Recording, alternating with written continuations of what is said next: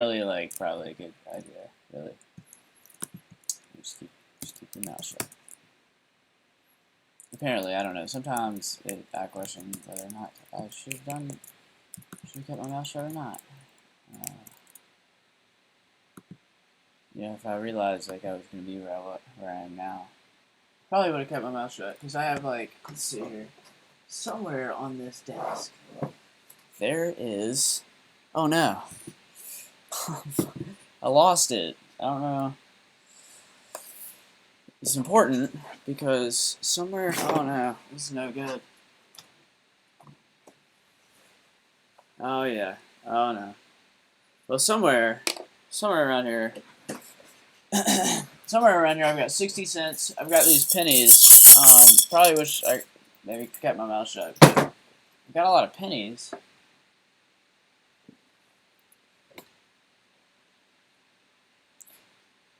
Sometimes, sometimes I can't buy coffee, and it's like $1.75, and I don't have enough money to get coffee.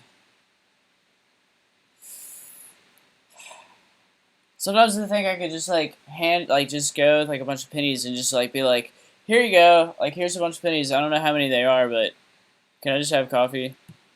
You don't have to count them. Just like I'll give you all these pennies, and then I guess it's kind of lame, but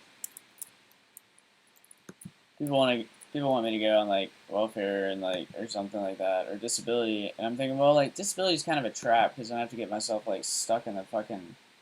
I have to get myself stuck in the medical industry. That's what it is. Probably like misdiagnosed and medicated into submission. And then the other choice is like welfare. And like I've thought about it. I'm like, yeah, that would be nice to have money and not have to do anything for it. But I really feel like I'm like losing like the only like moral thing that I have left at that point. And I also feel like it turns like what was essentially it turns like what essentially was rape by the federal government into prostitution, because now they're just like giving me like pittance or whatever, and they've like already ruined my life. And as far as I know, I don't really know, but it's ridiculous. It's the most ridiculous thing ever. Anyway, so this is my oh, that's the wrong thing. I'm trying to zoom in here so all of the people not actually watching my stream, because nobody ever gets on Twitch, right? I'll get a lot of viewers on like platforms that are not Twitch, or like if I'm like streaming on a platform that is not Twitch and I like stream to a server that is outside of America, then I get followers. It's so strange. Or I get viewers, basically. Bing.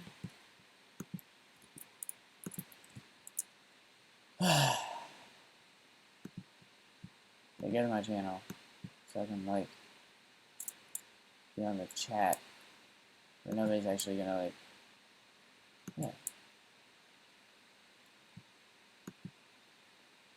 Nobody's actually gonna watch me.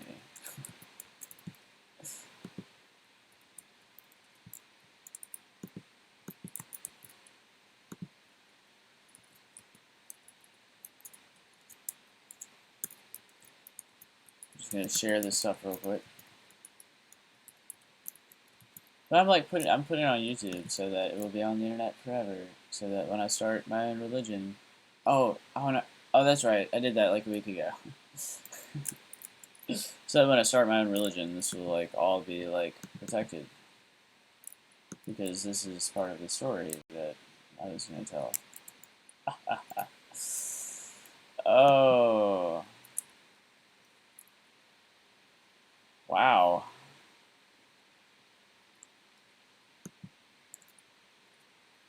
Oh my god, did you see that stuff that happened with like Taylor and Kanye? Oh my god. He called that bitch famous. It's not actually what he said. He said he made her famous. It's like, I made you famous. I made you. It's generally not a good thing to do. If you do something for someone, then really the greatest thing that you can do is like convince them that they did it for themselves. And it's like 2 gifts in 1. Why would you not do that? Because they'll know, and they'll be like, wow, that guy's really cool. Right, so, anyways. Which is what I try to do until everybody fucked me in the butthole. Not really, though. Oh my god, you know what's really annoying? Is when your computer does this. It's like the wobbly chair at the coffee shop. Oh my god, that is the worst, right? I hate having a wobbly chair or a wobbly table. And this is like, I mean, all I do is like work with my laptop, so it's like all I have to deal with is like constantly wobbling my laptop. I fixed it.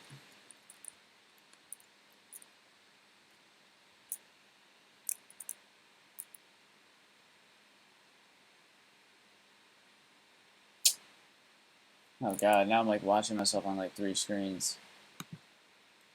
I'm supposed to do that.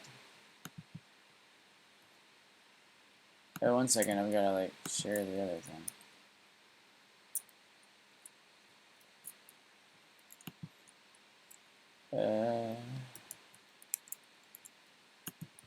So yeah, I'm like completely silenced on the newsfeed. It's just the most ridiculous thing ever. I mean, I'm just gonna start like, I don't know what to do. I'm trying to get past these like internet censors, man. It sucks. Like, what if I was like running for president? How would I be supposed to be fucking like marketing myself? Really? This is the dumbest shit ever. If I was running for president, like you just like shot me in the fucking foot, man. Technically, I am running for president in 2020. I'm going to be running against Kanye. It's to me Kanye versus Connor. The 2 most creative people in the world running head-on against each other. Sounds pretty cool. Man, I finally watched the whole like famous video and it was pretty awesome. That stuff's some real art though. It really is. I was impressed. Also, I like looking at Taylor Swift. I like looking at Taylor Swifties. That's probably what I'm going to start calling them. She's got some sweet Swifties. And I was like, I remember specifically thinking, I was like, I watched like 30 seconds of this. It's like, but why did I not watch the whole thing?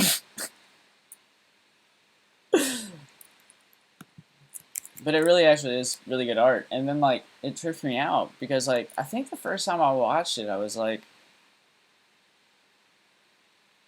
I can't remember what I was doing. I don't know, it felt kind of strange though. And they were like breathing.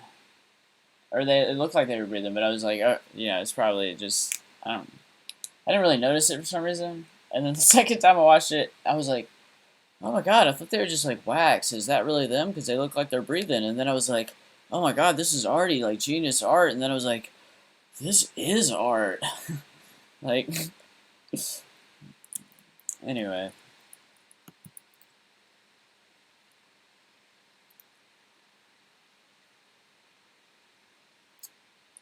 Oh, no. See, it's so funny to see everybody react to that Melania Trump stuff. That is hilarious. Because, like, everybody that wants to throw her under the bus is throwing her under the bus. And I'm thinking, like, you guys don't know anything about politics, do you? I mean, you think you do, don't you? You think you know politics, don't you? Because you certainly have a really loud opinion when it's convenient and when it sounds like the thing that you're shouting with a megaphone conforms to your own views. But actually, the thing is, like, the people up there giving speeches have speech writers. Someone else, like, at least helps them with their speeches. Like, I mean, and it's, you know, like, what it is like, you have 1 or 2 or maybe a team of people that sit down with you and they tell you what they think people want you to hear, and you tell them what you want to say and what you have to say and what your ideas are, and they, like, help you write a speech. And there's some degree of work that you do, and there's some degree of work that your team does. But all these people that are like they're like, I'm gonna throw her in the bus, cause like, cause I'm like an ignorant, misinformed person that like doesn't understand how politics works and like can't imagine like operating like a like organization of people to like contribute to like making one person like stand out. Like I don't know what that would look like because I can't even imagine it.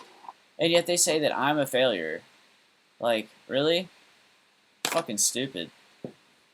Like, oh, like I didn't know that people wrote like somebody else's speeches and like that doesn't really like conform to like the like Facebook status that I want to share about like how I feel about how things are.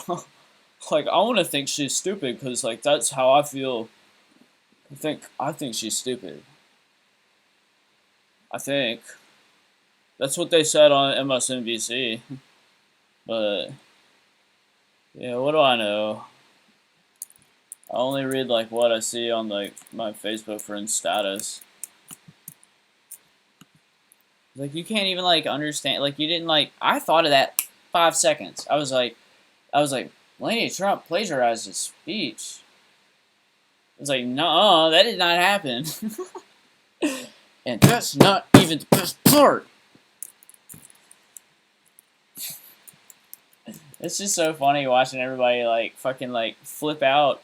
At this point, like everybody's lying to everybody, and so everybody's like, well, if everybody's lying, then I'm gonna lie too.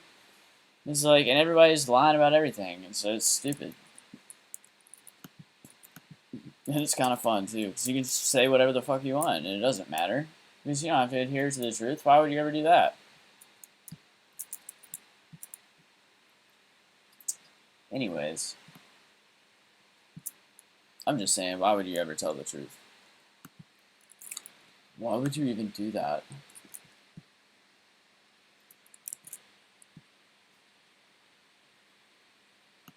Sorry, I'm trying to like adjust the things here.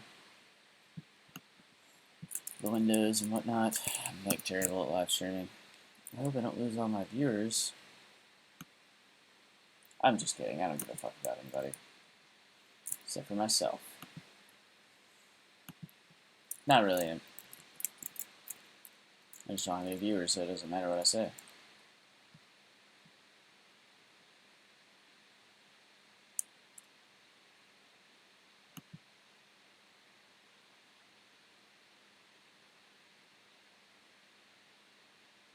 That's crazy.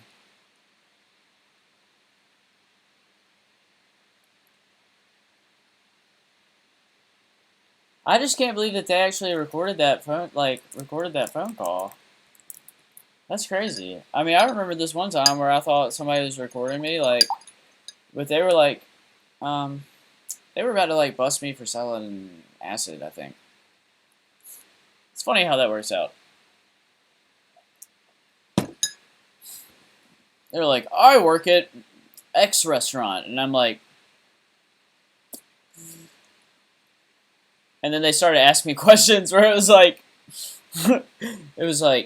uh, like, I know we discussed this on the phone already, but I just wanted to ask you again in person in case I forgot.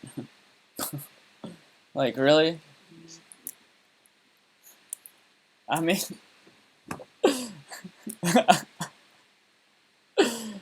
really?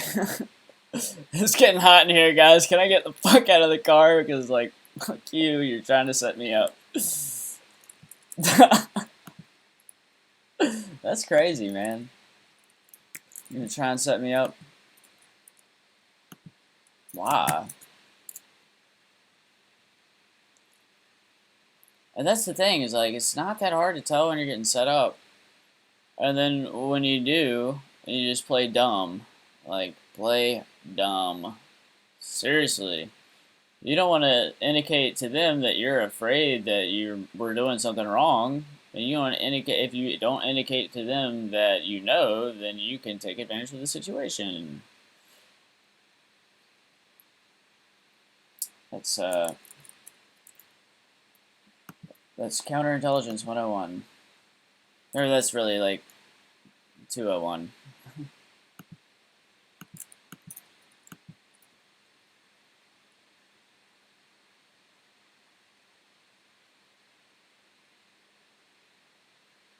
Also, cops can lie to you as soon as they know that you are lying to them. And that's true for cops that are like pulling you over and they're in uniform and you are aware that they're cops. As soon as they have established through verbal, like through words and conversation, that you have lied to them by employing like some kind of logic, like some kind of like rhetorical device with logic, like establishing that you lied to them, then they are allowed to lie to you.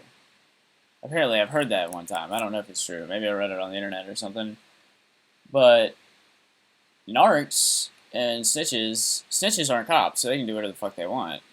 They just report to the cops, who can bring evidence against you in court, or they can use evidence without ever bringing it to court in any way that they really want to, even though they're not supposed to do it, but nobody's ever going to find out.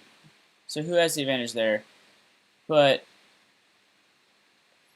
the cops are, they, like, narcs and snitches don't have to, like, ever tell they don't have to tell the truth. They should generally, like, a snitch should generally be, like, or a narc should generally be, like, a good person so that they don't try to take advantage of a situation that lends itself to ethical problems. Or ethical, like, conundrums, but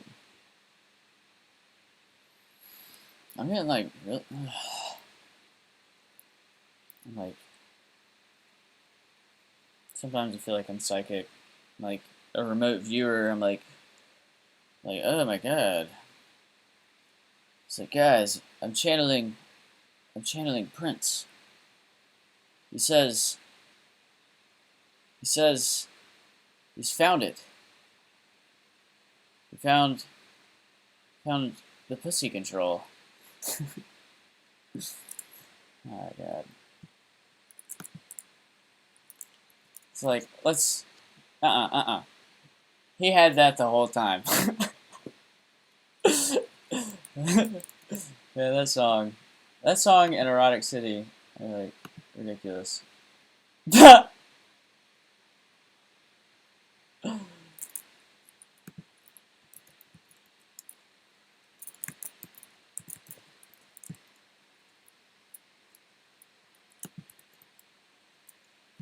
Man, see, I still don't ever, like, I've only had 109 people ever even look at my Twitch stream. It's because, like, you basically have to pay them for, like, preferred placement.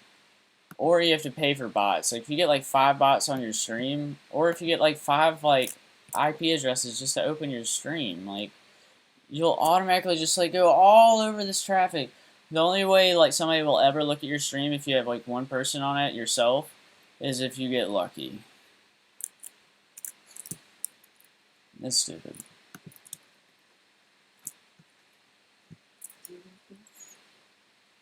Nah. Oh. Uh. 1 second.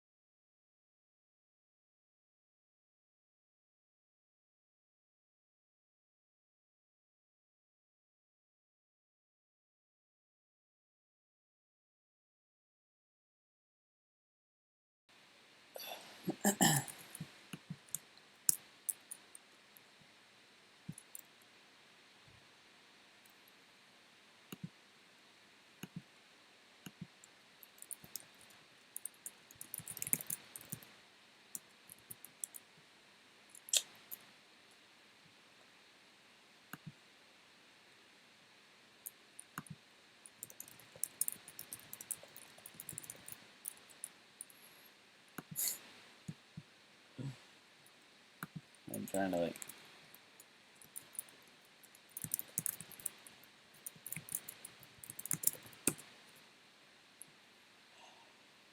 I'll tell you what, like...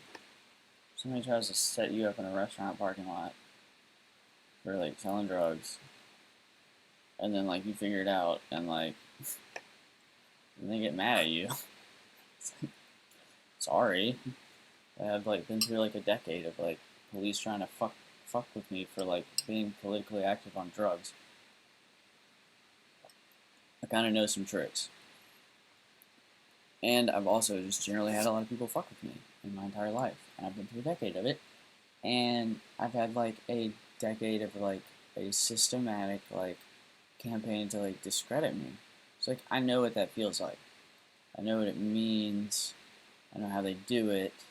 Every time I get a job, it's like they go through the same exact tricks to try to like, and it'll all come from one person.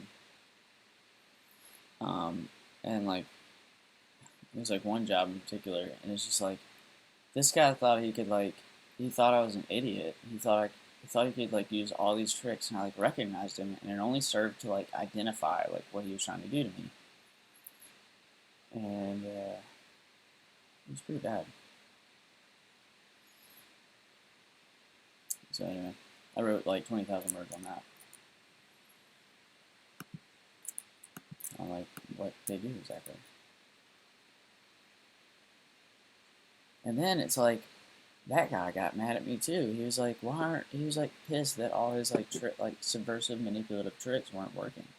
And it's because I recognized them, and like I didn't react in a way that he thought I would react. Instead, I reacted in a smart way. And he didn't realize. Like, he was like, "Oh my god, I thought this kid was an idiot. I was gonna like get rid of him. I thought I could just do this, and this, and like push him out, and like prevent him from ever getting stock options." Like after a point, I was like, "Man, this is horrible. Why am I even here?" And then like I was like, "Oh my god, this is so terrible." Like but then I was thinking like, "Oh, I'm not actually doing anything wrong. So like, I'm gonna make them fire me. Like if they're gonna like actually like put me through this, well like, you're not gonna like make me quit. Like you're gonna have to actually fire me." And they did. I just kind of like hung on till the end because like I was in a town where I didn't know anybody. Anyway, probably like talk about what I'm writing. So like silly bullshit. It's funny how like people like put you through things and then like they're never ever supposed to work out like in a good way for you, but then you know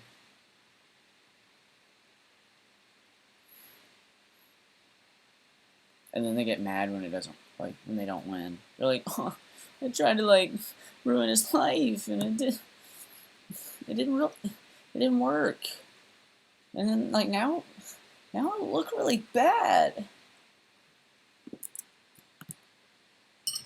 Right.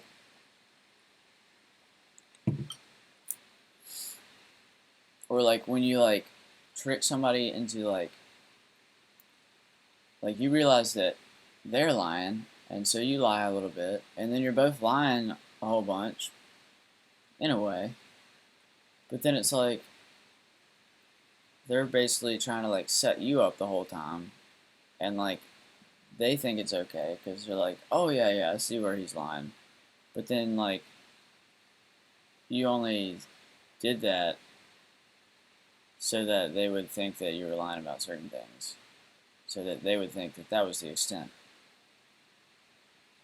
and then like they wouldn't look in the other place where you had everything else. I don't know. Just saying. And then you're not like. Anyways, like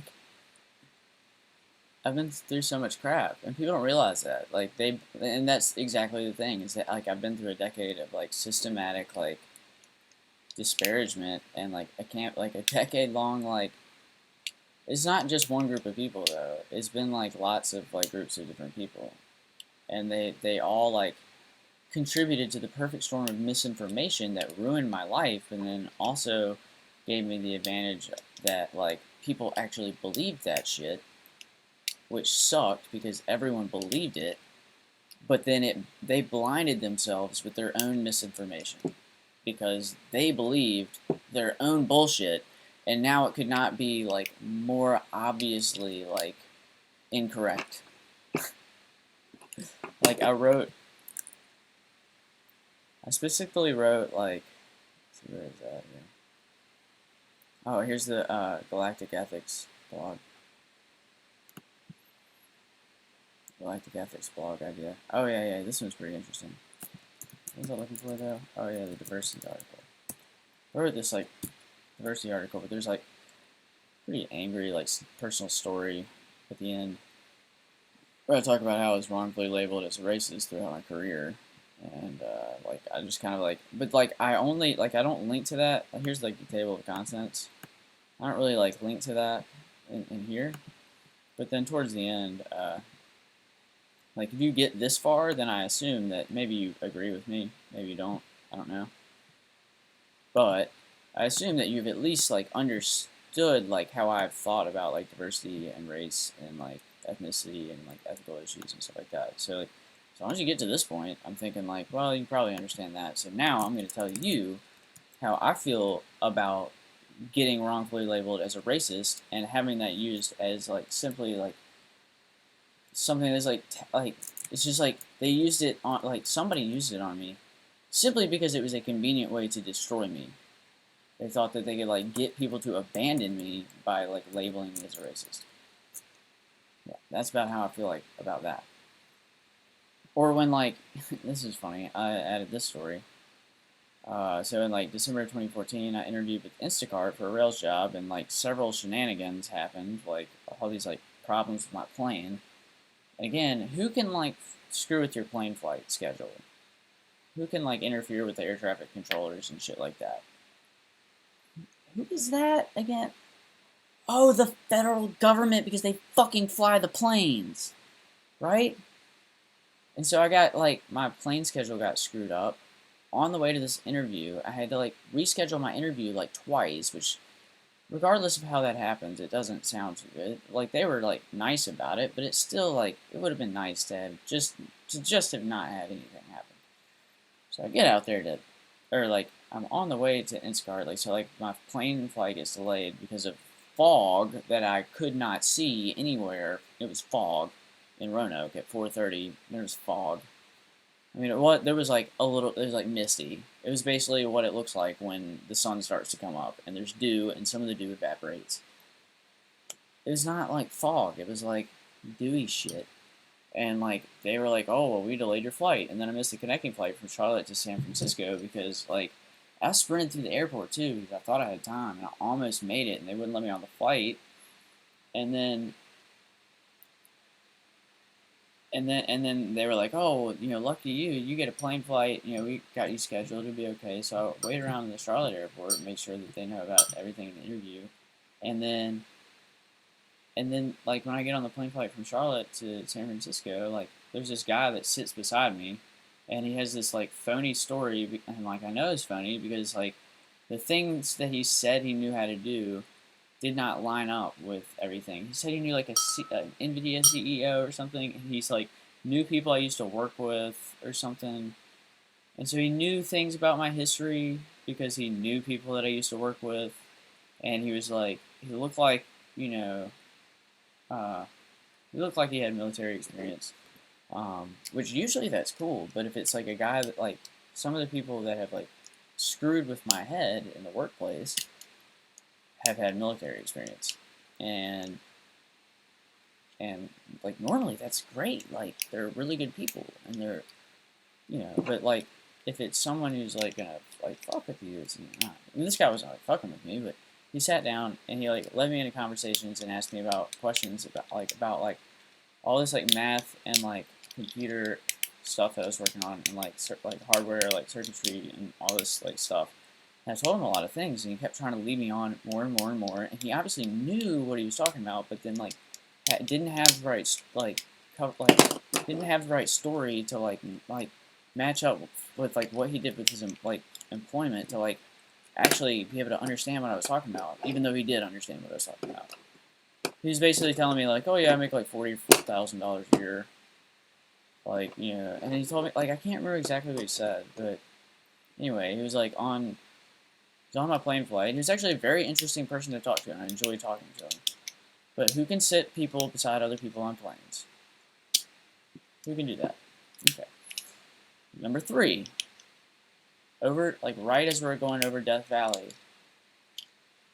Of course, it didn't happen until we landed. But once we landed, like, the pilot was like, yeah, we one of the gas chamber, like the gas in one of the reserve tanks, like stopped pumping gas to the like actual engine, the pre-tank for the engine, you know, because blah blah blah blah blah.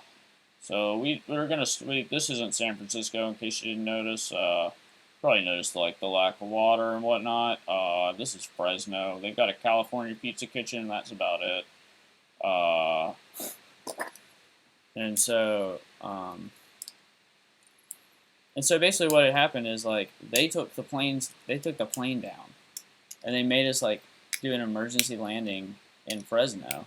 And then they said, and then they were like, fire trucks. There was, like, so much shit.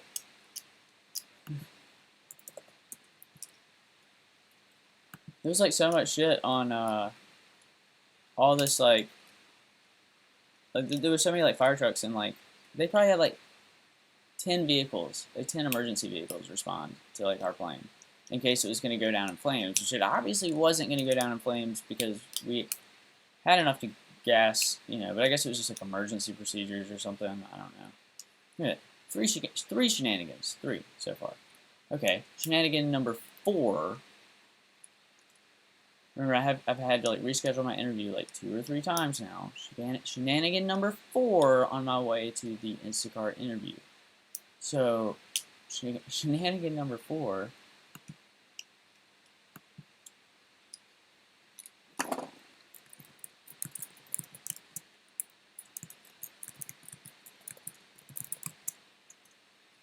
Shenanigan number 4 is, like,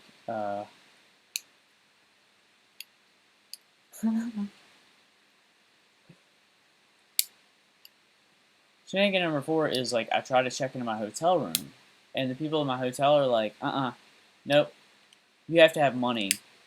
We know you're in it, and like, again, this is all the money I have. This is just pennies. I have 60 cents somewhere, but I don't know where it is. Okay. Haven't had a job ever since, like, I got, like, systematically harassed at this, like, you know, technology security company by my manager. Kind of what happened. They just gave me $2,000 and booted me to the curb. They're like, here you go, here's $2,000. Like, I know you don't know anybody, and you'll probably, like, run out of money, and whatever. We don't really care. Really, they were just, like, psychologically fucking with me the whole time. That was the whole point. It was like, it was literally, like, explained to me as 2 months in a dungeon. That's, like, the words they used. 2 months in a dungeon. They didn't, like, say it exactly like that to me. Well, they said it exactly like that, just not to me. And that's happened to me on multiple occasions, by the way. Like, people are, like, talking about me like I'm a bug in a dungeon or something, like a bug splat in a dungeon. Bug splat is, like, code for traitor, by the way, which I really don't appreciate. But anyway, so shenanigan number 4, I finally get to my hotel room. I've been in the airport system for 24 hours. About 24 hours. I left, like, at 4 a.m. I got to my hotel at, like, 2 a.m. So about 22 hours of travel time. Plus, like, I woke up early to get to the airport at, like, 4:30 or whenever. I got to the airport early for my flight from Roanoke. Anyway, so I get there, and they're like, oh, yeah, you have to have a card. And I'm like, no, you don't understand. I don't have a bank account. And I don't have this. I don't have that. And they would not listen to anything that I was saying. I was like, no, I'm here for a job interview. The guy was such an asshole about it. He's like wearing, like, a fucking suit and shit, and, like, in San Francisco. It was a pretty nice hotel. It was, like, downtown, like, right beside this sake bar, and or sake bar. I really enjoyed being there. I didn't get to I didn't get to buy much sake. I had my mom's card, I guess, or something. Probably should have given him that. I didn't realize that. But it also didn't want to do that because it was going to be like a $300, like it was a really expensive hotel. And this company paid like $2,000 to like fucking interview me. It was Instacart. And this is like right after they had gotten like, it was like right before they had gotten like a huge like surge of capital. They got like a really big investment from like Kleiner Perkins, I think. Anybody know what Kleiner Perkins is? Oh, I mean, I'm sure you do if you're into startups and apps and stuff. Kleiner Perkins is like pretty big. They're right up there with like Sequoia Capital and some of these other like firms out there, investment firms. Like, I mean, I know the names of like, I know like Andreessen Horowitz, like Kleiner Perkins, Sequoia. So do a lot of other people, but not a lot of people in Roanoke. Anyway, so this guy like won't check me into my hotel room, and I'm tired, and I have an interview the next day in the morning, and I'm not a morning person. Remember, I got fired from this other job where they harassed me for being late. And basically the whole point was they were stressing the importance of being at work on time so that I wasn't able to find an apartment to live in. And like, it was so fucked up. It was such a fucked up experience. Anyways, like, and nobody helped me. That was the thing. Like, I was like in clear, like dire personal like need of someone to help me, but they weren't going to help me because the whole point was to psychologically harass and torture me. They waterboarded me. They dryboarded me. That's what they call it, is dryboarding. There's a Wikipedia on it. Waterboarding is like a cover term. It doesn't mean like they're fucking dumping water on a terrorist's head. That is the dumbest shit ever. Who does that? It's a lie. That's what's so fucked up. And then they're like, don't tell anybody. No, I went through a decade of this. I didn't go through a decade of this. Like, really? You can't do that to people. You can't. That's crazy. Anyways, so this little fucker won't check me into my room, and I gotta call my mom, like, after I've been in the airport system for 24 hours. My plane got fucked with. I've already been through 3 shenanigans. This is shenanigan, like, number 4. Right? Shenanigan number 4. 3 of them have been, like, under, like, federal jurisdiction. Like, under the jurisdiction of FAA. Like, I wonder who did that. And I have a tendency to think everything's like a fucking conspiracy. But, like, I mean, like, enough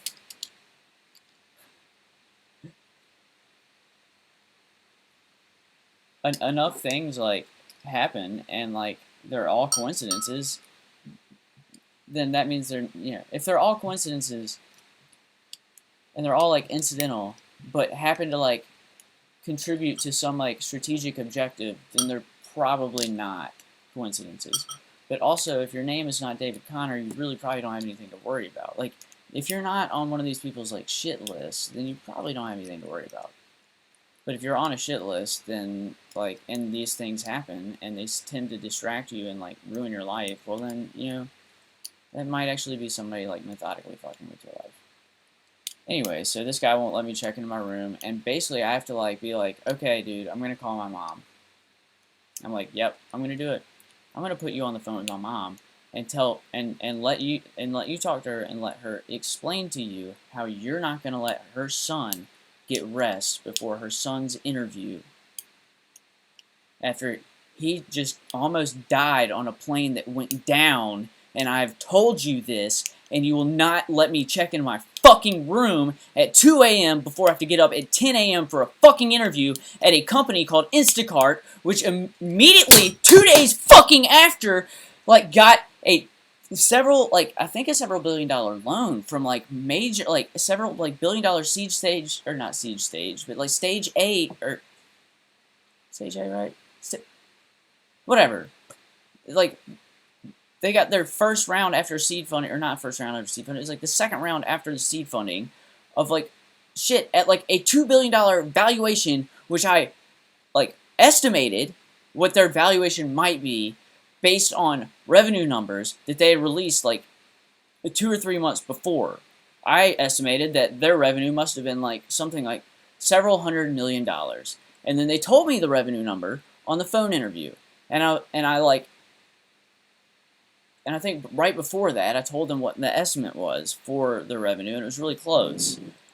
And I think they were impressed by like my like understanding of some of like the ideas behind like startups, investments, and stuff, because it wasn't my programming skills that they were really interested in. It was what I had to say about their company, and it was what I had to say about the business stuff.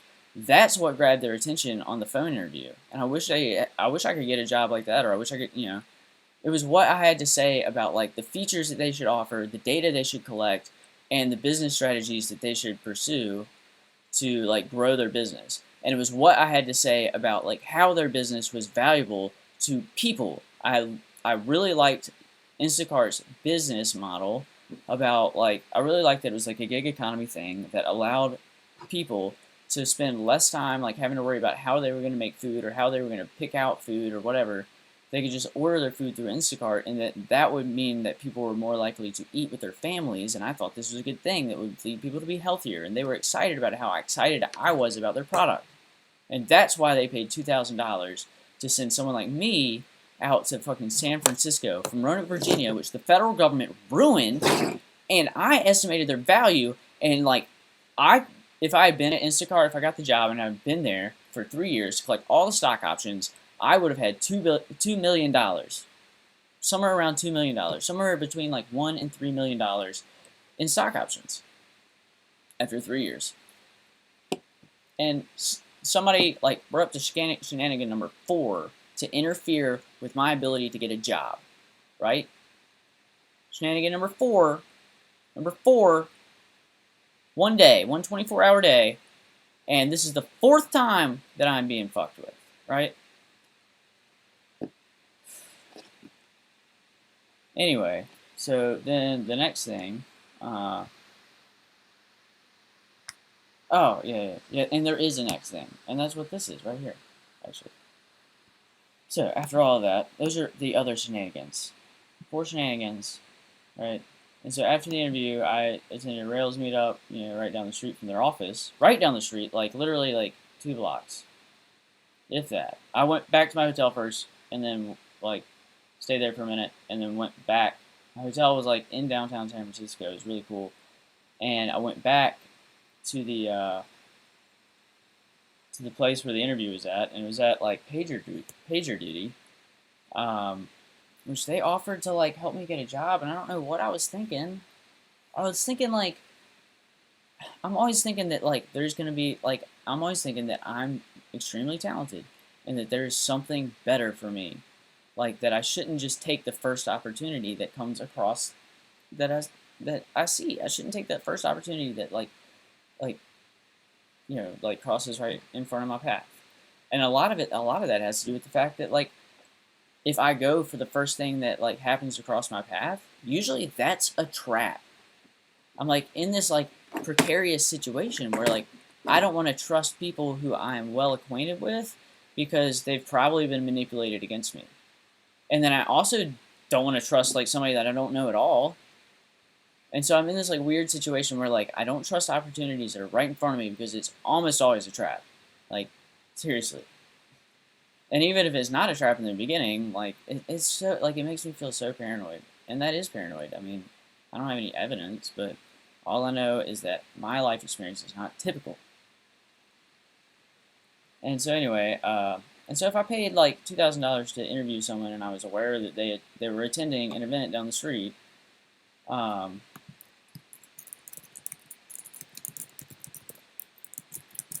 then I might ask another employee to attend anonymously. Just like ask somebody to like go check out this meetup that this guy that we just interviewed. We paid $2,000 to interview him. Just go like hang out at the meetup for like 20 or 30 minutes while he's there and see what he says, see how he interacts with people. I would definitely ask somebody to do that. And if nobody did it, well then I would like do it myself if I was like the manager or something. And I would like hope that I like had employees who were enthusiastic about like scoping out the people they might work with. Or at least I would like know somebody who's going there. Like these people are well networked, and it just wouldn't surprise me. This is not the shenanigan actually.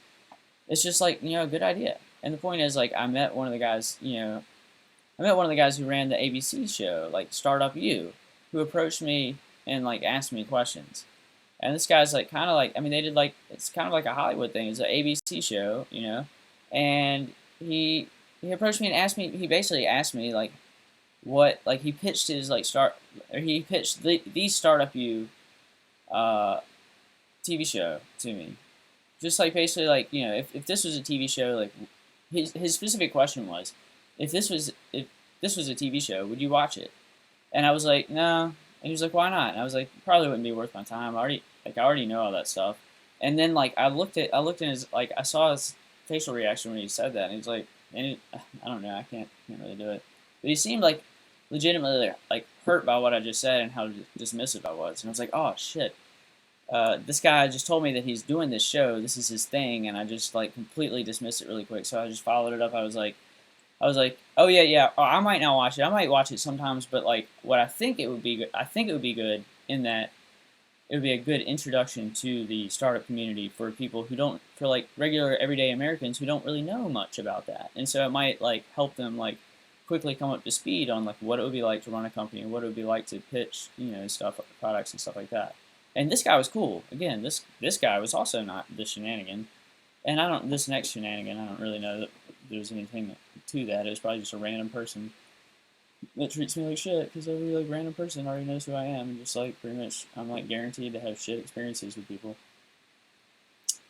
Anyway. So anyway, someone else that I kind of knew. So anyway, that guy with the Startup U show was like, I think he was there. Like I think he was there to like quickly talk to me, because he left quickly afterwards, and he came up to me and asked me a question. He was like very forward about it. One of the girls on that show was like really cute. I can't remember her name, but she was all like, "Hamburger." It's Japanese for hamburger. It was pretty funny when she said it. I don't know why she said it, but I laughed. She's like, "Hamburger."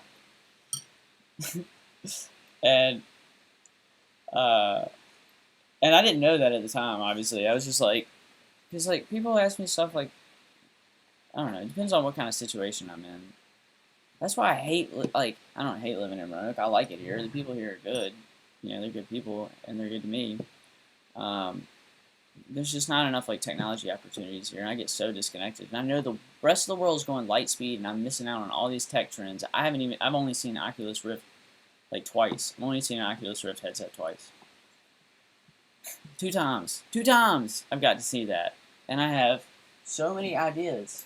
Like I'm gonna do a blog on virtual reality ideas pretty soon, because I'm just gonna bust out all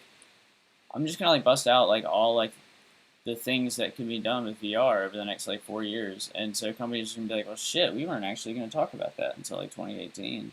We weren't even gonna announce that because like that was kind of a hard idea to come up with, and now basically now all the public strategy, or all the business strategy, is basically public knowledge because this guy just dumped a bunch of shit on the internet. Sorry. Here's the deal. I've got the cards, okay?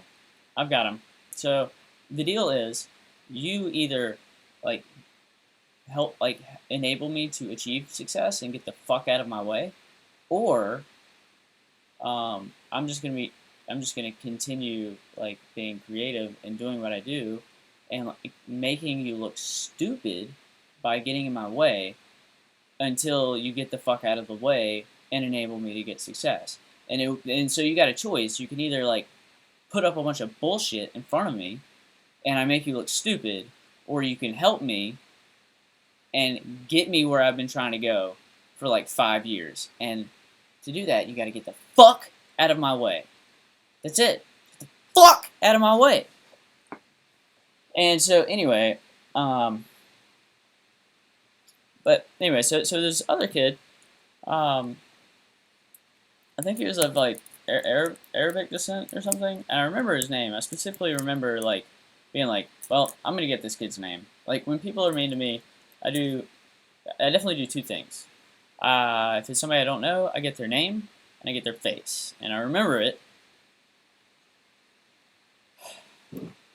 and then the third thing I do is like I kill them with kindness, and so that's kind of what I did. But this guy like um, he started like a conversation uh, that like took this like abrupt like accusatory tone and involved like racial topics. But basically, like there was a Japanese guy there who had like a name tag with a traditional Japanese like first and last name. Like it's like a phonetic like there's like a phonetic thing. Like Japanese names are spelled a specific way that is like distinctly different than other languages, and it's because they have this like system of like all their I think they're phonemes. Yeah, all their phonemes or whatever are like a vowel or like a consonant, like one of like a range of consonants plus like a plus a vowel. So and that's kind of unique in kind of a way. It's not really unique, but um, I mean Devanagari is like similar to that in that Devanagari letters are like composed of like the Devanagari glyphs are composed of like consonants, like consonant combinations, you know, and then like a vowel, or maybe like two vowels. I don't know, a vowel or something. Like I still don't know how to type on the Devanagari keyboard, but and like if somebody just like if I had like a decent amount of money, this is all I would do. And if I had a decent amount of money, I could get the hell out of my house and I might actually get something done. And nobody actually wants that because I'm like dangerous because I know I'm like I'm oblivious to certain things. I got these like blind spots, but then actually I'm like incredibly intelligent. And it's like specifically because like they blinded themselves with their own misinformation, and then like I never gave up, and I always wanted to learn as much as possible, and I've always wanted to like uh, do something important and great. So I always drove myself to do that. I never gave up, and then I didn't have a job, so I was always really bored, and so it was like all these things that like combined together, and then I actually took advantage of like the free information, free knowledge, and free education tools that are online. And so I learned a lot of stuff. But then it was a combination of all that stuff and the fact that I was incredibly intelligent, always just like naturally intelligent, not very smart, but I'm incredibly intelligent. So it's a combination of all that, the fact that I'm incredibly intelligent, and then I'm not smart. So I wasn't smart enough to realize that like I was like making progress on things that you're not supposed to know. Apparently, I think I don't know. That sounds crazy. Maybe it's just delusional. But I thought that like you know, and then that made them mad. They were like, "Oh, but we said we said he wasn't very smart, and then he like did that, and he has no idea. He doesn't even know he blogged about that. We we like identify all those intelligent people. We identify them and we make sure they are shuffled along and they put blinders on and they don't ever look at anything to get really smart enough to ever do anything. We fucking identify every person with an IQ higher than 150, and we make sure we put blinders on them so they do just enough to make a little bit of progress. And then how'd that kid like make it through? It's so stupid.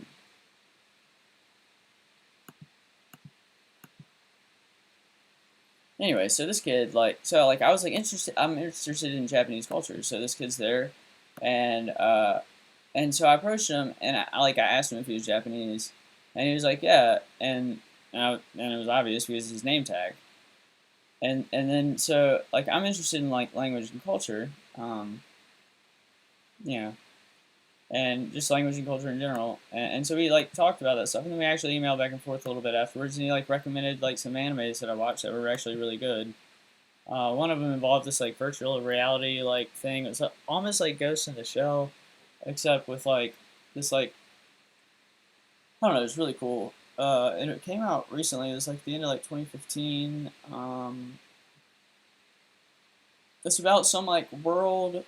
It's about like this like perfect world that's like where everybody's virtualized, and then there's the real world that's still on Earth, and the perfect world is up in like the up in space or something. It's like this anime like OVA movie, and it's really good. And these people like uh, they can either live in like the perfect world up in space, or they can be like stuck on Earth and like not have a means of getting up to that perfect world where everything's virtualized. Except the people in the virtualized world are like living in paradise, but they don't like really know, or I mean they know that it's not real, kind of, but they're like so satisfied with the paradise that they don't really care, and they're not like aware of like what's going on Earth, except for these. There's certain people that go down to Earth, and like these people on Earth are considered dangerous because they're trying to build rockets, and the people on Earth have a serious problem with the people in the like sky because the sky people are like have screwed with them for a long time and left them like with fucking a mountain of like a Triassic pile of Jurassic bullshit, which is pretty similar to my life actually. Like I feel like I'm one of those people that just got shit on by somebody up in the sky, and I'm like, no, stop throwing shit at me, and but they're like so far up there that like, I anyway, like it's fucking glass ceiling, and I'm gonna pop through it. Anyway, so basically, yeah, the email back and forth afterwards. So like, I feel like I met somebody who's interesting. Like, I wish I had like stayed in touch with him. He was pretty cool. His name was like Yoshiaki. I still remember his name. But after that conversation, there's this other guy, right? And I don't think he was aware that like I saw the Japanese guy's like name tag, and like I mean I guess I assumed that he was Japanese because of his name. I don't know. I don't think that's like I knew. I mean I was 100% sure, and I was interested because I wanted to I like specifically wanted to like meet somebody who I could like learn like the language with. That like if somebody like that is so incredibly this is so incredibly fucked up to like see what people try to do is like mess with your social model. That's what they've done to me in the past. So they like I have Asperger's, so they make me think that like I'm doing things wrong and so I shouldn't do certain things. And they provide me with an explanation. And I don't know any better, so I trust them because I'm looking for help and for whatever reason I trusted them. I don't trust this guy. But also it can occur when you don't actually trust somebody. But basically what they do is like tell you something and like make you think something so that you like completely like eliminate that action from like the space of your possible actions. So like one thing that people told me was like, oh no, don't ever text a girl like more than once. Like if she doesn't respond, just don't do it. And I mean that's like kind of true, but you don't want to double text or like you don't want to like blow somebody's phone up. But I mean, if you're gonna talk to somebody, try to talk to somebody. What's wrong with that? Like, and so it's like stuff like that, or stuff like, don't approach a girl in this way, or don't, do this, don't do that, don't do this, don't do that. They never told me what to do. They always told me, like, they would always try to get me to, like, not do something, or sometimes do something that's wrong. Or another thing you can do is just, like, completely mess around with, like, the way somebody optimizes this, like, or the factors on which somebody optimizes their behavior. So if you tell somebody to, like, optimize their behavior on something that's, like, fallacious and wrong and incorrect, and you convince them that that's the way they should do things, and they wouldn't have any like success or failure otherwise, and maybe they have like a developmental disorder that like prevents them from really like, and then they didn't like have like the understanding to really like interact socially, anyways. Then you can like really fuck with them and cause them like to have lasting damage with their life, like simply because you told them to do the wrong thing. And this is the kind of stuff that people did to me. And I didn't know it while it was going on. Like I'm only now starting to like realize like, wow, that person like acted like that was good advice, but actually it was like horribly bad advice. Like they never helped me out, and then they told me like if they never helped me out. They always acted like they were helping me out. They led me into making like tons of mistakes, and then it's like really. Anyway, so what this guy does is like after I like am finished with that conversation, this guy who didn't see me like see his name tag and didn't see why I approached this guy and asked him if he was Japanese started like like this indirect accusatory conversation, like that was kind of loud, where like he was basically saying like, oh, like you shouldn't like just like walk up to somebody and be like, hey, are you Japanese, or hey, are you Korean, or hey, are you like, it's like, but that's not exactly what I did, buddy. But like, thanks for like loudly accusing me in a way that is difficult to respond to, by the way. And so if you actually have a problem with somebody, you should probably, like, I didn't say it, but I was thinking it, like, if you have a problem with somebody, you should probably tell them, especially if it's important to resolve that problem with someone. But if instead it's important to loudly discredit someone in front of a group of people where that person is interviewing for a job where he could receive up to $2 million in net worth over 3 years in a large company that he is extremely excited about in a city that is full of developers who are otherwise friendly, like, you should probably talk to that person and maybe do so on a one-on-one basis and communicate with them to ascertain that, like, the thing that you think is so horrible is actually true. Like, really? Really? Like, do you really care about race as an issue? Or do you want to use it as an issue because it is effective and convenient and people can't respond to it? Like, what do you want? And, like, that's what I'm trying, like, really? Really? You're going to sit there and start a conversation. And, what I did was I went, like, right up to the conversation. And I was like, because I knew that he was indirectly talking about me. And here's the thing, though. Somebody does that, and you try to respond to it, and guess what? If you directly call them out, instead of being a coward and indirectly saying things, then you are paranoid. Like, okay, whatever. Anyways, so I wasn't angry, and I wasn't overreacting. I was angry, but I wasn't showing it. And I was trying to be friendly, because I was like, really, you should approach a situation like this with the best of intentions. You don't know this person. They might have misinterpreted you, or you might have misinterpreted them. And the point is, like, you should probably talk to somebody, And at this point, though, there is somebody there who is in the conversation who I had met before in Denver, Colorado, and I still remember his name. And actually, he was pretty cool. I met him because he worked with Thunderbolt Labs. I think his name was like, I don't remember his name. But he actually, I used to have this business, and I had business cards. And this is one of the things that I'm talking about. Like, he made me feel bad about something. I don't know if he really meant to. I think he was just saying what was on his mind. But because he said it, it kind of hurt my feelings. And so I had these business cards. I'd say, oh, it's upside down. I have these business cards that are kind of old from when I had like an LLC. And it just says Sic Semper, because it's like part of the state motto from Virginia. And it's, it's basically, let's see if I can get this right. It's basically, Sic Semper, but then it's got the mathematical symbol for thus, and then the Latin for thus, and then the Latin for always, and then QED, and it's just like thus always, QED. And QED is also Latin, and it means quod erat demonstratum, which means that which was demonstrated, or that as has been demonstrated, which basically is like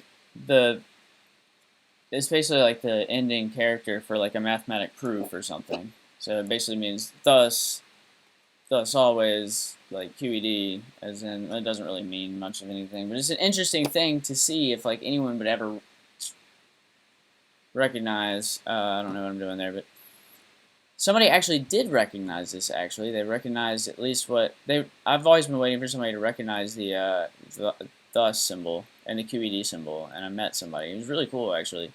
I met him like a couple weeks ago, and maybe I've met a couple more people like that. But anyway, this guy, like, from Thunderbolt Labs, like, the Lincoln movie had just come out, like the Lincoln movie in like 2012.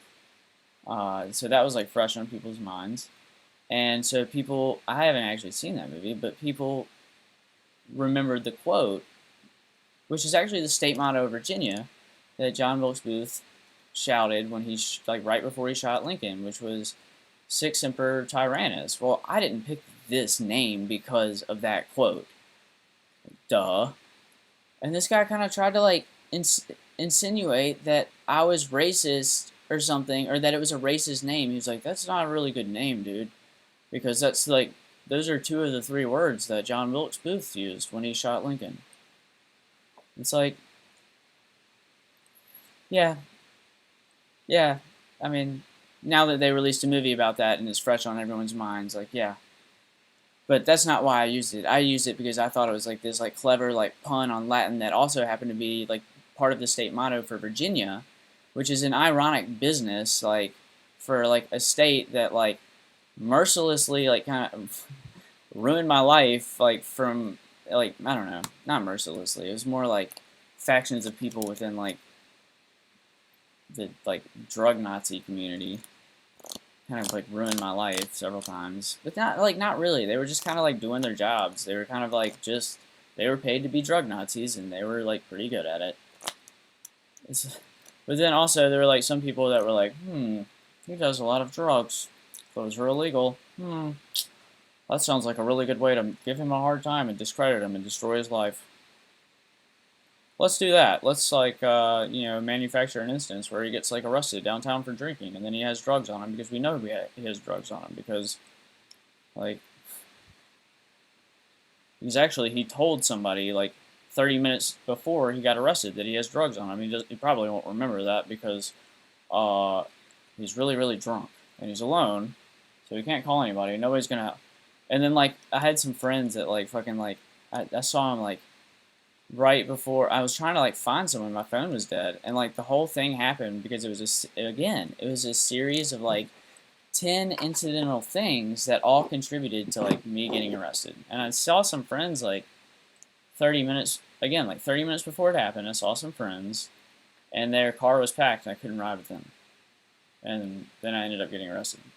And I think I got arrested because the cops thought I was going to drive, so they thought they were going to like help someone by like preventing me from driving, but I wasn't. I was walking, and I would never drive drunk because I already got caught doing that once, and really don't want to get caught doing it again.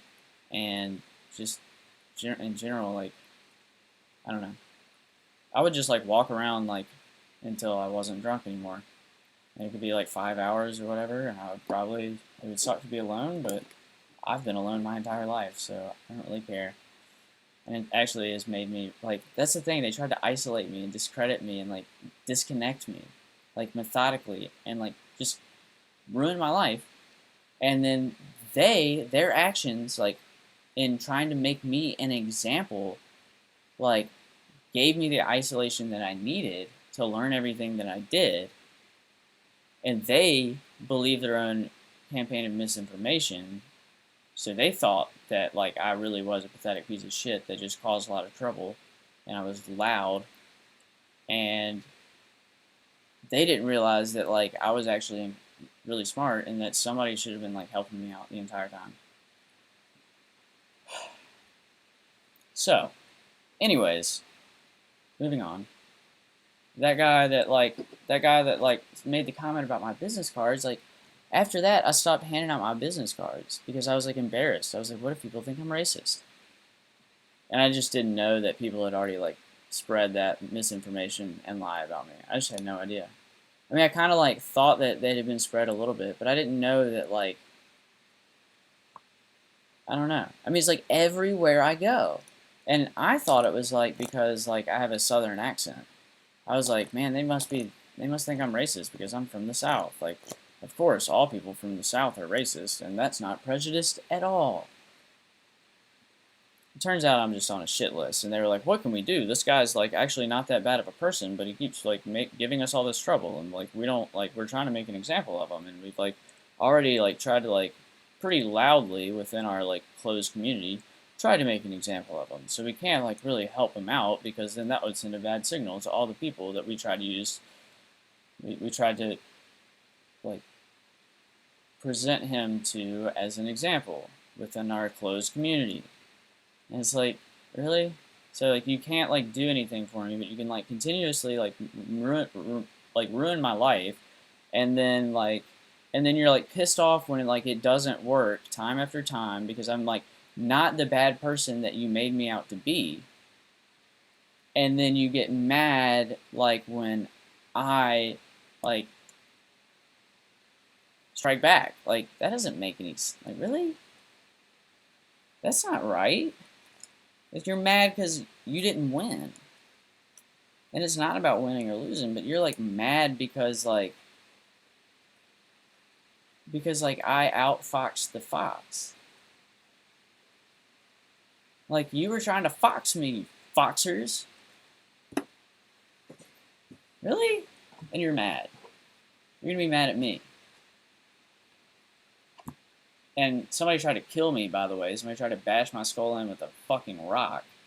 I'm not even gonna get into that shenanigan where you tried to kill me and then tried to steal my cell phone with the video evidence of it. I'm not even gonna talk about that because that sounds really bad. They tried to kill me. And the guy that did that asked me about they mentioned someone's name and wanted to know what I thought about them, and I didn't remember that person at that time. Strange how that works, huh?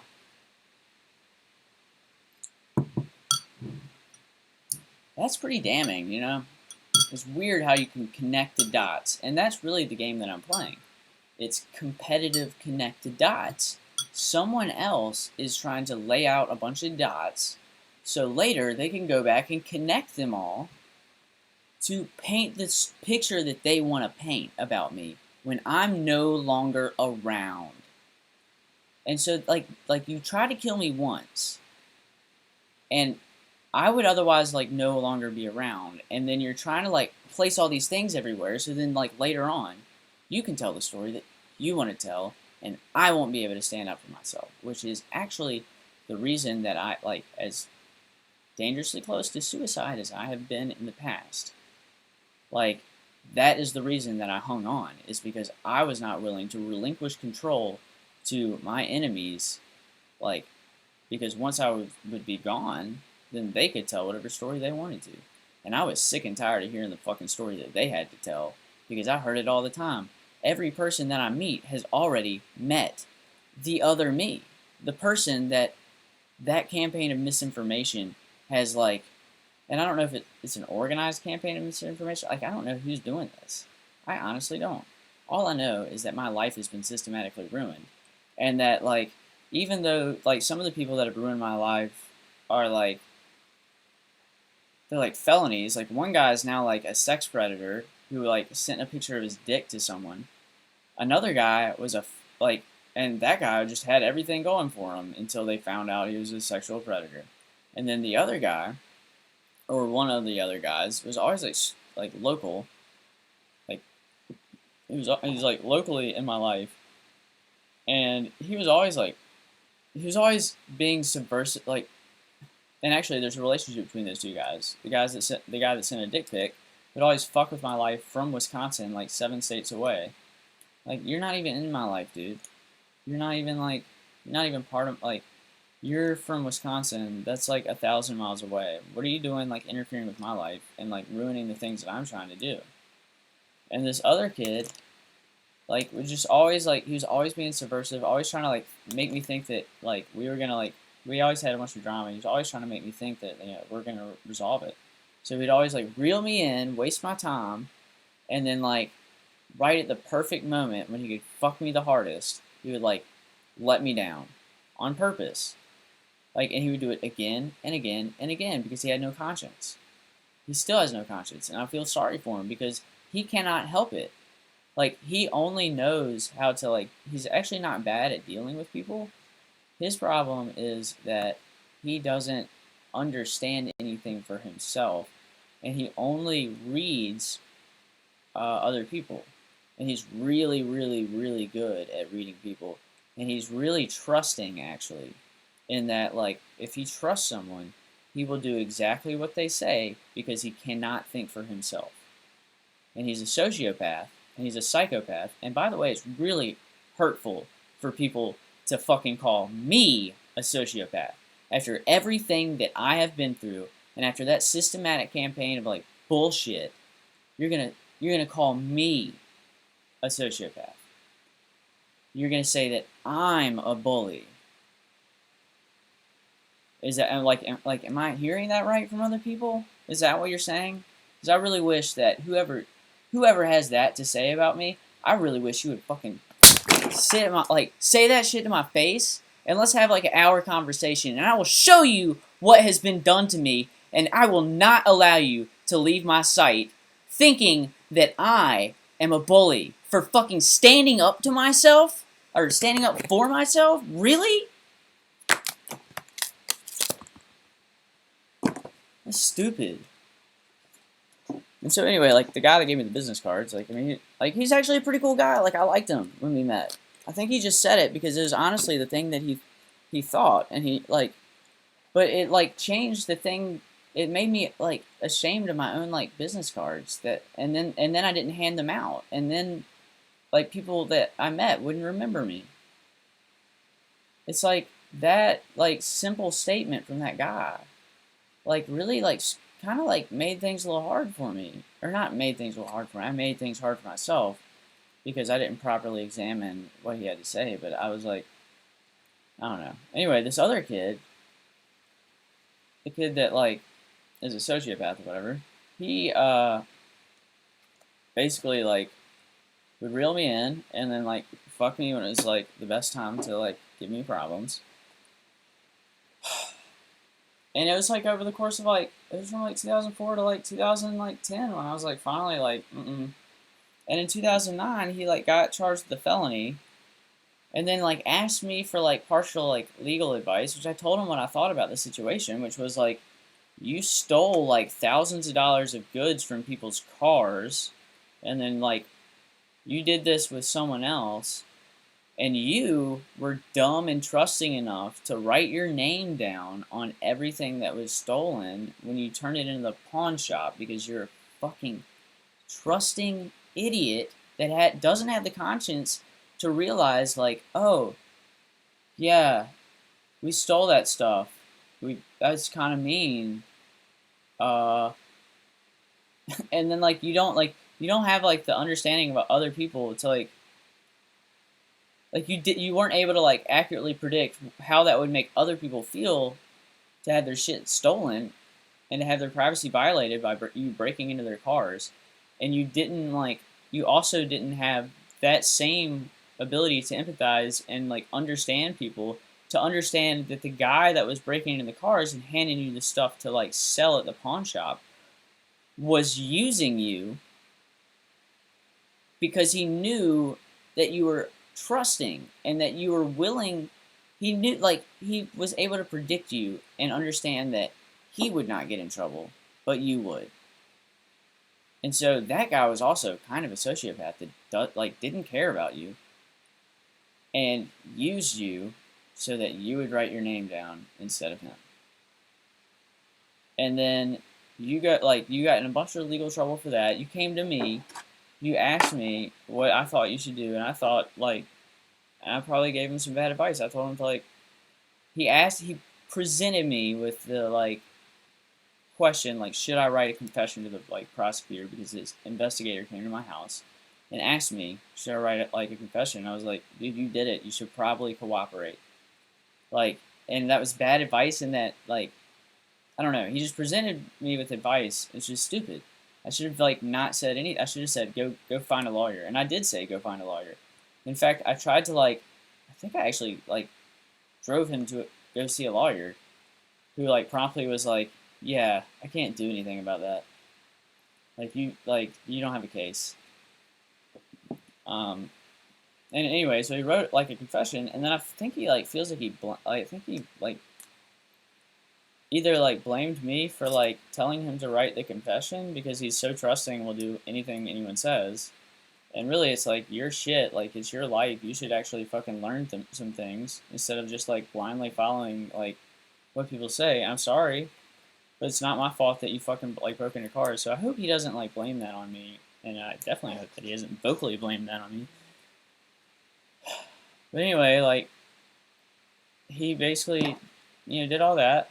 That was pretty bad. Then he got like into like some like other trouble that looked really bad. Like he got into a DUI where some people almost got really hurt, like a really bad one. Like, and he kind of got a second chance on that because he had already been in trouble before. He gets into this like really bad wreck where like you got in a wreck with a pregnant lady, dude, and an old man. Like, and sorry, it's probably like obvious who I'm talking about now. I hope it's not, but I'm not gonna say your name. But I mean that's bad, and I hope I hope he gets a second. I hope he gets his life together. But I don't really want to have anything to do with him anymore.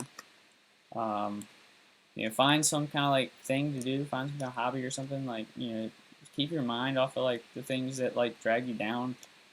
Don't come around me. And typically, I wouldn't act like that to somebody. I would go back and try to help that person, even when it was like detrimental to me, or even when it was like a complete waste of time to me. That's the kind of person that I am. Even when somebody has hurt me over and over and over and over again, I want to give them a second chance. I want to like improve their like help them improve their situation, or at least tell them what I think about it. If I feel like I have something to offer, I also like want to be respectful of someone. Like but at the same time, like I would like to like even like I feel like I want to help people. You know, just even when they like hurt me or something. And like that's the kind of person you're destroying. Like that's the kind of person that you've ruined for you've done. This has been like a decade now. You've ruined me over and over again, and I'm a good person. In fact, like apparently, I'm one of the only people in this country who has a spine and who has like testicles. Um, and that's not true. There's plenty of people in this country that have testicles, but anyway. So it's not only that. It's not only the like kind of majorly bad DUI thing, where he tried to. He actually it was not just a DUI. It was a DUI hit and run, where he hit a pregnant lady and then ran back to his house.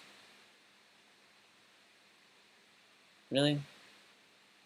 That's not enough, right? Okay. There's one more thing. Same guy that he was breaking into cars with, he then gets caught like breaking into houses. And so now he's breaking and entering and stealing things from people's houses in my neighborhood. In my neighborhood. Okay. Fuck. Really? The fuck out of here, man. Like, and he lives pretty close. He lives like, not too far away. And rule number one, buddy, don't shit where you sleep. And do not shit where I sleep either, right? Because, like, here's the thing, like, at that time I was doing some drugs, okay? It's kind of true. I don't do shit like that. I don't. I've made it very clear that I will never do anything like that because that is the game that I was playing, is that, like, I was trying to reform drugs. I was trying to reform drug laws. And I knew that, like, if I got close to doing that, if I lost control and did something that was, like, clearly ethically wrong, they would hang me with it, basically. They would fucking destroy me with it because that's what they do. Except, is that what they did in this case to this kid? No. Why?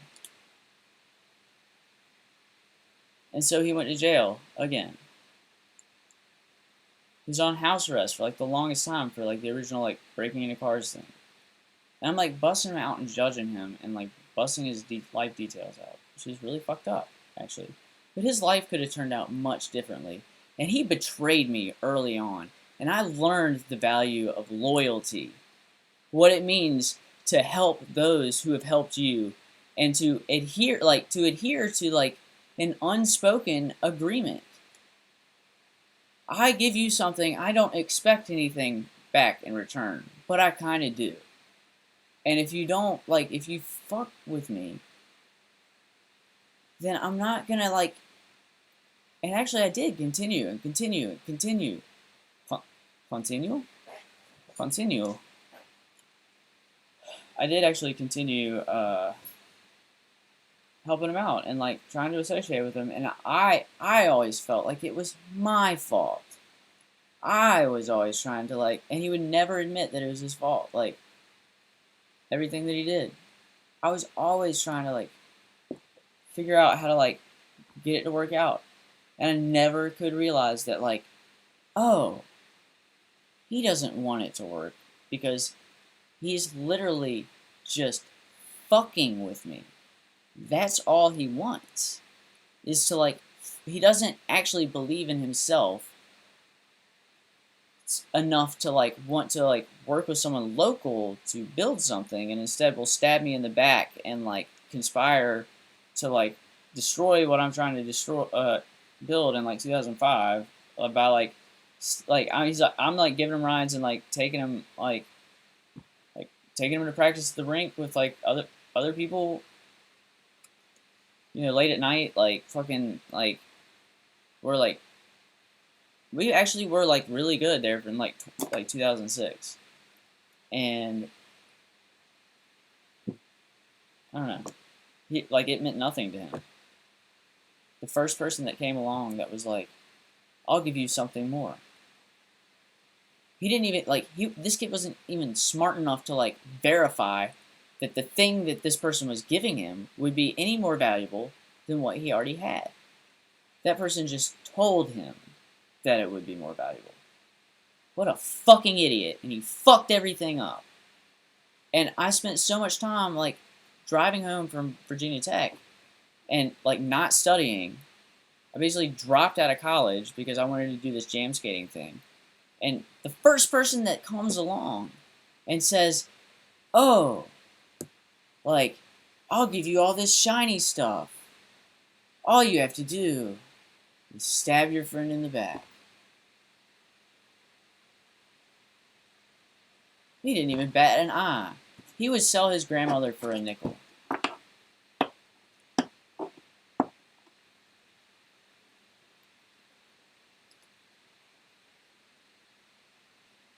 And I'm pissed about it because, like, this guy gets out of jail the last time, and it's as if he gets, like, a hero's welcome, like, on social media. Like, he just, like, returned from Iraq or something. It's like, no, no, no, no, no. He just served time in jail, kind of a lot of time. He's not a hero. He does deserve another chance.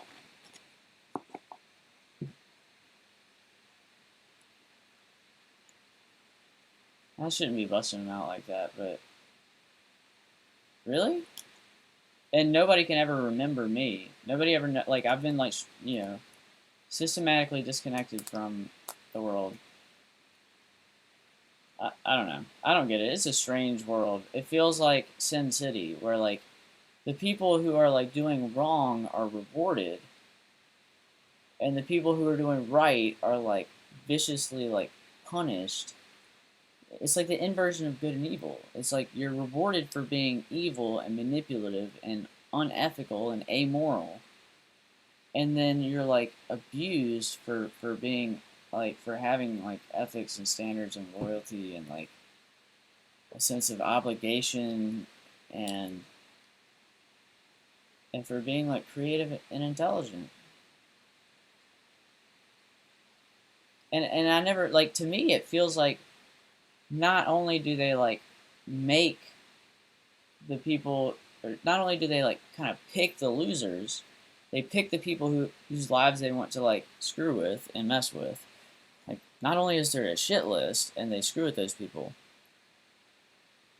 it also seems like they pick the people who are gonna win big. That they like identify people who they think are like capable of like running with something that is gonna end up netting that person a lot of like value, and they essentially pick the winners. That's so fucked up. I don't know if that's true. I hope not, because that's not America. That's not the American dream. It's not the American dream because you get, like, kind of handed the keys.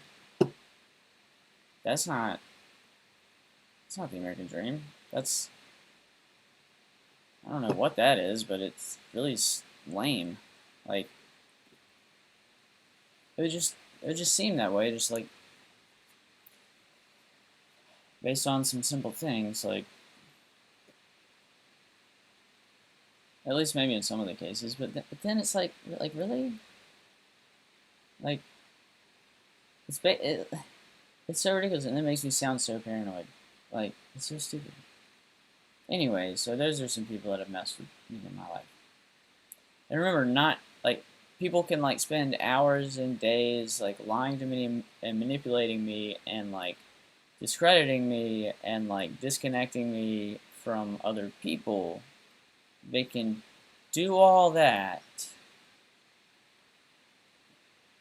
They can put a wall up around me and do all that, but not a single person in the past 5 years has contributed an hour of their time to like officially working on my startup. I mean, I guess technically there was like 2 people like that were like helping me out for like a week on this like music project. Then they were like, "Nah, we can't do it." I was like, "Okay," but they didn't like ever do anything. Like they just kind of like called in. Like we did some like conference calls a couple times, and they just kind of like listened to me talk about it, and that was it. And then I was trying to test them. I was like, are these people actually gonna like, are they gonna be willing to like work for this? And I like asked them to like read books. I didn't expect them to read books. I just wanted to see like, are they? And it was like funny because they had this hubris about being in college. They just recently graduated college, right? And I like these guys. I'm not trying to like talk shit about them. I'm just saying like they have this like pride, and they should feel proud about like going to college and graduating and having a degree and stuff like that. But they like they automatically assumed that they would know more than I did. And that like, and I was just kind of testing them by like trying to see how much work, and I'm not really that good at testing people. I was trying to actually hand them, and here's a couple of the books. I was like,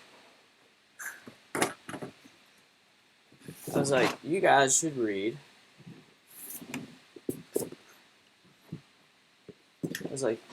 I was like, you guys should try reading like Positioning, because it's a really good book on like positioning yourself in a market, right? Like you guys should read the 22 Immutable Laws of Branding, because it's a really good book about like branding your product and like making an impression on a market they're trying to carve out by positioning yourself, so that you can position yourself, in a market, like so that you can kind of leverage your brand and like defend or attain the position that you deserve to have a advantageous like pricing structure or product structure, because depending on how you position yourself in the market, and depending on how you position yourself in different markets or play yourself to different customer segments, like you can structure your product differently, you can structure your business differently, you can market your value proposition differently, and you can make more money basically, and in a way that is valuable to your consumers. Like just because you make more money does not mean that you are like ripping customers off or something like that. A properly priced product means that like your customer buys something, they feel like they paid a good price for it. They feel like they deserve, they got what they feel like they got what they paid for. You can also like it's like a story like this guy. He's like my teacher for like Cisco networking and like electronics in high school, which is a class I really wish I had paid a lot more attention to, but I had like senioritis. I wasn't really paying attention. He was really smart, and I eventually did go do the Cisco stuff, and it was only because I had taken the class in high school that I knew that would be an option once I dropped out of Virginia Tech. But this guy, like, he was pretty smart. He built like he turned his attic into a like 36 cubic foot subwoofer or something like that. He would always tell that story, and the people in the class kind of gave him a really hard time. And the reason I didn't do well in the class was because it was like a dual class or something. It was like a 2-block class, And I just wasn't like paying attention. I didn't think I would need it, which was really dumb.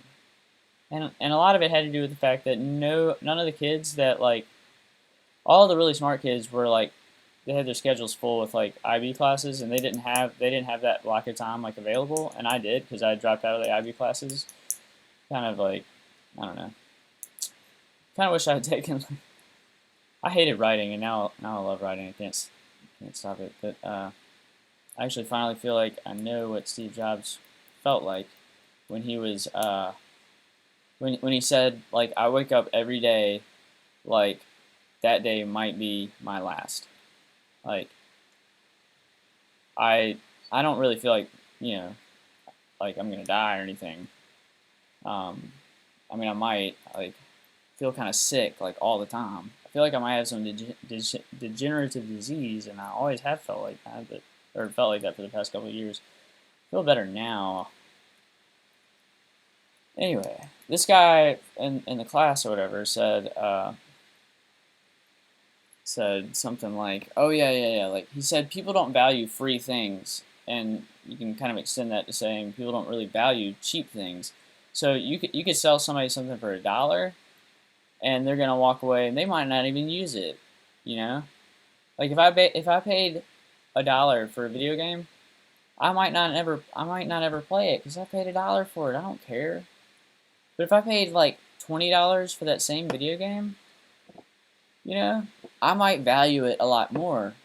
And I might think I wasted $1 and bought the same video game for my cell phone and feel like I wasted my money.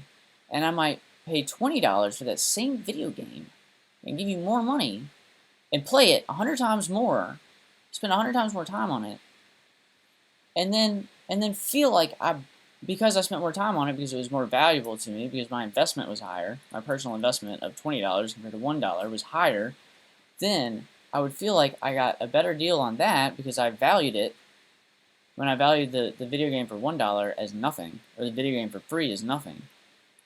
And so my point is like you can position yourself in the market so that like you pitch your products differently to different customers, or you pitch your product just like differently in general. And it all depends on like how you position yourself relative to other like products in the market. This is probably why I should be successful. Hello. Sorry if you're watching this. Nobody really watches my stuff, anyways. Just saying, you should probably like fucking wake up. Like I can't believe, like my mom tells me I'm delusional. Why? Because, and I know, like, I get the feeling that she's telling me I'm delusional because they have already decided that I'm not allowed to be successful. Like somebody passed a law in Congress, and they were like, yeah, we're gonna write a law, and the text of the law, it says, David Conner is not allowed to be successful. Don't let us catch you helping him. Don't ever found a company with David Conner. It's illegal because he's a terrorist.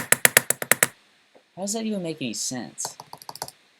You got Buddhist terrorists or something? Like, that doesn't even make any sense. That sounds like something from that movie, Seven Deadly Sins or whatever.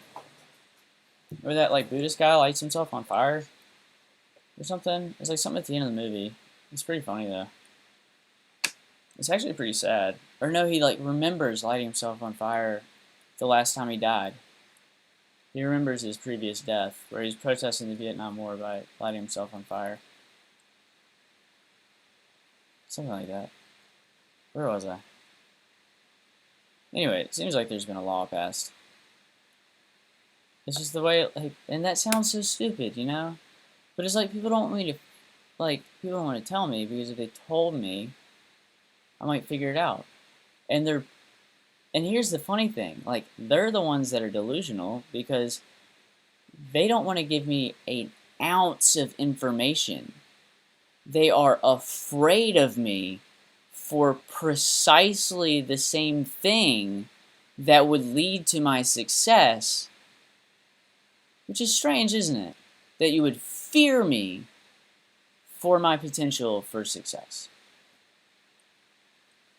I can, like, fucking do this all day. I can, like, cover this all day.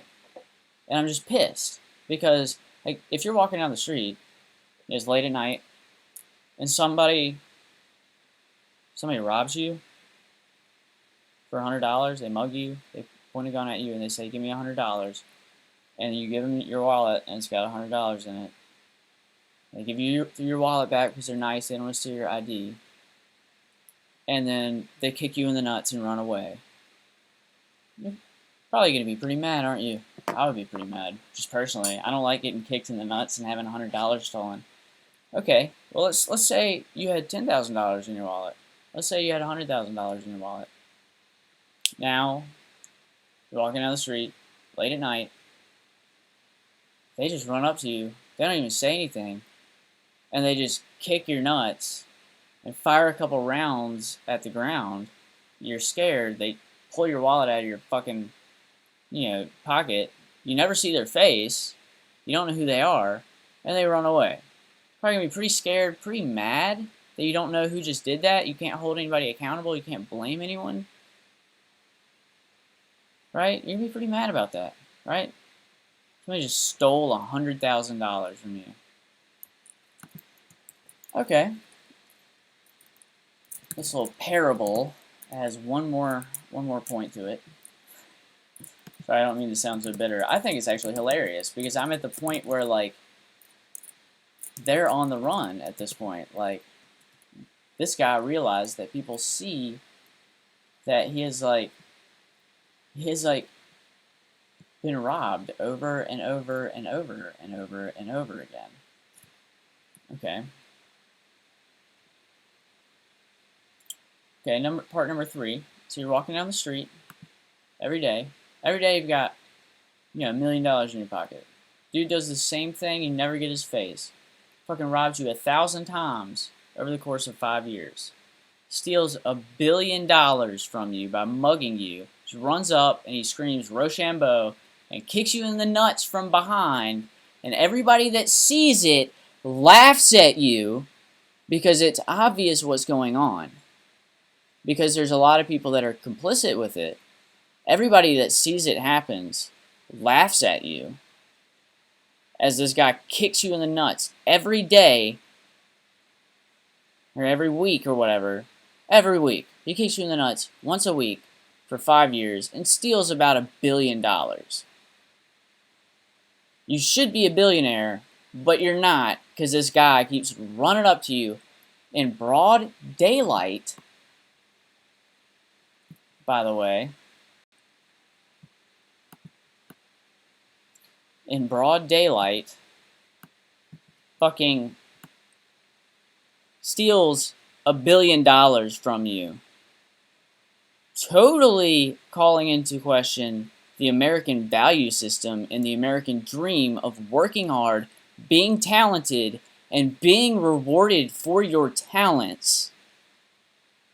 As far as I know, I would be pretty fucking pissed off at somebody that screwed me out of fucking $1 billion and I can't even get somebody to give me any accountability. Or not even that. I don't care about the money. I would like opportunity. I would like somebody to help me embrace my talents and embrace my skills. You know why? The reason why I wanted money was to be able to be in the best position I could be in to help the world, right? I wanted to change things. I saw ways that I thought I could change, or that I saw ways I thought important issues needed to be worked on or decided. And I wanted to affect those things. I was passionate about those issues, but I thought gee, that would be a lot easier if I had money like George Soros or someone else. I thought it would be a lot easier if I was a billionaire. I kind of realize it's kind of stupid to throw your money away on politics if you're a billionaire, but it is still not really that I don't know, there's better ways to invest your money if you want to change things,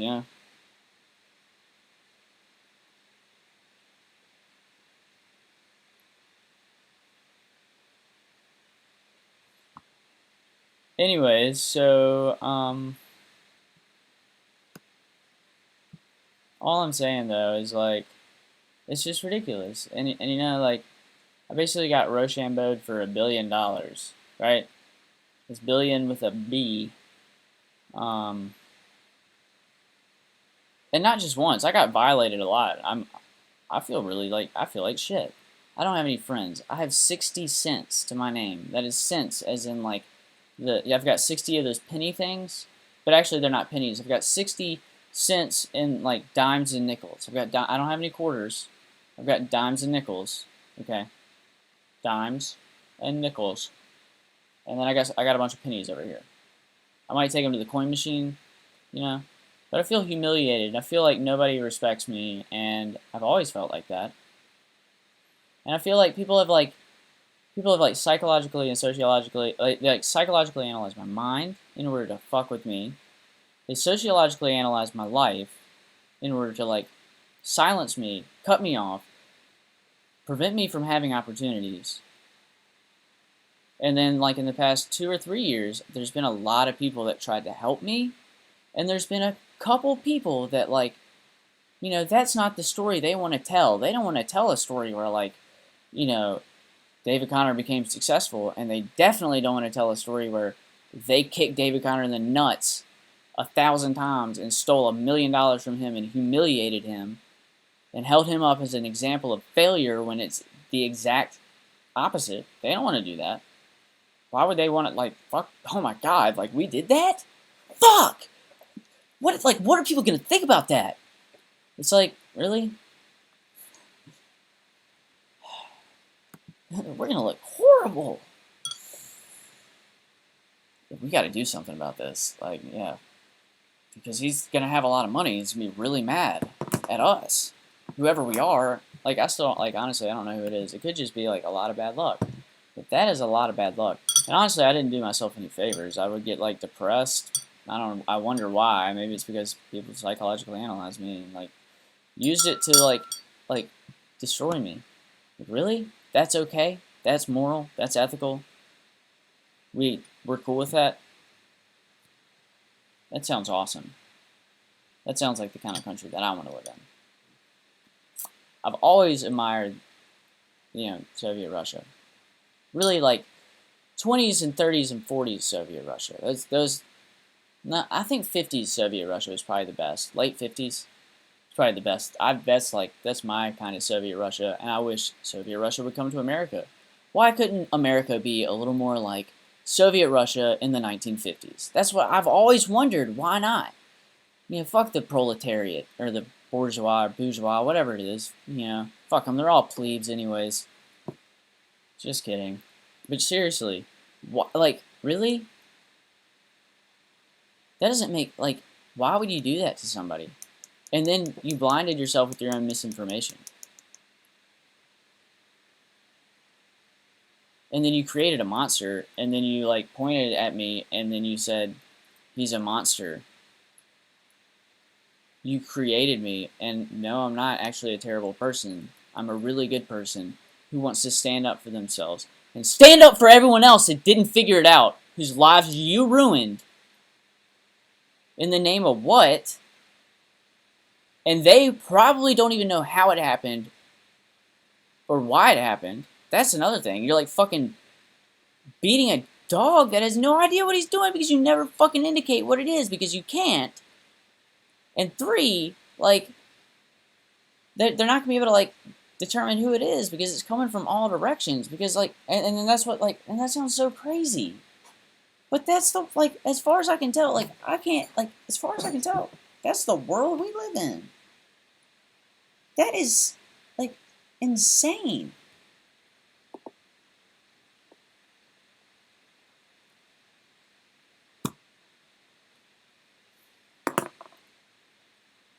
I mean, it's like, and then, like, I don't know who's doing that. But you're interfering with, like, how the American economy just, like, naturally functions. Isn't that a problem? Like, we just went through a bunch of economic stuff, and then you're going to add a bunch of friction to, like, small businesses and stuff, and, like, I guess, like, threaten them. I don't know how they do it, but, I mean, it just seems like, I don't know who it is. Like, it would have to be organized, and here's how I know it. It's because they were able to, like, pass information between themselves. Like, I would, like, arrive, like, at a job or something, And within like a week or two, like somebody, like one person would start systematically fucking with me. Systematically, like I like especially like the job I had in Albany, New York was like I don't know. It was like I really liked everyone that worked there, except I had problems with this one guy, and he would just screw around with like he would like misrepresent me and lie to other people about like he would try to make them think that I was incompetent like by saying things that would lead them to think that like I didn't know what I was doing. So that like just by like virtue of like sitting in the same room and hearing his like innocent sounding like questions about the way I was working, they would develop the idea that didn't know what I was doing. Furthermore, like he would just like outright like misrepresent like all kinds of situations, and I would have to watch my back more than I could like think about the code that I was gonna write because he was trying to like isolate me, and like he was willing to like use like politics as a dividing issue, and he would always like stress to the liberal employees about how like he would always like start conversations with me in front of them about like politics, and I'm like I don't want to talk about politics. I don't like. I always heard like not to talk about politics at work. Like, and I would like some of the other people would ask me like things like, we talked about libertarianism and Ron Paul a little bit, just and it was nothing like I kind of tried to like end the conversation pretty quickly just because I don't like those are my views. Those are my views. I'll just be kind of straightforward with what they are, but I'm not gonna shove them down your throat because this is like a place where people work and just generally like you don't want to get on like on any side in those kinds of issues. Like you don't even want to have to think about that when you're working with somebody because you're working with them. Like who cares? And one of the worst things is to think that like someone there is like using like is like systematically fucking with you on a political basis. Like they're basically trying to shove you out and prevent you from having income because they know that you make donations to people like Rand Paul. Like if you do that, and see, like the, and I don't think everybody does that, obviously, but there are people that do that, and they think in a very utilitarian, like they have a very utilitarian mindset. They're like, these are how we can make the numbers better. This is what we can do to give ourselves an advantage, and they never stop to think about like they think they can get away with it because people aren't going to find out, so it doesn't matter what they do because they're sociopaths and they don't care about like they apparently don't have a conscience, and so and I think it came from the Occupy movement because it was like right after the Occupy movement. And I remember being in the first protests in New York City and like skating around like all the Occupy people and just remembering how like how wild it was that so many people were so mad about everything, and it was pretty cool actually. But it was also kind of like scary because it was like basically like a modern day Bolsheviks movement. And that's kind of like what the Bolsheviks did. And actually, the communists, I'm pretty sure they picked Russia because it's like geographically like ideal. Like you can't fucking conquer it. Like there's nothing you can do. If you can't like take them out, like and see like whatever you do, like the first winter, like those people are gonna dig in and they're gonna be able to like move around and fight in the snow because they're ready for it, and you're not because you just got there. Like party's over. Like you might have like gotten all the way to St. Petersburg and like all the way to like that Air Force or the fucking Soviet sub base, like right in the Arctic Circle. You might get all the way up there. But that first winter, like they're gonna come out, they're gonna have a party, and it's the kind of party where they just come out and shoot you, and there's nothing you can do. Anyway, I feel like the communists like picked that because they're like, oh yeah, well we can go to Russia because like it'll be pretty easy to isolate them from the rest of Europe politically because well they kind of already are, and they culturally were always isolated, going back to like the like 11th or 12th century when they like imported their own language, their own like when they like not imported but like somebody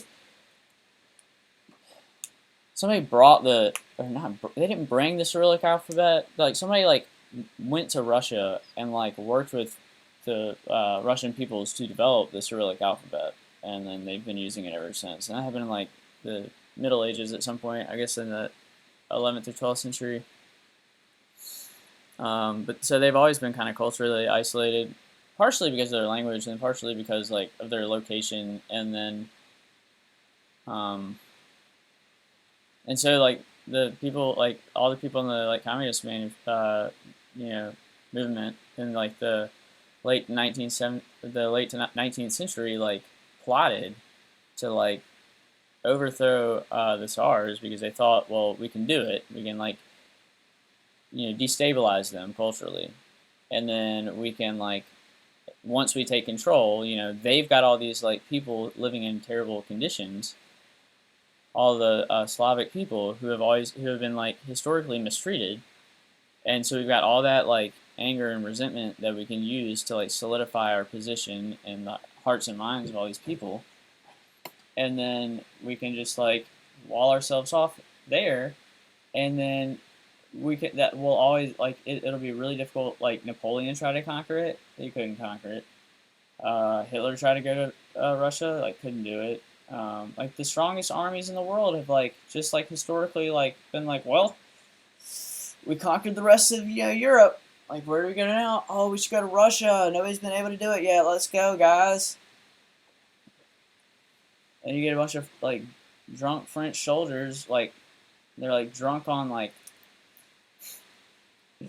they're drunk on like a new empire, like the freshness of their own empire, and they're like, yeah, we can do anything, and then they like fucking go to Russia, and then they all starve and desert. And there's an interesting graph about that, by the way. What else?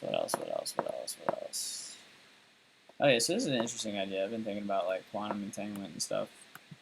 And so there's all these like variations in how like particles would develop and retain entanglement, as the universe develops past inflation. Once these particles develop, I don't really know how long. I don't know. I've been trying to ask people, and then they get really nervous when I start talking about like smart stuff. They're like, "Oh my god, he's like there's like math and stuff. Like David Connor's not supposed to do math because it's dangerous if he does it." That sounds so ridiculous, doesn't it? Like if I told you that like if I somehow had proof of like someone who was like told that they were not allowed to like do math problems because it was like because the government didn't want them doing it, like how crazy would that sound?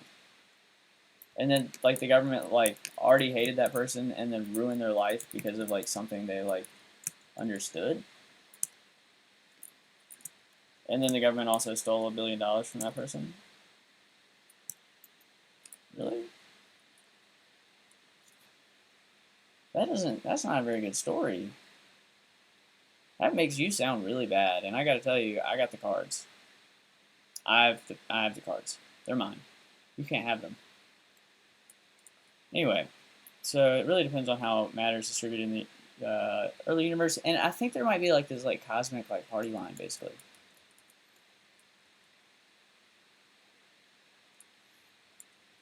And it's based on like networks of entanglement that have always existed, and this actually might explain how like some people seem to be able to like L. Ron Hubbard. This might explain how L. Ron Hubbard had like a mystic experience where he talked to aliens. But it might seriously explain like the like certain phenomena like that, which is interesting. Also, it might be like crazy spiritual like new age babbly book that tries to like integrate quantum mechanics. So who knows? But like as the Big Bang like expands outward, I mean, I don't know if we know what the shape of the universe is. I don't know if we can even see the whole thing. That's one thing I've tried to determine. Like, can we see the entire universe? Like, is there an edge? Is there an edge of the world that we can see? And what happens when you get to that edge? Do you fall off the edge of the Earth, or do you fall? Not the edge of the Earth. I mean, do you fall off the edge of the universe when you get to the edge? What happens there? Do you go to the other side? Is it like a climb bottle where you just like warp to the other side? What is the shape of the universe? And what does the space look like in the center? Like that's where all that inflation occurred. So does like did space like ripple outwards? Are there subtle variations in the structure of space? Like subtle variations on a large scale, not on a quantum scale? There probably are.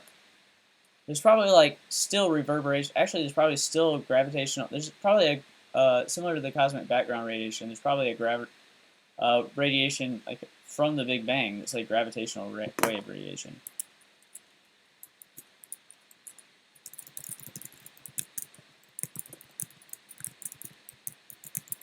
But how would that see? Like they say that like gravitational radiation does not interfere with matter. They say that like a gravitational wave like passes directly through matter without interfering with it, and that's not true, because those like gravity works by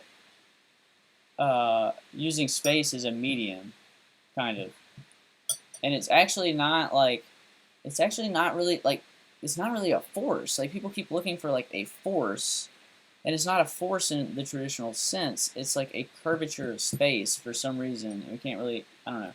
I don't know why it curves, but what I do know is that in order for it to exert force, like it, or in order for gravity to appear to exert force, it has to pull on space-time. And then so it pulls on space-time here, and then that ripples outward at like the speed of light. And there's an object here. And when that gravitate, if for some reason like we stopped all gravity, there's no gravity, and we started back again, that gravitational force would radiate outwards. And this is why gravity is a very complicated initial value problem, because you can't determine what the starting conditions are unless you have point-like objects or certain other conditions. And then there's an object out here, right? And so, like, that object isn't, these objects aren't acting on each other. These objects are acting on the space between each other. And furthermore, that gravitational radiation, like, is flowing between both points, because both points are exerting force on the local space between them, which also means that gravity doesn't, it can't exert a spherical effect on space-time, I don't think, because gravity is like the pull is seen as the force between two objects, two or more objects.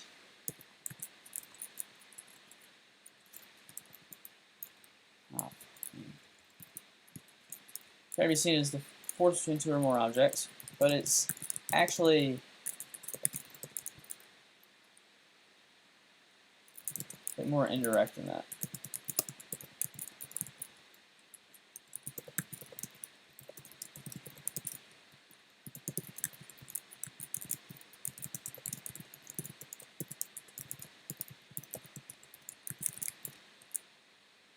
It's like actually the pull of those objects on space and the collective effect on space.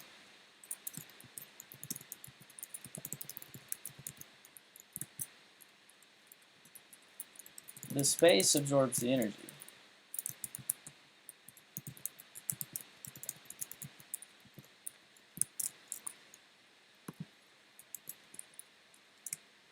I think. I don't know, I'm like speculating here. And actually I have another article on gravity that I want to write. So the space absorbs the energy, right? And then the curved space-time is what like causes them to move differently. Like rotating or the moving. And they like curve inwards, like a planet would curve inwards because of the effect of like I guess of space. It's not actually a force. It's actually the space is curved, and that's general relativity. Is that the space is curved, and it appears as a force, and it's a very real force, because like if it accelerates and then all of a sudden it like runs into another object or something, then like it would hit that object, and so it hit that object with the force and the momentum that it had accumulated from gravity.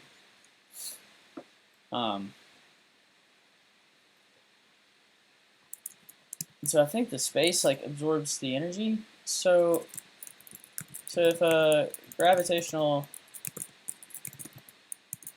the gravitational wave, and see, we can't like do this until we can construct like ridiculously large like astronomical experiment, or we can conduct like ridiculously large experiments on like kind of like on the scale of like a solar system, or at least like be able to launch like a gravity wave detection machine, or actually multiple gravity wave detection machines in space, and we'll need to uh,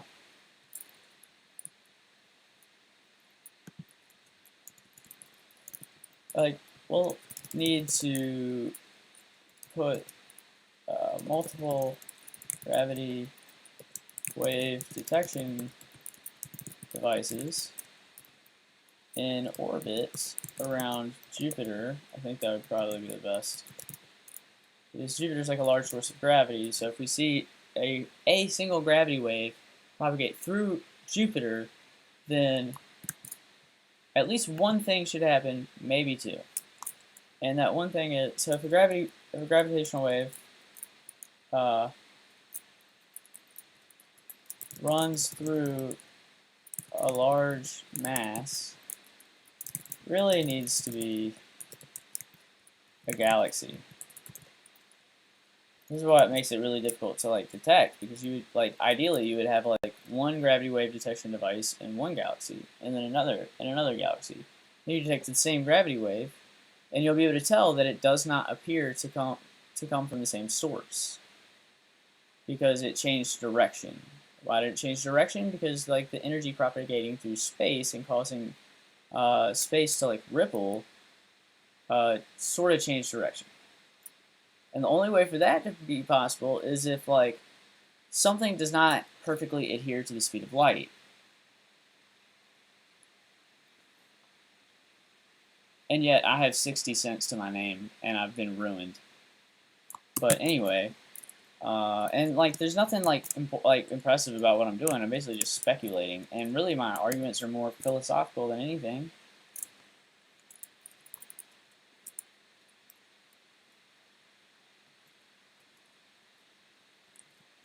And it's just like so fucked up. Like, really? I could have done something really important, or I could have just been like, one of those like high IQ people who are like just shuffled off. They're identified early. They're shuffled off. They're given blinders. They're given something that they feel is really important, and they focus on that one little thing. And it's actually very important that they do, because that's how real progress is made. Real progress is not made by some like armchair philosopher who's like, like discussing things on the internet. Like, I mean, sometimes, occasionally, but probably not.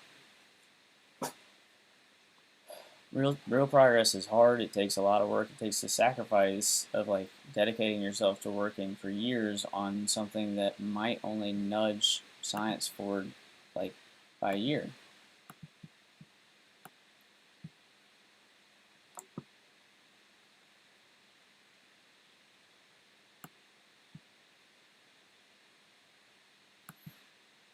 So anyway, so gravitational wave runs through a large mass. Let me write this first. Ideally, we'd have these devices in multiple galaxies, and then we'd see that a gravitational wave does not appear to emanate from a single source, because it's propagating, or because its energy was redirected when it propagated through a region of space, through a densely curved region of space. Because it's impossible for it to like not be affected by mass.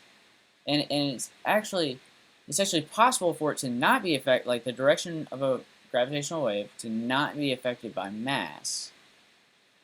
But it still has to be on some level affected by the curvature of space. And so this really might like this might give us an idea of the viscosity of space-time if space-time actually acts like a fluid. In other words, the ether is real. I think there's like I think space-time is like a thing, or it breaks down like space-time has like has quantum properties or something. I don't know what it would be, but I don't know why it acts the way it does. I don't think it acts like uniformly. Um,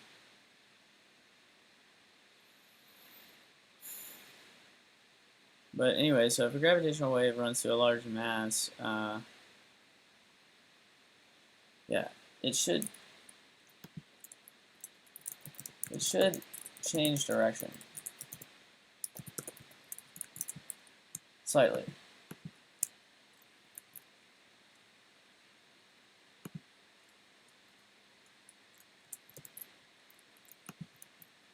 And all I'm saying is like, please give me the opportunity to study with somebody or be taught. And like everybody's like, oh, he's gotta like do it himself, or they're basically like refusing to like admit that like they might have ruined like it's like, oh yeah, like should we kill baby Hitler? Really? Because I'm not baby Hitler, I'm baby Einstein. Baby Einstein, get it right, baby Einstein. It sounds a lot better than baby Hitler.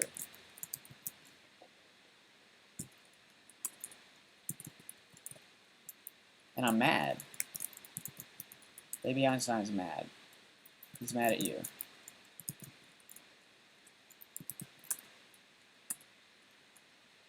I mean, like, I'm sorry it's true, but, you know.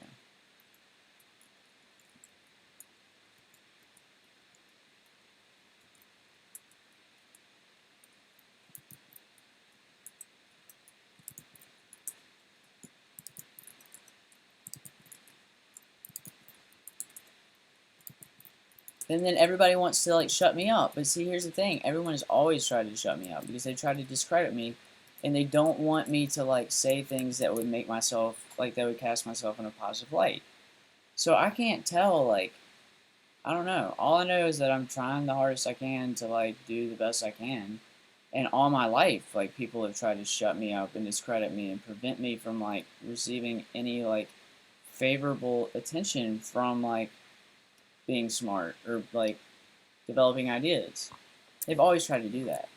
So, I don't know, like, nobody will admit that, like, I might actually know things. Or, like, you know, so how am I supposed to tell, like, if someone is, like, fucking with me? Like, I can't tell the difference in, like, in when somebody's, like, fucking with me or they're, you know, they're fucking with me and they're trying to prevent me from getting credit, or they're trying to be like, no, no, no, you can't talk about that because, like, you know, DARPA spent like $1 billion on it, and like now, like some kid in his basement with 60 cents, like fucking just like just revealed it to everybody. I have 60 cents to my name, and I'm damn proud of it. I'm gonna like keep saying that over and over and over again. And y'all can go fuck yourself, because you know, first rule of like, you know, shutting someone up is like maybe do something nice for them. You know, I feel like I should have a friend or two. You know? And I could have friends, but I don't have a car. My whole life has been ruined, and I don't have anybody to hold accountable. I don't have any friends. I don't have any people that I could connect with. If I was in like San Francisco or Boulder, I could be or New York City, I could be so busy just like talking to other people that are like interested in the same thing. Oh, you don't want me to do that because then people could see. They could see that like, see, it's so fucked up, and nobody will help me. I mean, they will help me sometimes. I mean, I feel like a lot of people are helping me, but for some reason it's like illegal. Really?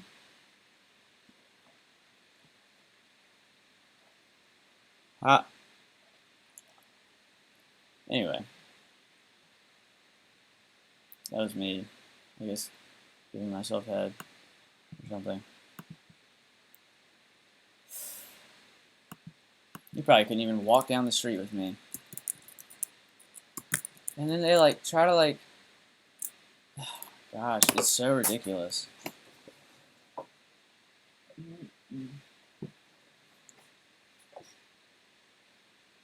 found a feather. It's a blue jay feather. I thought it was pretty cool, so I put it back there in the background, along with all those stickers.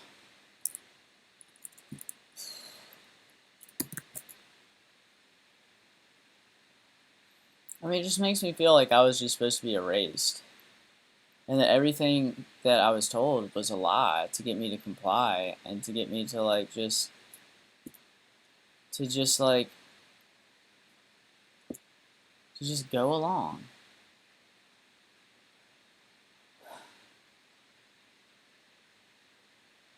Because no one else has ever done anything for me to like show me otherwise.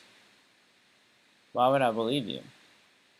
Like, why would I believe anyone when they say like it's like the most impossible things? Like I was gonna tell my sister, I remember it was April 2015, like I was gonna tell my sister like how they made Birdman, like how they did it, because I realized like I knew how they did it because I remembered how they did it. And she was like shh, shh, don't tell anybody. Like so she knew that like I was not supposed to tell anybody that, but it's weird because I don't know. So I mean I just remembered it and like everybody was like talking about like how like no one knew how they did it. And I was like, but I remember, I know how they did it. I know. Because I remember explaining how cool it would be to be able to film a scene where you cut the camera out from a mirror and you can film a scene with mirrors in it and you can totally change the lighting circumstances. Like, really? I'm not supposed to, like, I don't get it. Like, she, like, practically jumped out, like, across the room. I was in Savannah, Georgia at her house and she practically jumped across the room with her finger up trying to tell me not to say anything. That's bullshit. Like, somebody knows something. Because, like, how would she be able to connect the dots to that? Like, to understand, to, like, tell me to shut up. And why would she tell me to shut up anyways? Like, doesn't make any sense. Like, I was there with my family. We were just, like, talking. You know? Like, what? It's bullshit, man. Like, I'm always duped into, like, not, like, either something, like, I don't get it. I'm always duped into, like, not saying anything. And so I'm just supposed to be quiet? I don't get it. Something's not right here. I have 60 cents in dimes and nickels. I don't even quarters again. I have a lot of pennies. I don't even count the pennies. Like, when I'm calculating my, like, investment portfolio, I don't actually count the pennies. I don't count those, like, towards my net worth. Only, like, only silver stuff, like dollars, silver dollars, like, you know, nickels, dimes, sometimes quarters, sometimes half dollars, but they don't make those anymore.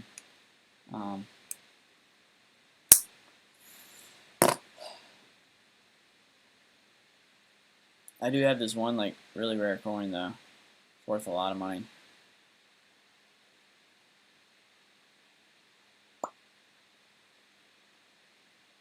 It's like a silver dollar.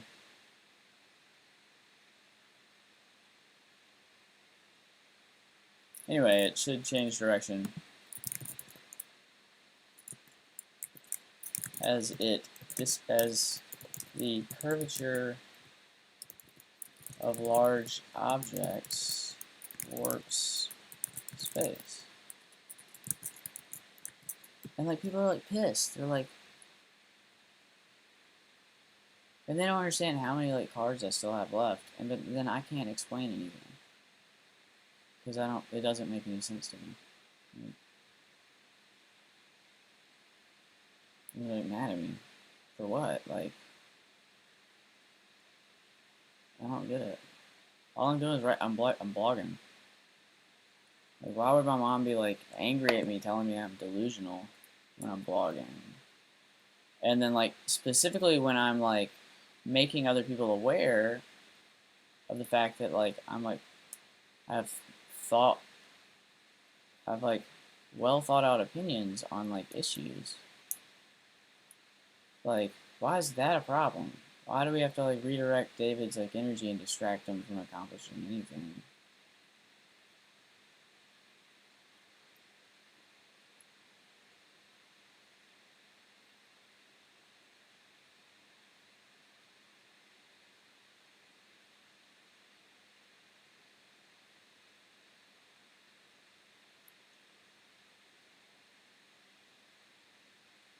And then I had some icing.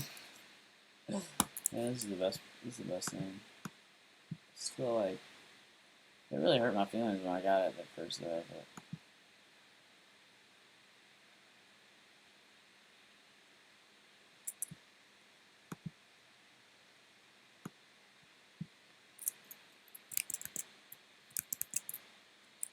So anyway, I got this like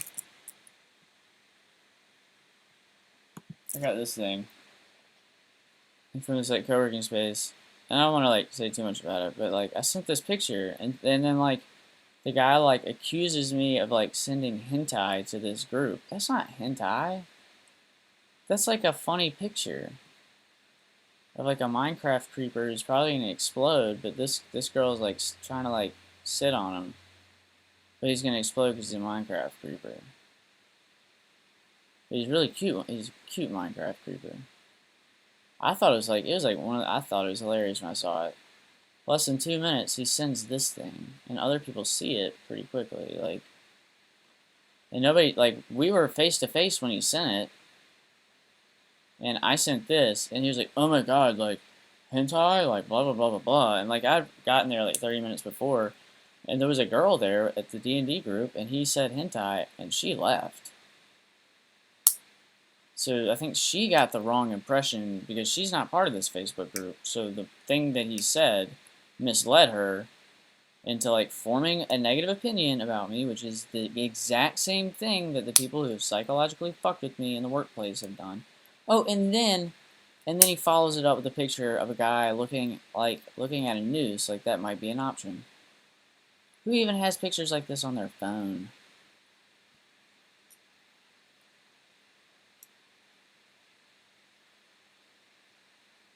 Really? You're gonna basically tell me to kill myself in what is supposed to be like a fun like group. I didn't even get it until later on. I didn't even get it till like 11:30. That's crazy. Like you can't actually do that. Oh, but it's a picture, so you can't actually know what he said because it's a picture. It could be interpreted in many ways. And the people like at this collab care about it. But really, you're gonna tell me to kill myself? Because that's what I read out of it. And then I remember like 2 weeks later, they were like fucking with me again, and I tried to have like a conversation with them, and I thought they were gonna be like pretty cool people when I first met them. I tried to have a conversation with him about certain things to just like make sure he knew that I did not feel good about myself or about my relationship or like about I didn't feel every time I went to that collab place or not the collab place. Every time I went to the collab like D&D stuff, like sometimes it would be a lot of fun for a while, but at some point every time it would end up being like this like psychological fucking game where they just like fuck with my head. And I'm like and it's to like the point where I would just like leave. Just be like, bye guys, I'm going to like tweet Japanese girls on Twitter. This is dumb. Like, it's not hard to make somebody feel good. Sometimes you can say things that like miff someone else, but it's really hard to make strangely specific comments. And then it's followed up with this, right? It's followed up with a thing, and then like 2 weeks later, after the picture, right? After this picture, like 2 weeks later, I finally like directly say something to him about it, and he refuses to accept it. Like refuses. Like it says I'm paranoid. Like all this stuff, totally refuses to accept anything that they've done. Totally forgets, I guess, that he sent this picture, which implies that, like, yes, actually you were, like, you didn't want to, like, maybe explain this. This is not funny. This is really morbid. Like, if you have problems that you need to talk to somebody about, like, by all means, say something about it. But then why would it be a response to me sending this? Like, I could, like, break that down forever. But I'm supposed to be, like, I'm supposed to be cool. Like, and it feels exactly like it has always felt like when somebody is bullying me at work. And I wrote really like 17,000 words on it about all the specific tactics they use. And like my mom, my family, nobody wanted me to keep that stuff on the internet. I took it down for a while. But no, there's no way I'm going to go through shit like that and then not say something about it. That what I wrote on the internet could really help someone out. Because what if somebody else is going through that and they don't know what to do? Because I got to tell you, I am lucky to still even be standing. Like, if, like, I mean, like, really? The only reason, like, it's so much easier now that, like, I know what's happening.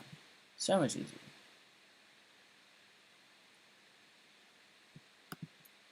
Because now I know that it is actually not all my fault.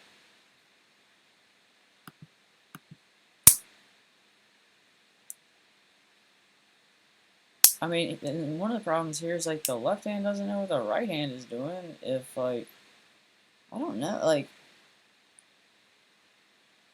if there's people, basically, if there's people in my life that are trying to help me, and then there's people that are totally fucking it up, like, you're exhausting all the positive energy that could ever, like, come my way. Because basically, like, I've got these people that are, like, that they've decided, like, wow, this kid is really good or talented, he's great ideas, and, like, you know, and then they try to help me, and someone interferes with it. And then they decide that, like, and they do it, the people that interfere with it do it in a way that is, like, not easily seen.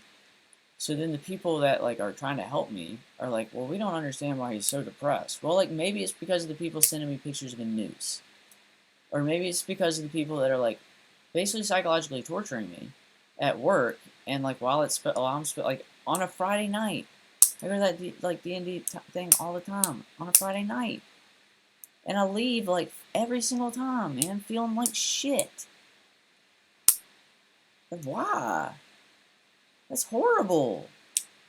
I don't want to say that about somebody, but, like, that's how I feel every time, and it's a strange coincidence. It's like it is visible on my face that I'm upset. I make it clear because I want to make it clear. And then finally I was like, oh, I'm going to have a talk with these people. I'm going to have a talk with this kid. Because I want to like him. I want to have, like, a good relationship with these people. And I don't know why, like, and it doesn't matter what I do, though, because, like, that's their prerogative, is to, like, fuck with me. And it's like, they don't care when I'm visibly upset, because that's their objective. They've achieved what they want. They don't want to fix it or address it. They just, like, you know, they see that they've, like, put me in a negative state, and they keep going, and keep going, and keep going, and keep going. And you can tell, like, what somebody's doing. I'm actually writing a blog on this one. Surprise, I write blogs on everything. And I'll just go through this real quick. But let me go through this real quick. So miscellaneous advice, but it's pretty powerful. Like, basically, if you're not asking me what I want, how do I know you're trying to help me? And this implies that, like, I'm in some, like, position in a hierarchy above you, or working in a partnership with you. Or just, it also applies to other relationships, but you can't really place yourself in this position in any relationship with people. But if you're not asking me what I want, then how do I know you're trying to help me? Like, if you don't know what I want from a relationship, how are you going to give it to me? And so, maybe you just have good intuition. Or maybe somebody told you. It's interesting to see how information flows from one point to another, but if you're not, like, if you're in a business position, or a position where you keep your cards close to your chest, then other people probably shouldn't know what you want, right? Because you don't want to, like, just, blab all your business strategies on the internet unless somebody is like systematically discrediting you and you want to like receive some kind of credit for something. But generally, like if you're in business or whatever, you're trying to like hold your strategies close to your chest. And so,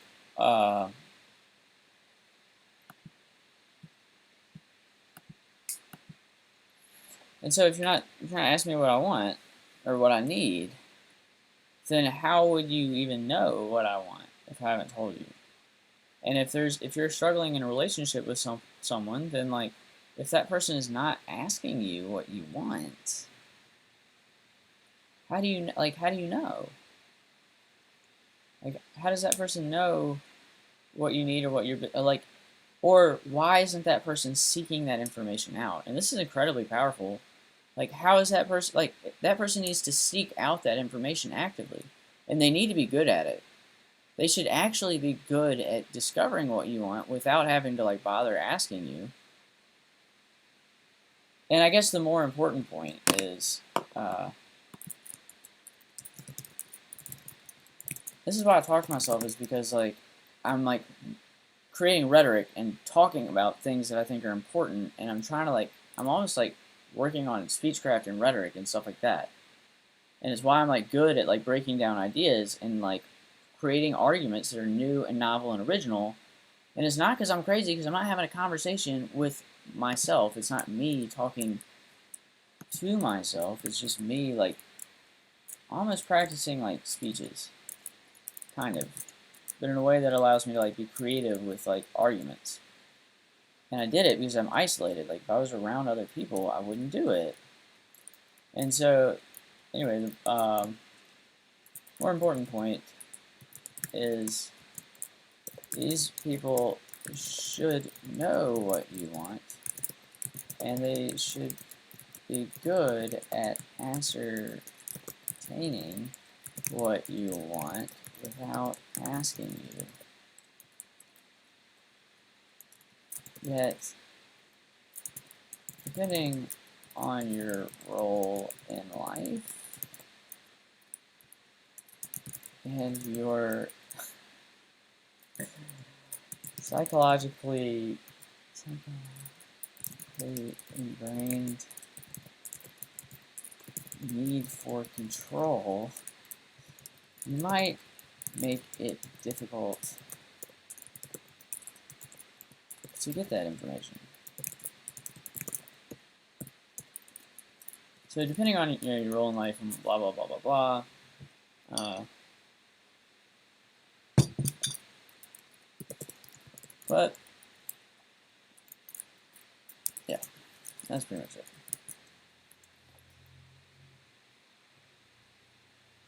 And if you disregard my needs,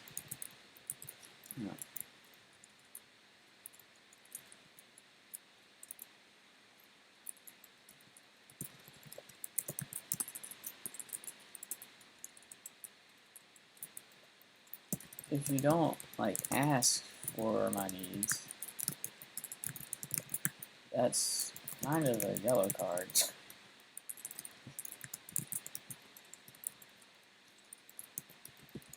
Maybe.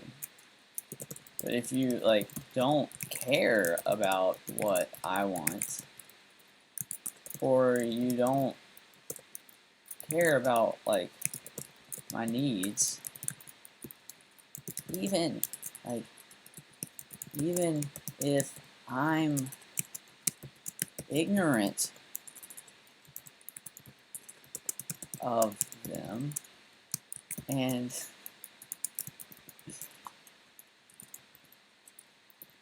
especially if I'm clueless, then like I don't know why I can't type and talk at the same time. I guess because I can't type as fast as I can talk. But even if I like, especially if like I'm ignorant of like what I need, and you think like you might have advice, this is why I'm kind of like irritated at my family, because like they like trained artistic skaters. That's what they did. they knew, like, they taught people how to skate, and they, like, had, like, you know, a small, like, team of artistic skaters, like my mom and my dad. So, like, they knew how to do that. But then when I was 19, like, I was clueless because, I don't know, I didn't know what to do. And maybe it's good that, like, they let me make all those mistakes because I did learn a lot. But I feel like I might have learned more if they had, like, helped me out a little bit. But, I don't know. It's kind of messed up to blame them about it, but I'm kind of irritated because, like, I may have been ignorant of, like, what I should have wanted or what I should have needed or should have thought that I needed, but they weren't.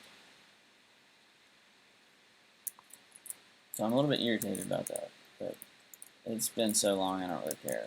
But it's just like, yeah. And, like,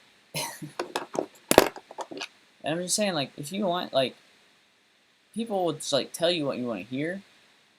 Like,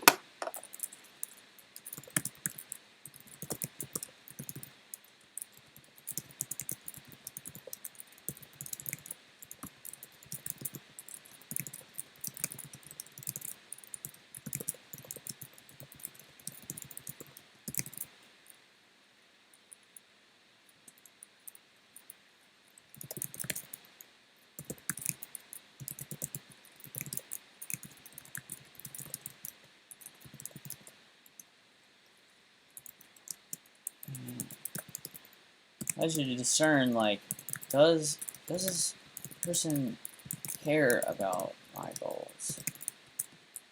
Or is this person, like, capable of, like, serving my needs? Like, if you can't, like, understand what I need, then I can't depend on you.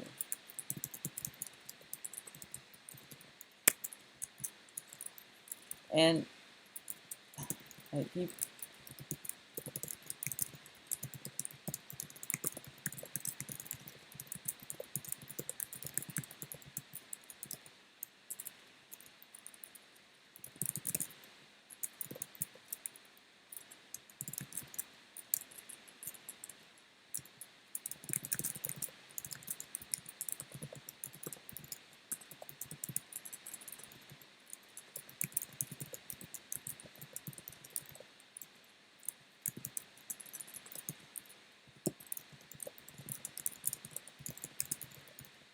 you might want to get something. You might want a relationship.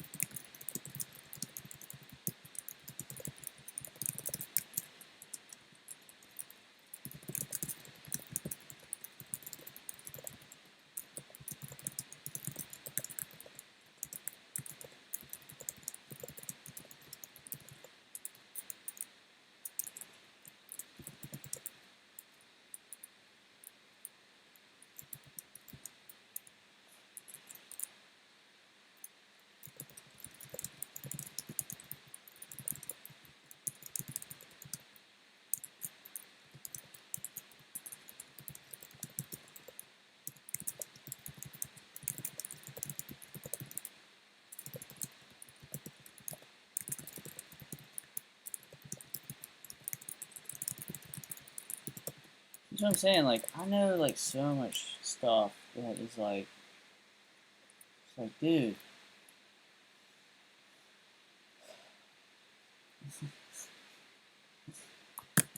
I have a lot of wisdom in general for, like, someone that's never been given the chance, and that's because all I do is think about this stuff.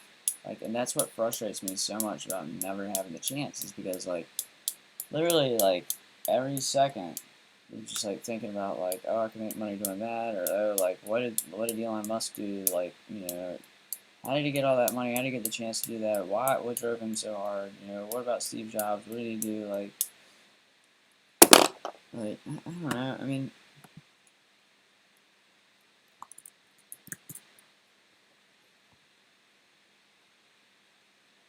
and so not only do I get hurt every time, like, it's not even that I fail, it's like I'm not allowed to try because they're, like, afraid I'll actually succeed and then, like, gain power and influence.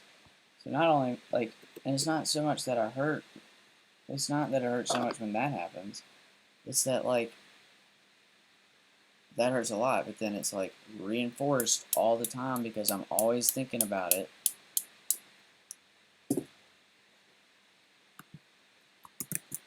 And I'm a little bit butthurt. I mean, wouldn't you be too? Anyway, so yeah, if you're not like really asking me like what I want or what I need or about what I want or what I need, then like how could you know what I want? And so if that's the case, then like I already and I always will know that you're just fucking with me or trying to use me for something that you want. And I'm not sure really like which is worse there. Like you're trying to just mess with me because like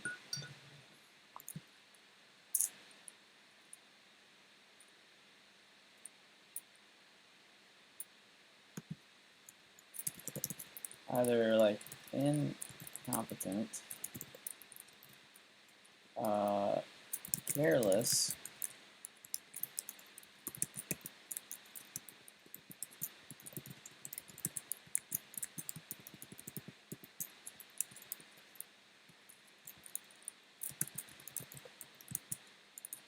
and so like if like you know through your words and actions you don't give me a consistent impression like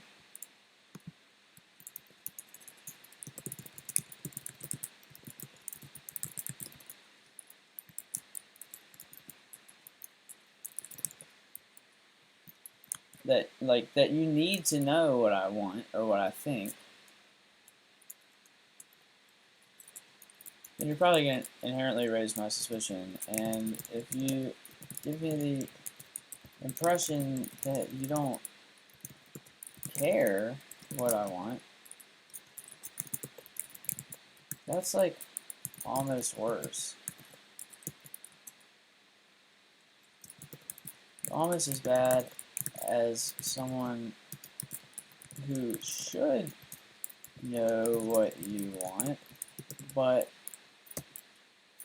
interacting with them and trying to ascertain their their needs or their perception of your needs is like living a logic paradox or living out one of those paradoxical logic riddles.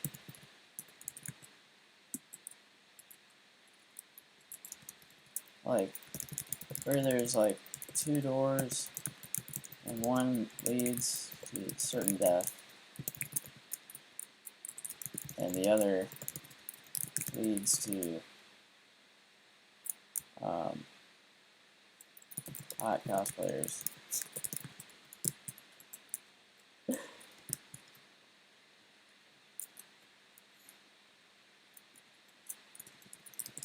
You have to like cunningly trick the person, like either person, into telling you the truth. That's bullshit. Like, I don't actually want to think about it that much.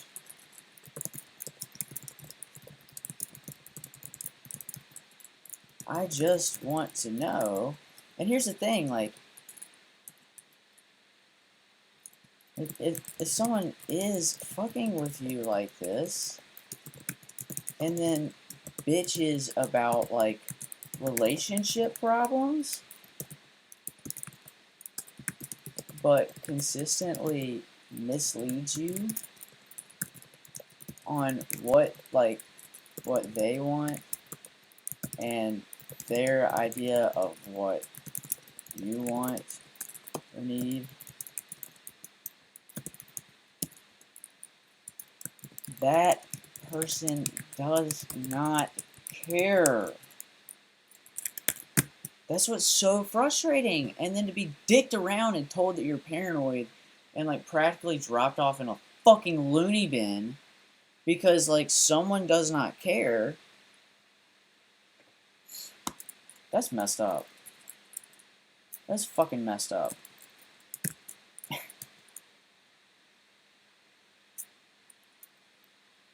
I'm sorry. Like, that's messed up. That person does not.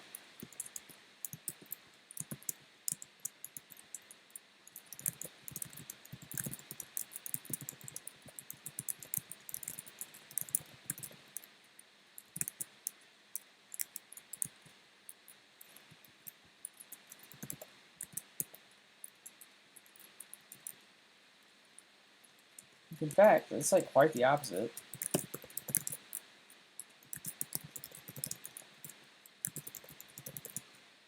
They seem to be actively sabotaging the relationship. It's bullshit.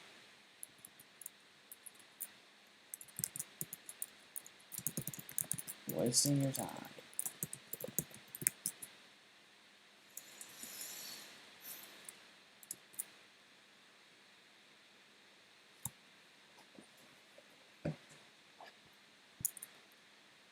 Makes me like so mad.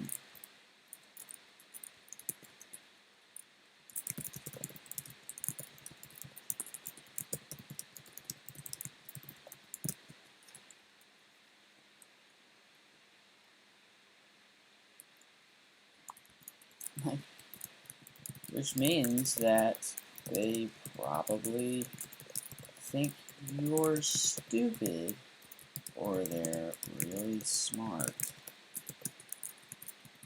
You know why?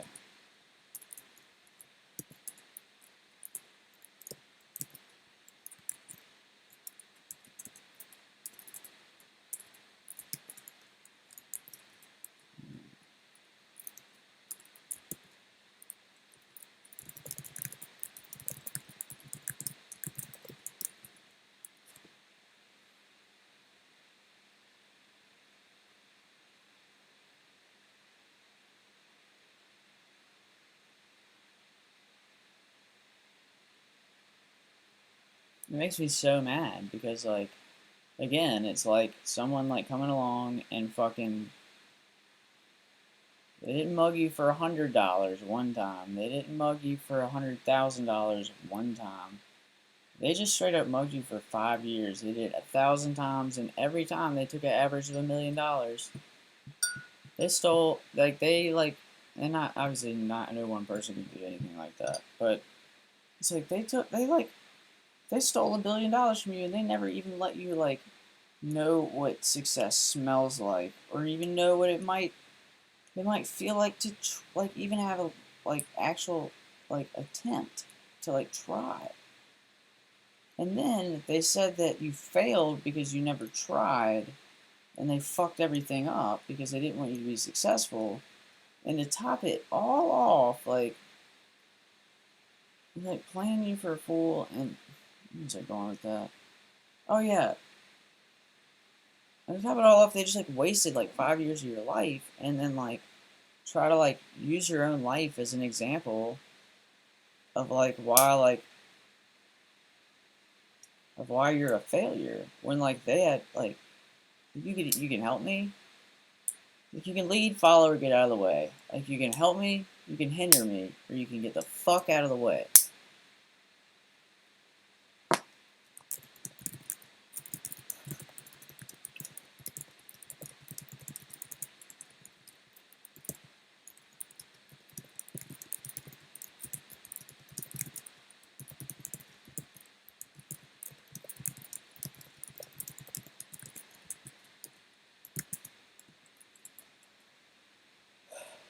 And it makes me really mad. You gotta be kidding me. Okay, and so the other thing that I was going to talk about before I got on that was like about modeling like causal human behavior, um, and trying to determine kind of like when you find yourself in this situation, and like how to like determine what is like driving people's behavior. And like this is what is so annoying with the attack that like when people attack me for being paranoid simply because they're screwing with me, like that makes me really mad because you are actually screwing with me.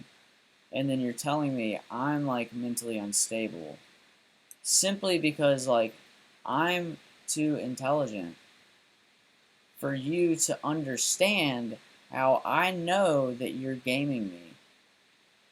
Or you know and you realize that like I've already been labeled as paranoid, so it's convenient because that attack will work. Which reminds me of, where'd that thing go?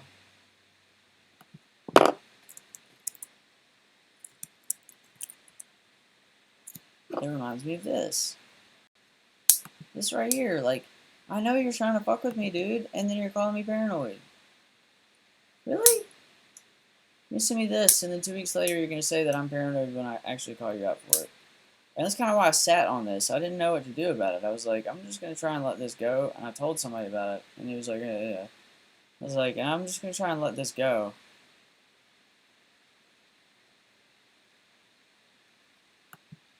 And then I was thinking about it when I was talking to him. I was thinking about, and I like this guy. Like I don't know what his deal was. I don't want to actually say anything about it. But here's the other thing: if I don't say anything about it, if I don't bring any attention to it, no one gives a fuck. And this is precisely what this is about. I'm talking about equilibrium and social dynamics and trying to like determine what someone is getting out of a situation. What are they trying to do? Because there's some people, and I realize it is a lot more people than I would think, and it's a lot more people in this current generation, and it's because they all fucking read that book, 48 Laws of Power, and they're just all about that shit. And like I called people's attention to that book, and I tried to tell people, like I tried to warn people. I was like, you should read this because you should protect yourself against it. There's things in there you should just passively do because it's kind of a good idea to cover your own ass, and they're like defensive. And then there's things that you can do that are just like incredibly offensive, and they might be offensive in that they help you out a lot, and then they might be offensive in that like you can ruin somebody's life with it. And like that's partially what happened to me. Is one of the guys that screwed with me in skating was telling everybody to read this 48 Laws of Power book. And then I finally read it because somebody else told me to read it. And somebody had tried to tell me to read it in like 2004, 2005, but I didn't read it until like 2008 or 2009. I finally did. I didn't finish it, but they were like, and then I gave it to somebody, and that dude like took it and like never gave it back because he was like at home. Because it's bullshit. Because people have been inserted into my life, and anyway. It's bullshit. Some of the people that have been like closest to me are like, wow, that guy was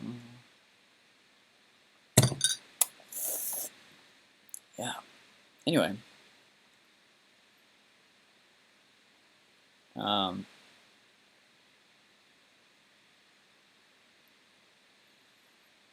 I'm always like, I know a lot about machine learning and like linear regression and stuff like that.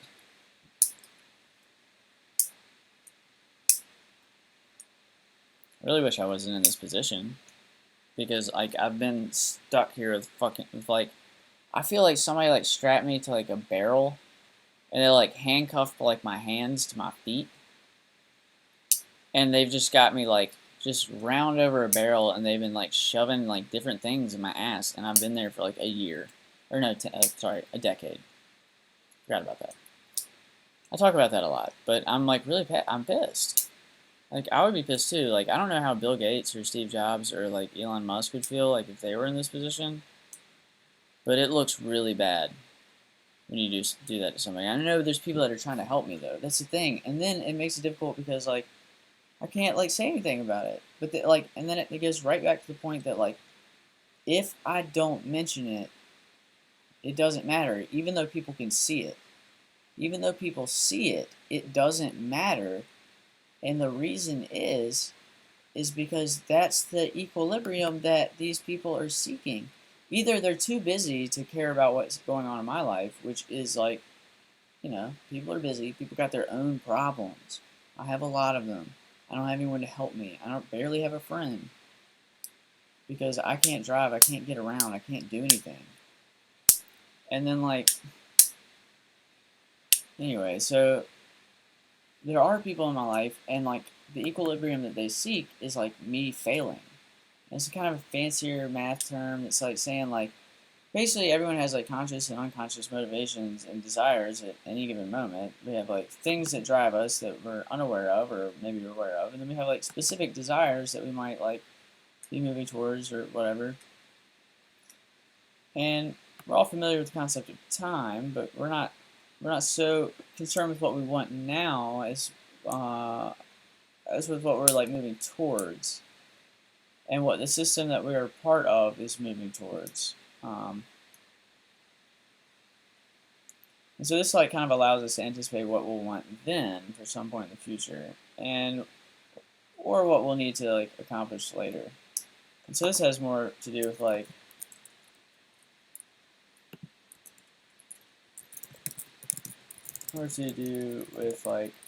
with anticipating your needs, desires, or that of others, and how they will change in the future so that you can meet those wants and needs in a more efficient way that may also be longer lasting. If you're meeting some future need, want or need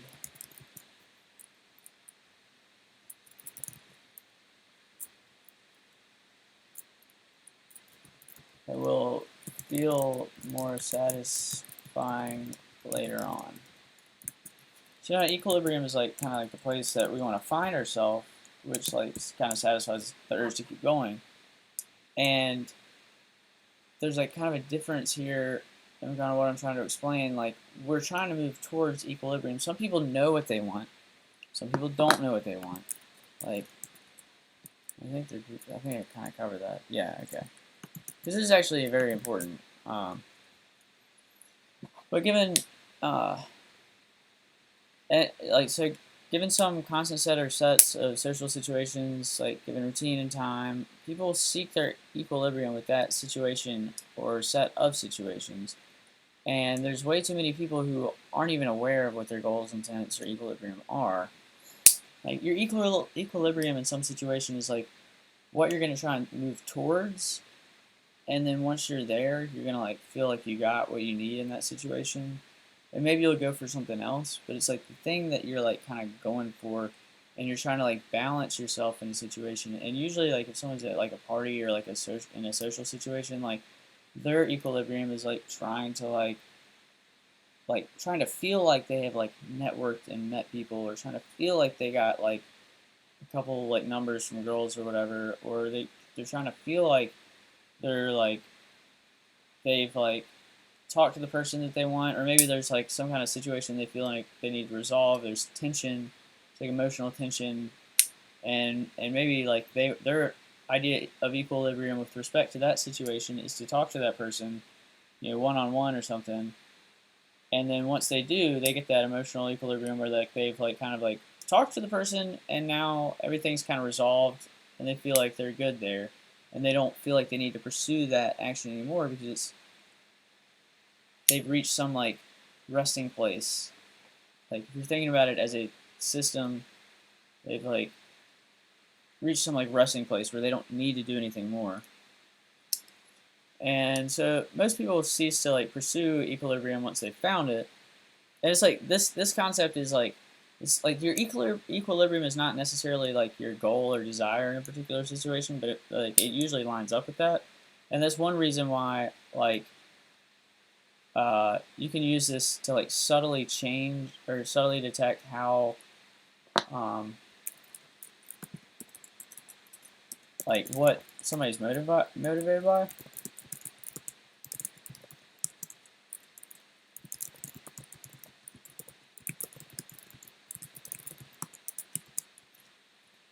Concerning motivations in situations or relationships.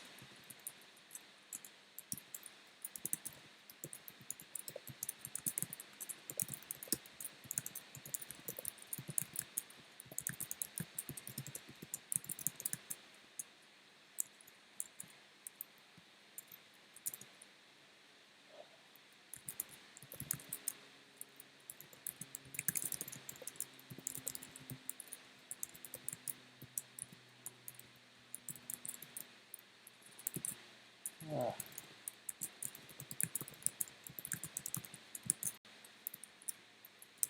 Sometimes it's like easier to determine than unconscious motivations or desires, but it's usually harder uh, to for someone to hide because by reaching their equilibrium, if they're like exhibiting rational behavior,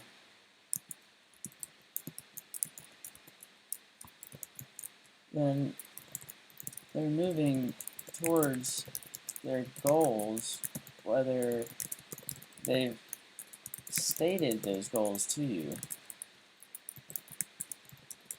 or not. So this is why it's like useful because like people try like people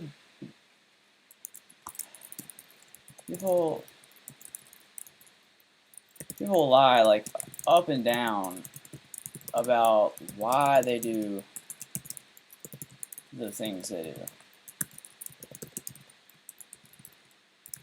Especially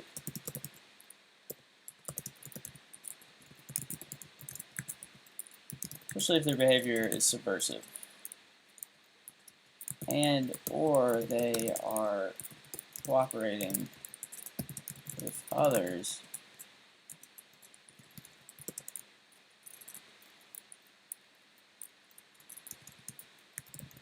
which is why this is a good way to see who really shares goals and motivations in a group.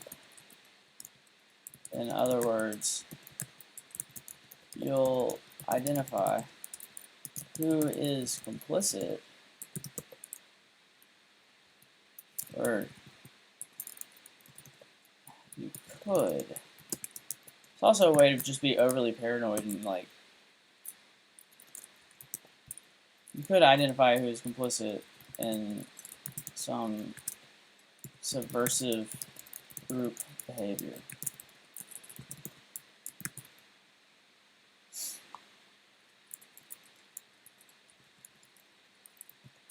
Like by judging how people change their definition of equilibrium in various groupings. So persons A, B, C, or A, B, and C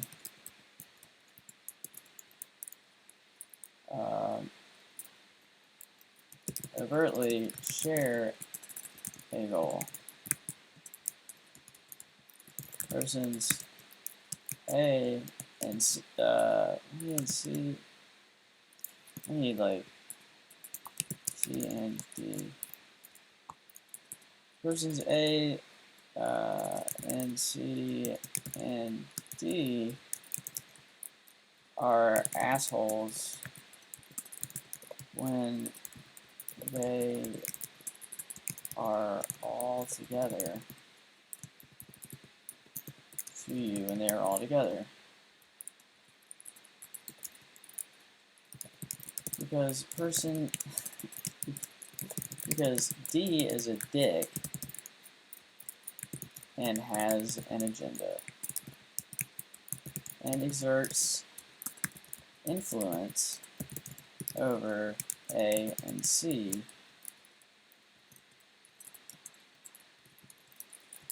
Person B doesn't like being a dick, but will act like a dick because he has to.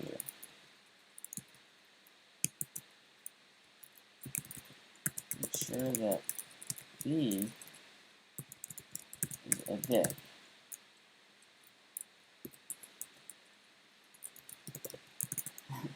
As long as B doesn't find out, B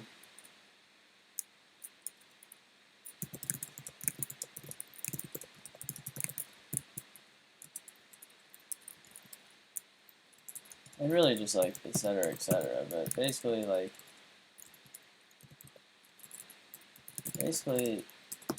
you can deduce how and why people act, especially when they have an agenda and they are required to do things.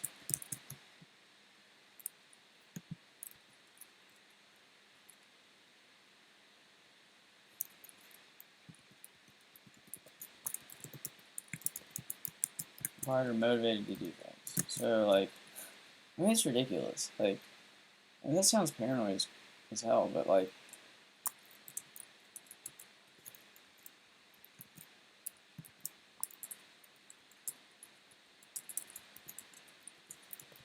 that like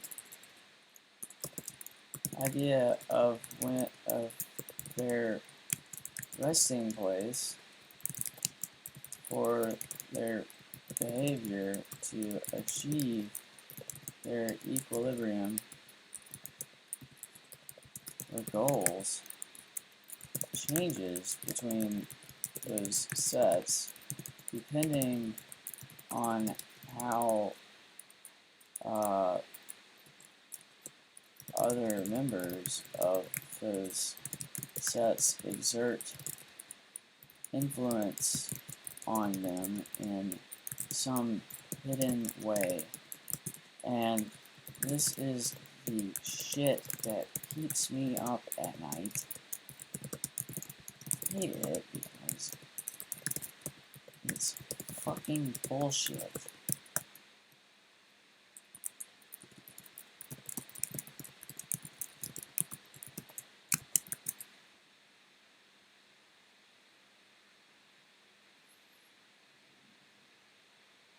And so, like, if somebody's, like, idea of your, like, of their equilibrium for you is, like, you being in a really, like, being visibly upset and in a really bad mood, then, like, they've achieved the thing that they want, and they're not going to try to fix that. So, again, like, I mean, I state this all the time, but, like, it's easier to judge what people want and judge, you know, like, or it's easier to, like, discern. Obviously, if you can talk to somebody, if they're going to be honest to you, they're not going to be subversive pricks, then you can just ask them, and hopefully they'll be honest, because honest people are pretty cool. Like, wouldn't you agree? And if instead they're not honest, then, like, and they put you in a really bad mood, and they don't care to, like, fix it or address that, they're just kind of, like, glad that you're in a bad mood. I mean, that person is abusive. I mean, you might have some serious problems on your hand. That person has some serious problems, and you should figure that out, because that person is probably going to go through life, and if they're not aware of it, then they're just going to, like, just cause negativity and misery, like, in almost every relationship they're a part of. because and it's like it's sad when people like seem to do something like that and like they don't mean to. But honestly, like most people are not just like most people want to just get along with other people. They want to like feel needed. They want to feel important. They want to feel like they're moving towards their goals, and or they just want to feel like they don't have to adhere to their goals, and they might like just numb themselves with alcohol or drugs or whatever. But like they typically want to get along. Is the point? Like you don't want to like hang around people that you don't get along with or that like make you feel bad. Like you're like if you're so like another good point I'd like to stress. If you're a if you are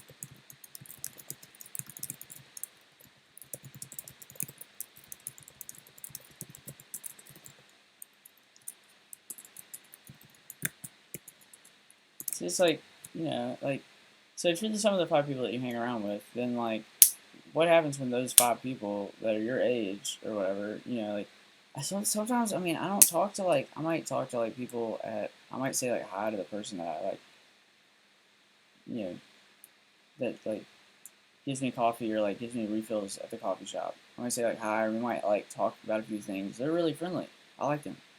I like most people that I run into. It's just like every time I seem to like it's so fucked up. I feel like all my connections get like just poisoned or like poisoned against me, like really fast too.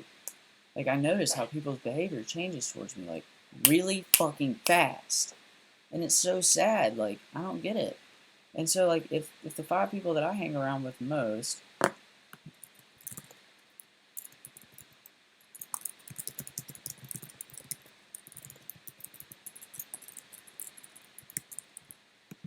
and like what if you like don't even talk to five people in a week? But if there is there are only like two or three people that you speak more than like 30 words to. Like what kind of emotional state is that gonna put somebody in? Why like how the fuck is everyone in my life perfectly fine with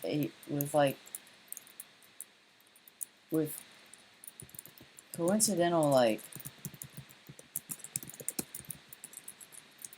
conditions that when observed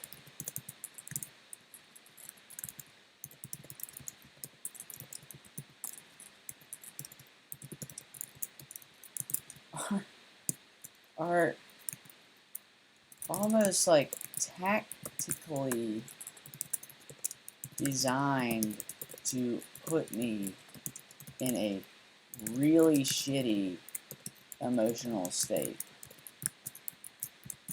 Like a really negative emotional state. It's like like why is everyone like they're like, oh, like he doesn't like it's like no no no no like and not everyone sees it, and this is like what's even worse. It's like for me, not everyone sees it because I don't see anyone ever. Almost ever.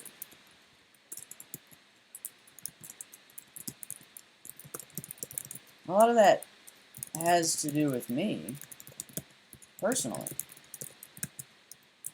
Like, I haven't had normal social relationships for at least 5 years, but really for like 10.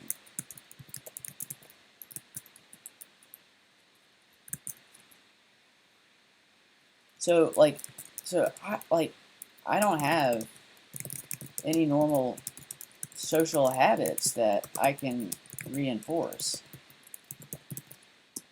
And like and there don't seem to be very many people that want to reach out and help me. Yet, like, every person I talk to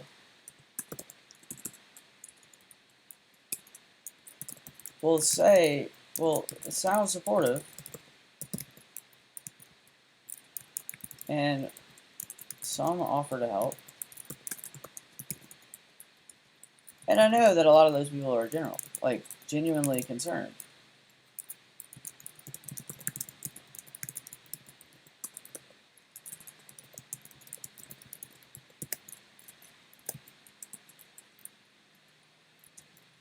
Yet, I don't, ever see anyone.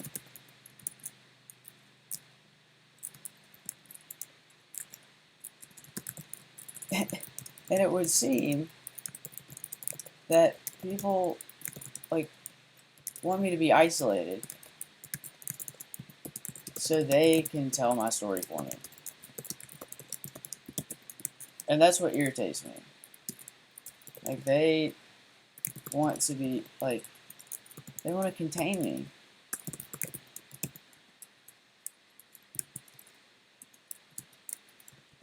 They don't become concerned until I try to call attention to something.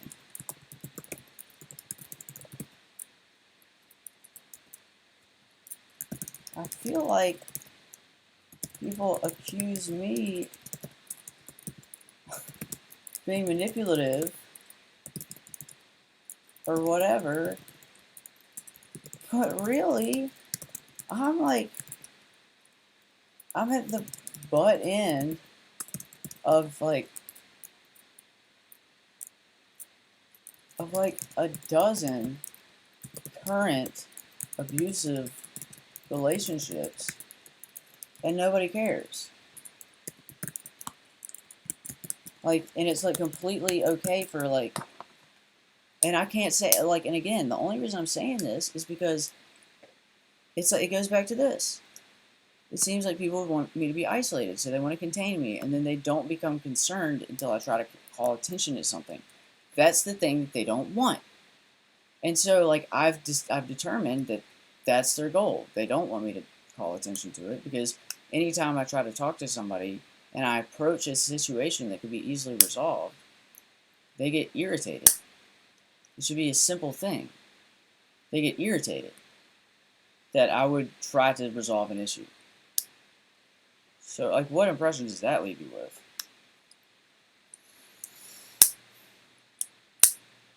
And no one supports me no one supported me when I got abused at work. People want to talk about discrimination, and people want to talk about stuff like that.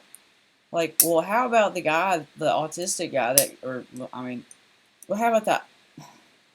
I have Asperger's, okay?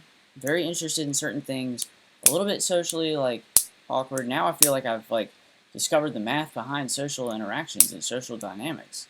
So I understand a lot more, and it's almost it's irritating because, people they get it intuitively, but they don't get it. And then they claim that I'm paranoid when I accuse them of doing stuff like this, when I can, completely rationally and logically explain it. And so, I know what you're doing. And so now you're fucking, You're like silencing me and isolating me, and like so I've determined that that's what you're doing, and so that's what I'm going to move towards is doing the thing that causes you to become concerned since they're trying to like contain me and isolate me, and so and then they're trying to tell my story for me so that like when I talk to other people they get the wrong impression of me. It's so mean. It doesn't make any sense because nobody wants to actually correct the problem. That is not their goal. Their goal is to keep me in my own personal hell and silence me and gag me and dry board me and shove a fucking sock down my fucking throat so I can't talk. That's what they want to do. Dryboarding 101, everybody. They say it's not torture, but it really is.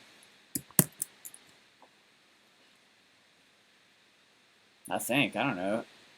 So if waterboarding is like where you pour water over a terrorist's head, which I'm sure they actually probably do that in some places, so that it makes sense, so that it all checks out. But well then what is dryboarding? Are you like fucking beating somebody in the face with a 2x4 or what? You know, like why is there no accountability for this? Everybody wants to like fucking like run around with their hands covering their ass and like act like nothing happened to me. Well, that's not what happened. You ruined my life.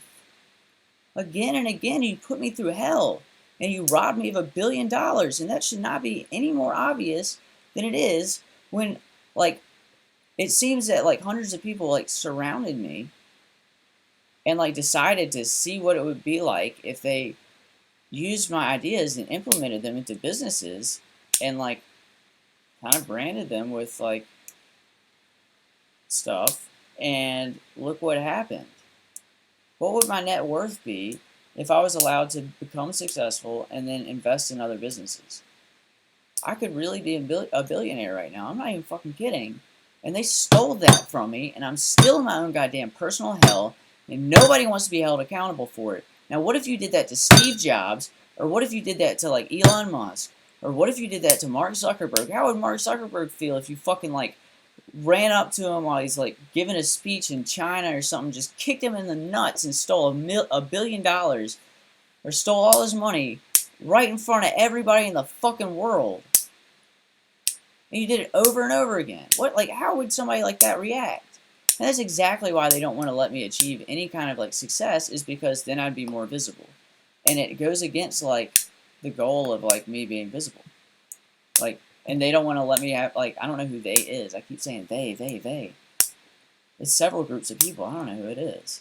It's probably like the Bilderberg Group or the Illuminati or like some other conspiracy. Anyway, so given some like constant set of social situations and routine and time that you observe, or routine and time, then people will tend to like seek their equilibrium with that situation or set of situations, and then there's like way too many people who like aren't even aware of what their goals, intents, or equilibrium are. There's like way too many of those people, and they're just kind of like floating around. They're pretty easy to deal with because they're not very smart. If they were smart, they'd be aware of their own psychology, and they'd be aware of the like content and state of their own mind. But they're not, because we don't like teach that stuff, which is like something to fault our system for. Like the education system is not like a place to discipline kids and like get them to respect authority. It's quite the opposite. Like kids need to come to like school. Kids need to be part of the educational system. They already need to have a respect for authority by the time when they go to school. They need to bring a respect for authority when they go to school. And I don't have a respect for authority, but I'm also not like complete. I have authority problems, I guess, but I'm also not completely crazy. And anyway, and one of the reasons why that's such a problem is because we took religion out of everything. Like you can't fucking say anything that offends anybody. And we don't have any way of passing these value systems on to anyone, and it's just like strict. It's like it's not it just happens. and over the long term, over a long term period, it's like completely destroyed this country. It's completely demoralized this country, and people are like, but we don't know what's happening. Everybody's like, like doing all like I don't know, like why people are so crazy today. Like, well, it's because like they don't know like what it means to be a good person. They have no idea, and a lot of that it's like a multi-generational thing. Like you demoralize one generation, how do you think the next generation is gonna like turn out? Probably not quite, like probably a little bit more demoralized than the last one. Well, if you do that and you combine that with like things that like disrupt families and like destroy lives, then that's gonna snowball and you're gonna end up with this situation like we have right here. I'm trying to tell people what the fucking problems are, but I'm like a horrible person, like quasi-terrorist or something. Like, really? Like, it's like illegal to, like, I don't get it. Like, is that really? Really? I feel crazy saying that, but I mean, really, it's just like a statement of like how I feel people like treat me. They treat me like I'm a traitor or something.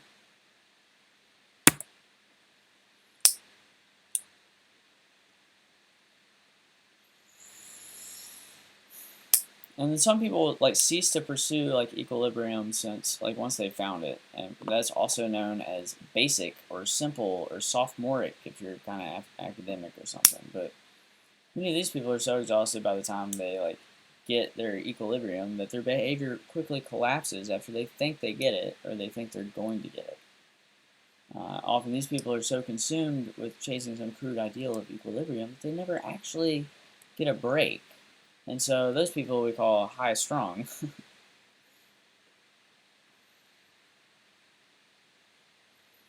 And then there's people who are like chasing some kind of idea of equilibrium that's like unstable in some way, and this is really sad. And this is where like messing like with someone's social model is like really fucked up.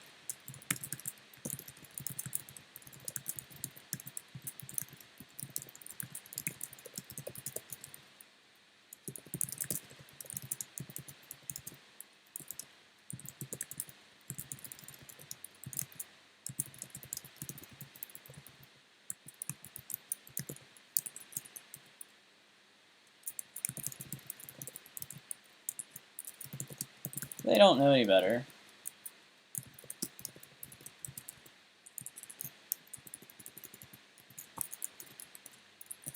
Or if no one tells them. No one tell him. If no one tells him.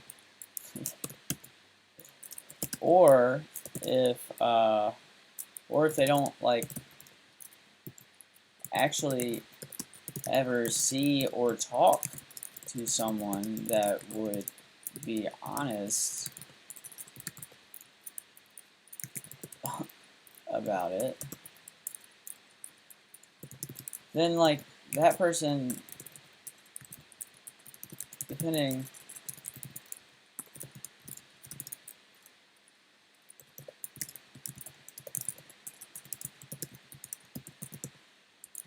And see, this is all the stuff like they don't want you to know because it's incredibly powerful stuff that allows you to methodically fuck with somebody's life.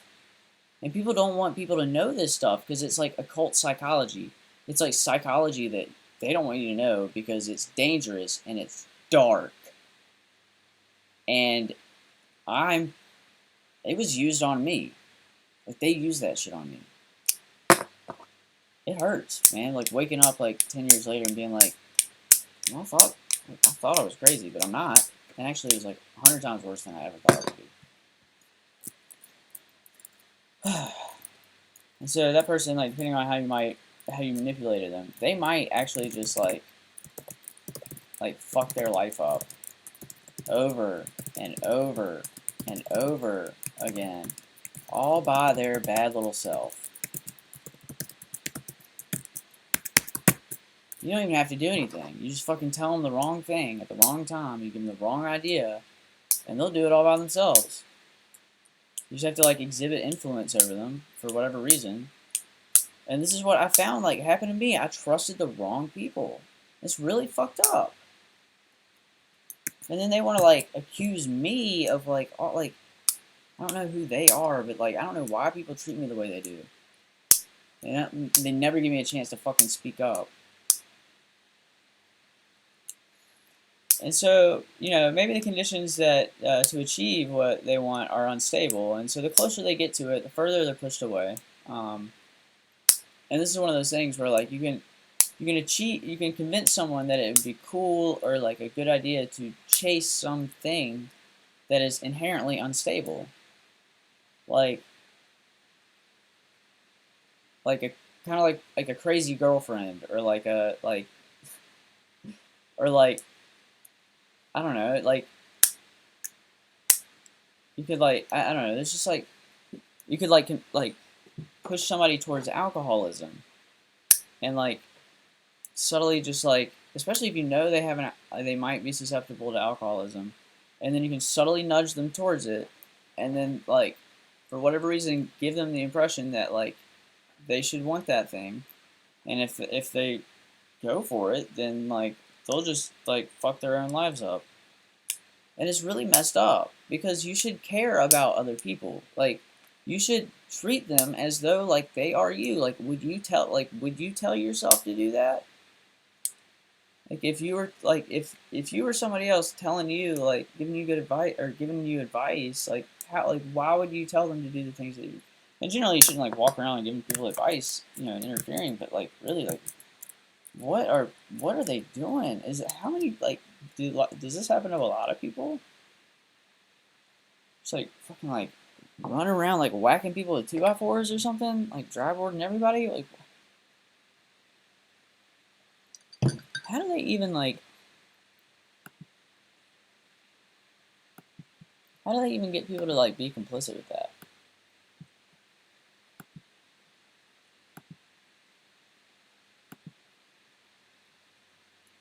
Cause bro, like this stuff right here, this right here, it's like going on in broad daylight.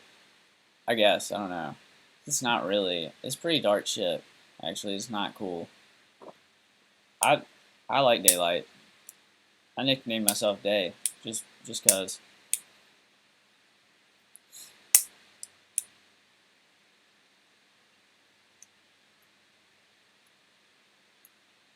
It's really fucked up.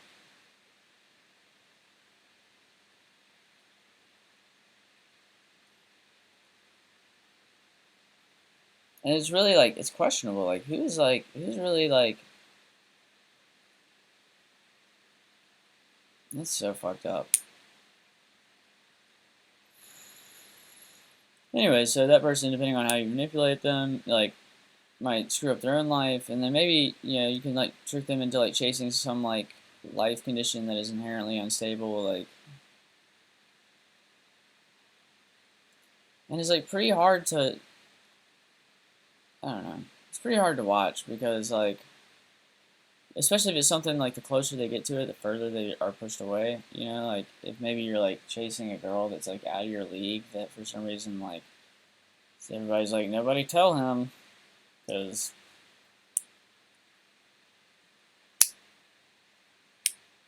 we like we want to keep him on a little hamster wheel.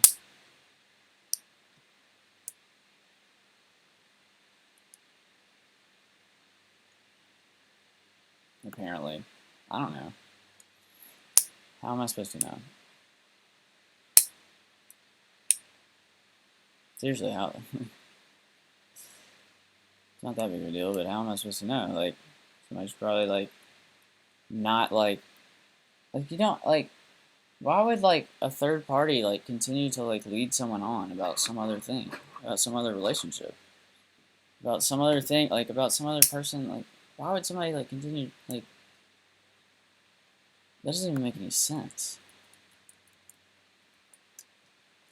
You know what I would do if I wanted to like fuck with somebody just because like I would just like hire doppelgangers that look like me if they like if I knew that somebody like you know like declared their love for me, I would just like be like, oh yeah yeah yeah, I'm just gonna like or maybe it's not me. Maybe I just know that they like just like they're obsessed, not obsessed, but they're like they really like somebody, and they like would like to like understand what's going on. I would just like totally just as a third party, I would just like hire like a doppelganger and just like watch what happens when like I'm just kidding. I wouldn't want to do that. I'm just kind of obsessed with like doppelgangers and stuff.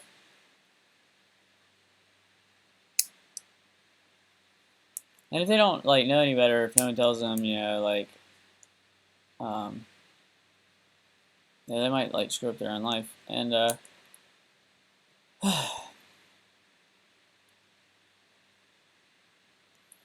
and like what some people did to me was just like continually like lure me in to think that they were gonna help me like achieve the things that I wanted, and then like see the people that did this were like too young to understand all this stuff psychologically. So it's like they had to like have somebody like telling them what to do because there's absolutely it would be impossible for someone to like actually know like even like 3% of this unless you had like really shitty manipulative parents. Like either one or the other. Like you don't like most people don't like learn this stuff. This would be like to like understand this stuff just all by yourself. You'd have to be somebody like Jeremy Dahmer or something. Like you just have to be like one of the most horrible people to like be able to understand all of this stuff at like 14 years old. Like really?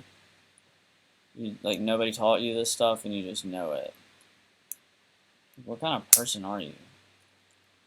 Why would you want to know any of this stuff? Like we should hope that we live in a world where nobody has to know any of this. But it's what happened to me, I swear to God. And so maybe the conditions that satisfy equilibrium for this person are chaotic, and it quickly breaks down.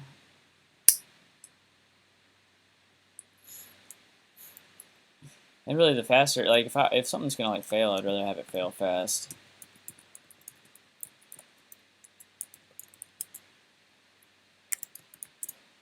And if something, yeah, because like if something like, and if something's gonna break, I want to still be expecting it to like break. I don't want to have to like, I don't want it to happen when I've like settled down and I feel safe. I want to like, if it looks like, I don't know, if it looks like something's gonna break, just like I would rather like test it several times and be like, oh yeah, it looks like it's like if I was gonna like walk on like a sheet of ice and or like skate on like a icy lake, like I might like test the ice a little bit. I don't want to like get out there and have my skates on and stuff and break through and then like freeze to death. And so there's like plenty of like people who actually have no idea what they're chasing. It might be subconscious, but there's a feeling deep down and it compels their behavior.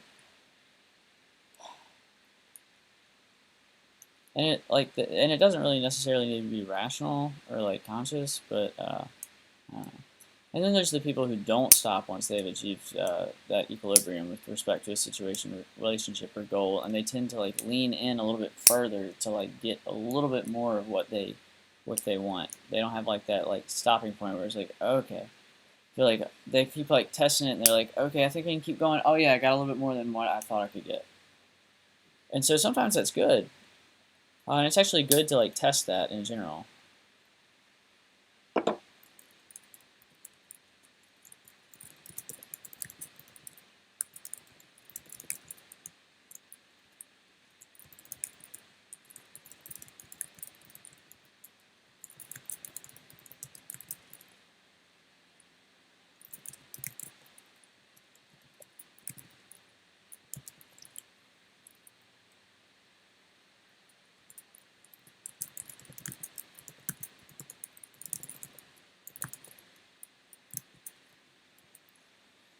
And so these people will like either like they'll continue working until they either exhaust themselves or rest. And like that's like 2 days ago, like I was awake for like 48 hours, and I know I worked like 24 or I was like writing or doing something. I mean for like 24 or like 30 hours.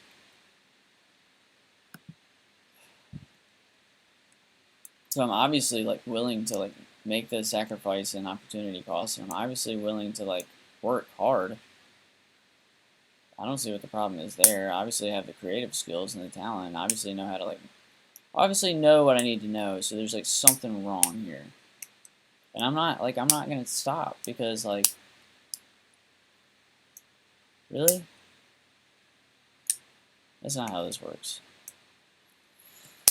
And they don't really let up and move to the next thing on their list. It really depends on how hardworking the person is, and how much they want the goal in front of them, and how certain they are that if they don't get it now, they're just gonna figure out how to take it. So it's like one less thing to worry about. So if you're a manager or something, and you entrust an employee with a project, and if it's more work to verify the status of it, and it takes longer to get it done through the employee than it would to do it yourself, you're probably gonna want to either move that person to something else depending on the scenario, or you're just gonna want to fire that person. Or I mean, you don't want to be cruel about it, but I mean, you're gonna want to be clear about it, walk them through it, but seriously,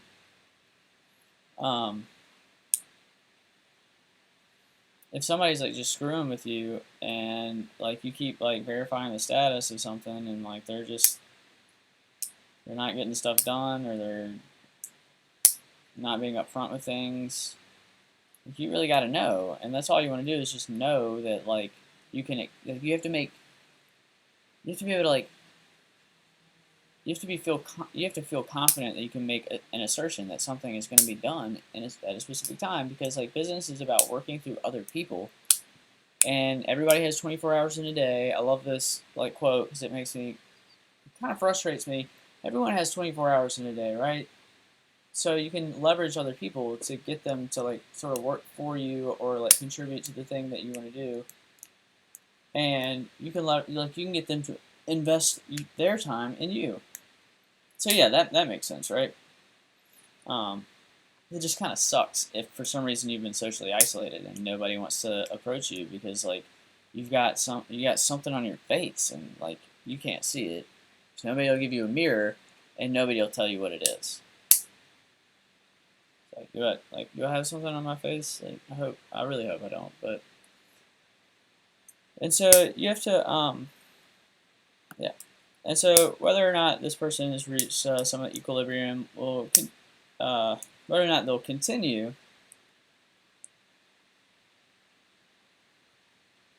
is mostly dependent on how much they want something. Depending on how hard they want something. That's what she said. Which is a funny joke until 2007. And whether or not that person wants something more. Each person can only pursue one action at a time, and the way around that is by convincing someone else to lend you their time via employment, etc. So people who anticipate the equilibrium that they're seeking, and by the time they reach it, they've adjusted their course for something else. This could be disastrous if you're like myself and give up learning once you know that you could eventually do something, and so you lose interest in doing it because you've satisfied the desire to know that you could do it. But otherwise, which is just irritating. I should kind of do it to myself. I should But otherwise, this is one of the determining factors for success in business and elsewhere. It's your ability to anticipate the impending arrival of the equilibrium that drives your behavior, that allows you to adjust course and then make more use of your time, etc.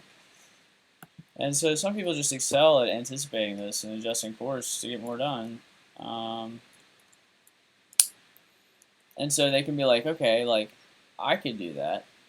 But then there's this other opportunity, and so maybe I could subcontract this piece of work. It's going to take 2 weeks, and then I could work on that thing. But wait a second, I could probably subcontract that because I know it's going to take 4 weeks. So why not just subcontract both? Because I got the money, and then I can focus on my time on managing it and getting more work done. Because once I get these projects done, I get paid for them, and they're planning out the things that they're going to do and how they're going to invest people's time, which is why business is about communication and setting expectations.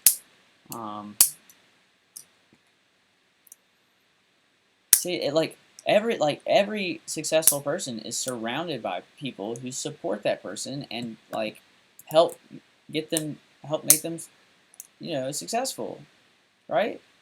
Every single person. It doesn't matter if you're Mark Cuban or Donald Trump or Mark Zuckerberg or Steve Jobs or Tim Cook or Bill Gates or whatever. If you're like one of those people, or even if you're not, even if you're just like an everyday small business owner, like people in these positions are not like they're not in that position simply because they have the skill set. It's like they got to that position, they either had the skill set or they developed it, and whatever gaps they had, they surrounded themselves with people who could help them. So again, if you're socially isolated, it's going to be a little bit hard for you to do that. So if you've like been the subject of a camp of just like general like misinformation and like it seems like I'm like subject of a campaign to discredit me, discredit everything I say. But it's just like so if you don't have those people like around you to fill in the gaps, well, it's gonna be hard to get stuff done. And if like nobody like I go back up here, I already showed that like where is that? Yeah, I already showed that like there's people around me and they like they don't seem to like care to understand what I want because they don't really try to verify that or verify any information about what I do. They don't really care. And then they're not asking me about what I want. They're not like they're not talking to me about my goals. And then especially like if there's like if you have relationship problems and then this person just like kind of like bitches about those relationship problems and then but then consistently misleads you on like what they want or need and their idea of what you want or need, then that person really doesn't care. And so if you're like surrounded by people like this who like drive people away from you, how are you ever going to do anything? I'm not fucking kidding. This is ridiculous. I can't believe this is my life. Like, look at all the things that I could do. Like,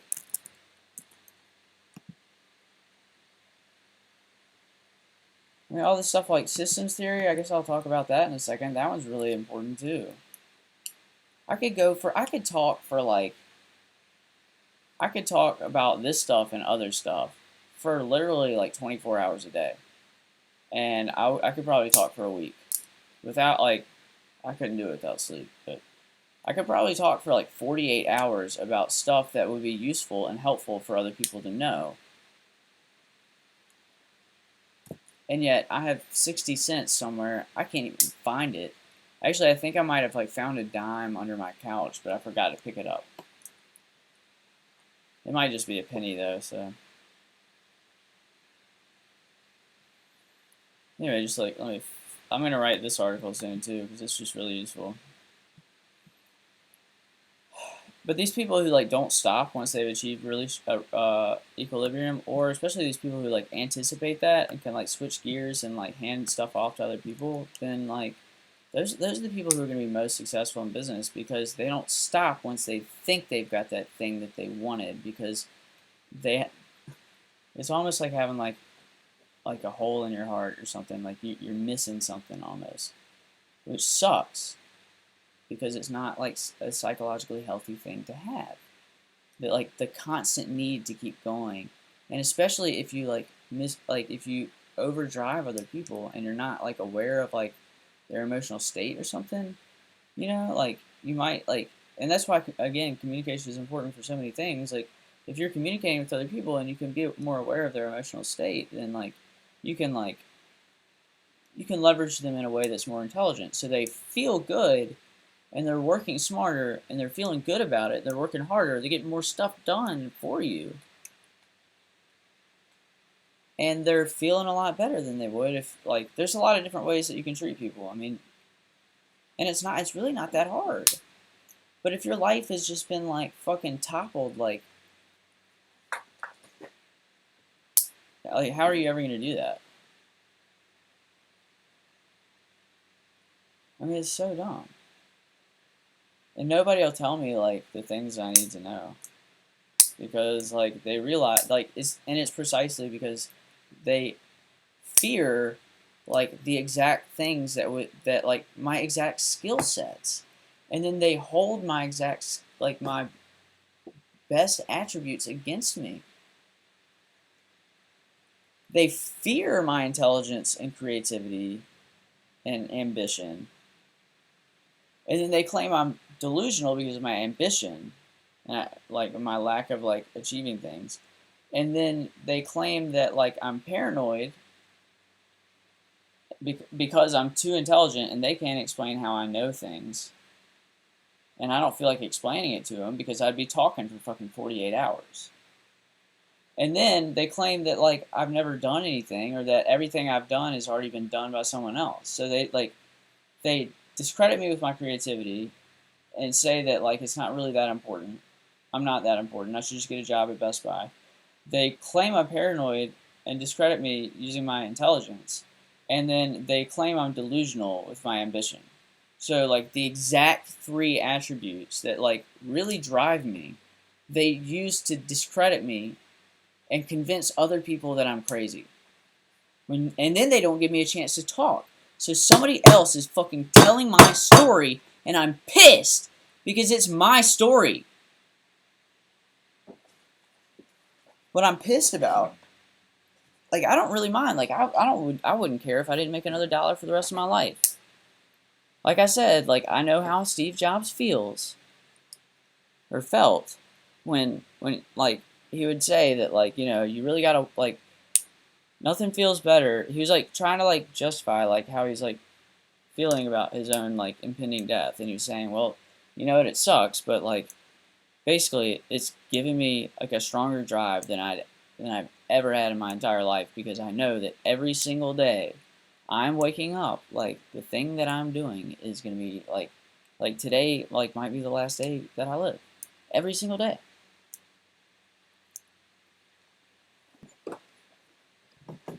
And so I know that. And so the thing that I would do is just write because no one ever allowed me to be successful. So I'm just going to fucking tell you how to do it and try to empower as many people. And you can fucking bind me and gag me as much as you want. But it will be obvious when people connected to me become empowered and overthrow all this bullshit that you promulgate and allow to flourish. Because it's not going to work. And nobody's gonna like do anything radical. All I'm trying to do is empower other people and make them good people who do good things and build things. That's it.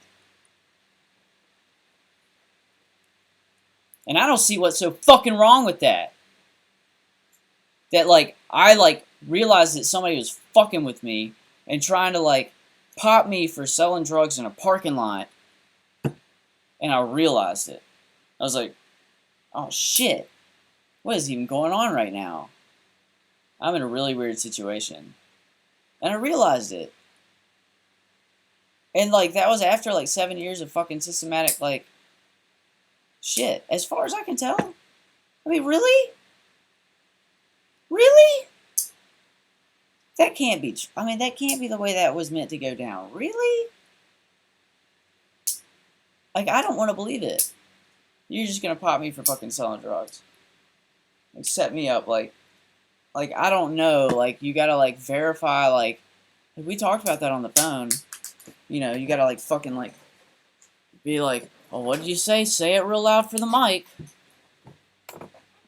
And then not tell me. Isn't that entrapment if you don't tell somebody they're on a mic or something? Is that entrapment? Or, like, what was actually going on? You know, because I was in that car, and they were like, I told them, you know, they knew what they were getting. And then they brought somebody else with them. Red flag, red flag. It's like, oh, there's a red flag? There's one? There's one. Oh, there's two more. Oh, this is weird. Oh, no, that's a good sign. I like that. Oh, there's another red flag. Oh, whoa, what is that? It's like, no, I'm not going down for fucking selling drugs in a parking lot. I didn't want to do that. I thought I was helping a friend out or something. course, I don't want to do that anymore. I never really did. I never really did because it was risky, and I knew that was like a way that they would try to take people down. So, anyways, I'm really fucking pissed off, man. This thing should probably be plugged into something, because, like, look at that. That could run 120 volts to it.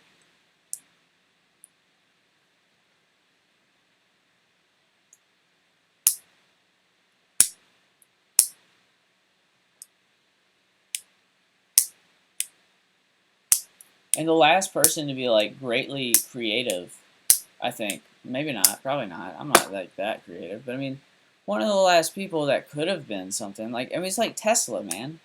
Like, what if you knew that there was, like, a last Tesla? Like, someone who would be, like, the last person to be like Tesla. Or to be like Einstein. And then what if you destroyed that person's life and people found out about it, and for the rest of history, like when we start dealing with nihilism because we're approaching the singularity, like people have to deal with the fact that, oh yeah, like they destroyed that guy's life for even trying to be creative.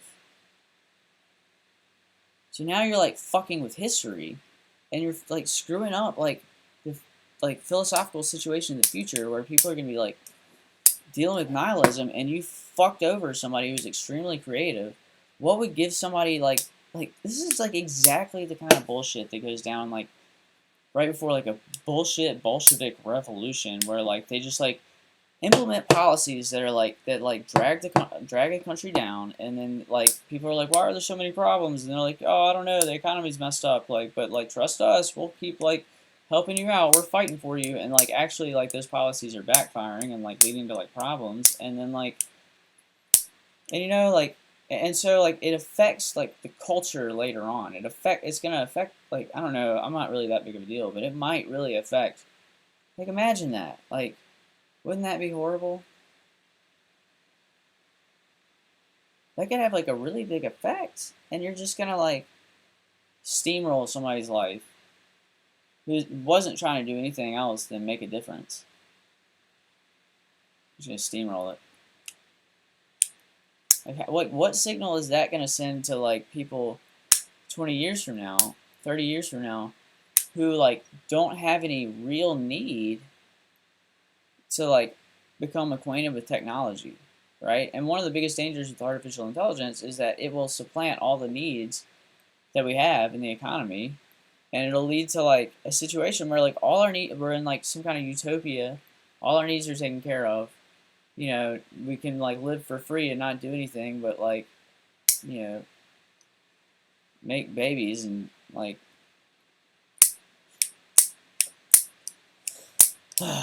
and then just like further drive overpopulation, like a bunch of bunnies like stuck on a space rock. And so there's not going to be any need for people to learn anything. And so now to like further that, like you've like publicly destroyed someone who would have otherwise been creative and who would have otherwise motivated people to work and to try hard in the face of like encroaching nihilism. Like, so what like I mean that's one of the most important things is to like figure out how to like counter that nihilism for as long as possible. Because it's gonna be really depressing because people are gonna be like, cause like we already have computers that can write like music. We already have like, I mean, I don't know if you've seen that like filter that can like study any painting, like any painting, like any painter's like style. Like it could study Van Gogh's style or Edward Munch's style or like pretty much. I think it's Munch. I don't know, but it can study pretty much any painter's like style, and just like totally like throw it on another painting or throw it on a picture. Like I could take my like Twitter avatar and like paint it to look like Van Gogh, or I could like create like a movie. See, like there was that Van Gogh movie that was like a minute long or something. It was like 2 minutes long, and it was like 100 frames or like 300 frames or something, and they had like 100 artists like work on it for like a year or maybe like more than a year, like hundreds of artists or something, and they each painted like one painting. They were like experts. They were experts in replicating Van Gogh, and they each painted like a frame, so that it would like look coherent. You know, because you have to like animate the things so that like animate Van Gogh style so that like it flows and it's not just random stuff. Which means these people were really good. They planned how they were going to do it. But listen, the point is there is now like an artificial intelligence like filter, like an image filter that you can apply to like a movie and make it look like Van Gogh. So like what in 2015 took like hundreds of artists like like a year or something to produce. Now like an artificial intelligence program can just like do in like 30 seconds. So and it can like be more creative than any human ever. So the danger there is there's two dangers. There's nihilism. There's two dangers, and they feed on each other. One is nihilism. The other danger is that like technology will go out of control, and we won't know. We won't know how we got there. We won't be paying attention. We won't learn because we don't have to. It's like who learns how to farm? Anybody do that anymore? No, Monsanto does all that stuff, pretty much. I mean, there's lots of farmers around the country, but the point is, there's skills. Like, does anybody do like metalworking or blacksmithing? Does anybody like weave their own clothes on, or weave their own tapestries on a loom? Some people do. Not very many people do. Why? Because they don't have to. So they're not familiar with those skills. They're not familiar with how to grow food or raise livestock. Or like what like there's like things that you learn through those skill sets that you would only learn after you've done them for 25 years. And so like if we suddenly had to depend on like making our own livestock and like throwing up like weaving fabrics on looms, we wouldn't know what to do. And it's interesting, like some of the activities like that are like incredibly meditative, and people can develop their own minds in a better way because they're using their mind more in like a more natural way, and which is probably another like reason why like we have so much like there's like one more distortion in our society that leads to like mental health issues. It's like we don't really use our brains in the way they were meant to be used because they were built for a different world, and we're only like it's like looking at a like clip of the Star Trek where like and you're looking at it in slow mo and like we're just now like we're in the spaceship or we're looking at the spaceship and we're like just now seeing the streaks of light like at the back and that thing's about to go at warp speed and we're just now seeing that and we don't know like as much as people think about this stuff people are not thinking about it enough. And so those two problems feed into each other. Nihilism I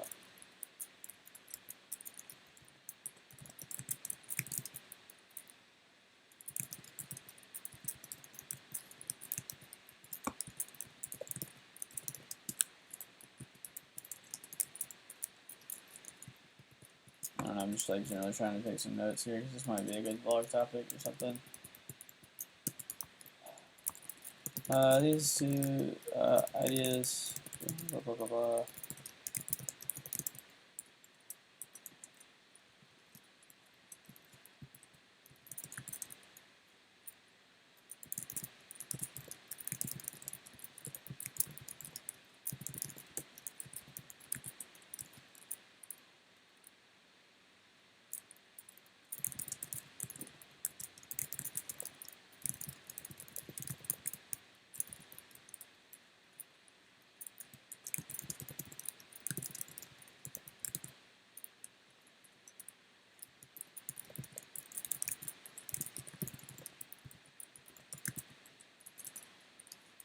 So that's a feedback loop.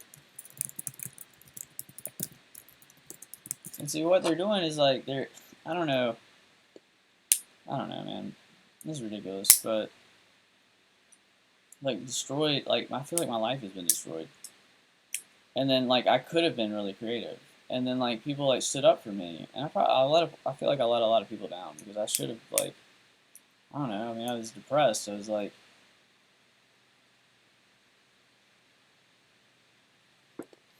I was dealing with like a lot of people who like for whatever reason couldn't show me that they cared, and I don't know why, but and a lot of it has to do with the fact that I've never shown very many people that I care. But like I'm so busy doing other stuff that I don't see very many people, which like leads to this like there's like so many things that are wrong with my life. And all I'm trying to do is blog about it and blog about stuff like this so I can tell people what I know, because otherwise, I mean, if I just disappeared, people would just like, they would just totally forget. They would like forget that I ever existed. Or worse, like people would tell my story for me, and they're not going to tell the right story, because I can already tell you, because they're not telling the right story now. Everybody thinks I'm this horrible person, and I'm not. And it's very frustrating, like holy shit, man. And anyway, so the point is, like, you're setting people up, like, because I'm going to be successful. I don't care, like I said earlier, like, you've got two choices. You can help me be successful and get out, at least get out of the way. Or you can stand by and trip me up while I persevere through this stuff. And then I will be successful anyway, and I'm going to be kind of mad at you. And then you're going to look really stupid, because you're going to look like a bunch of Lilliputians trying to, like, hold back, like, Gulliver. Like, that's Gulliver, man. Those Lilliputians are like ants, man. He's got to watch where he steps. Like, I can't, like, somehow they tied him down, but I don't think that's really going to hold him back.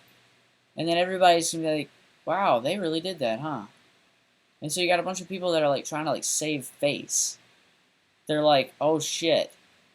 Like, this looks really bad. And then there's a lot of people who are, like, you know, kind of happy that, like, they helped me, even though it was hard. And I'll remember. I'm not stupid. Like I said earlier, like, in December 2014 or whatever, this guy, like, tried to, like, I don't know, like, I don't think he did it on purpose. I just think he just, like, just wanted to be loud about, like, basically trying to, like, accuse me of, like, being a racist.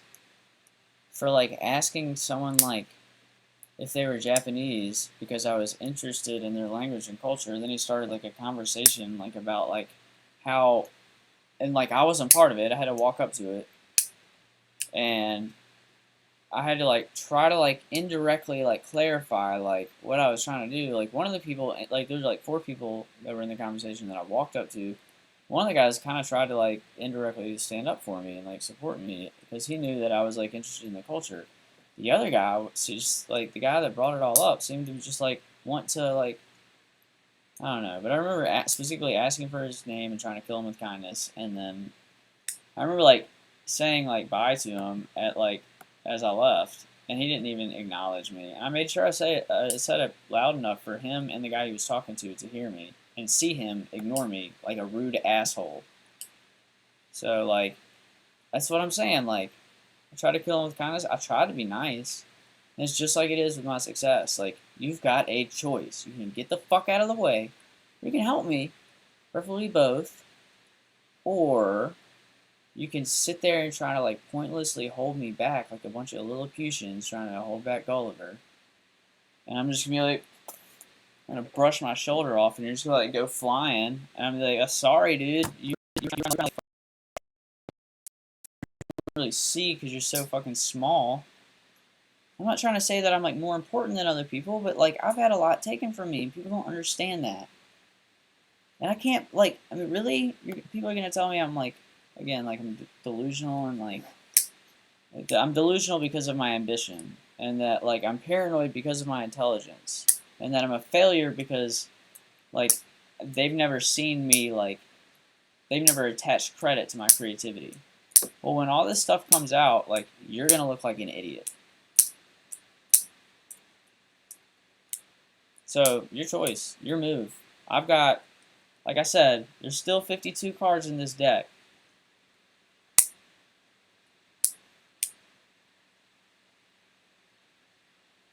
And you can either play, like, you can either play by my rules, or you could tell me what the rules are. I don't even know what the rules are. Nobody ever bothered to inform me like what I was supposed to adhere to, which is like really that's sketchy. That's really suspicious. That's really weird. They would want to like accuse somebody of doing something and then never tell them, and then like play games with him and never tell him the rules that he's supposed to adhere to, and then like have a bunch of people corroborate stuff that like doesn't make sense, and then like continue tacking on like it doesn't make any sense. And then I'm like, oh, I'm not supposed to like say, oh, I'm sorry, I wasn't supposed to say anything. I think I'm done here. Like, sorry.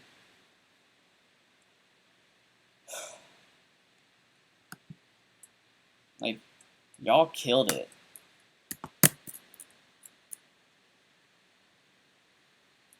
And so, yeah, back to the equilibrium thing. So most people are like who anticipate that equilibrium they're seeking.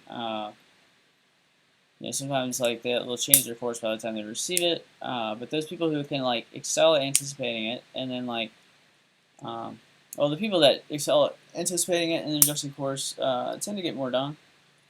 And so like they'll like order more product and keep their like supply lines running. So that when stock sells out, they don't have to like turn away customers or lose customers or like allow customers to try out a competitor. They're like anticipating things, and so like they have a sense of equilibrium, but it's like much more pronounced and like much more complex instead of like being basic. That's the difference between like being like basic and being like most people cease to pursue that equilibrium at all. Like once they found it, they just get to that one thing they want, they got it, they feel good about it, and they're done. And then they'll wait until it's gone, and then they'll want it again, and they'll go for it again. And it's pretty basic. Basics. Back to the basics. I don't know what I'm supposed to do, really. I'm just really trying to write. Everybody wants me to get a job. I don't want to get a job. I want to write because it's more important than any kind of money that I can make. Which reminds me of this Horatio poem.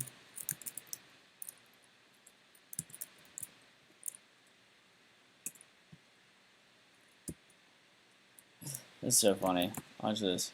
I'm like, go watch a TED Talk. I know, I thought it was funny. Yeah, how would I find the path to Elysia? I would like to know where that is.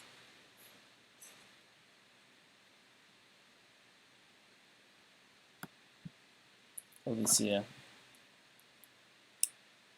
So, yeah, this Horace poem is like, non possidentem multa loco eris recte beatum rectius occupat nomen beati qui deorum muneribus sapienter uti duramque calat paperum. Basically, all it says is that you will not rightly call him a happy man who possesses much. Yeah, I got 60 cents. I have it. He rightly earns the name of happy, who is skilled in wisely using the gifts of the gods, like my intelligence, my creativity, and my ambition, and in suffering hard poverty, and he who fears disgrace worse than death.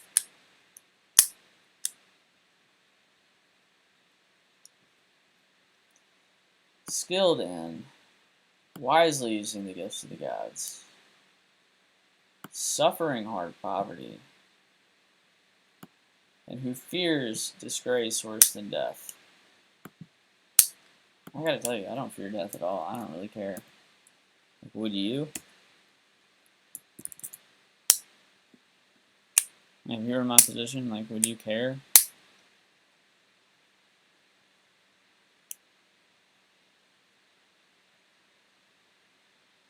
And that's another thing, is that, like, I'm not bound by that.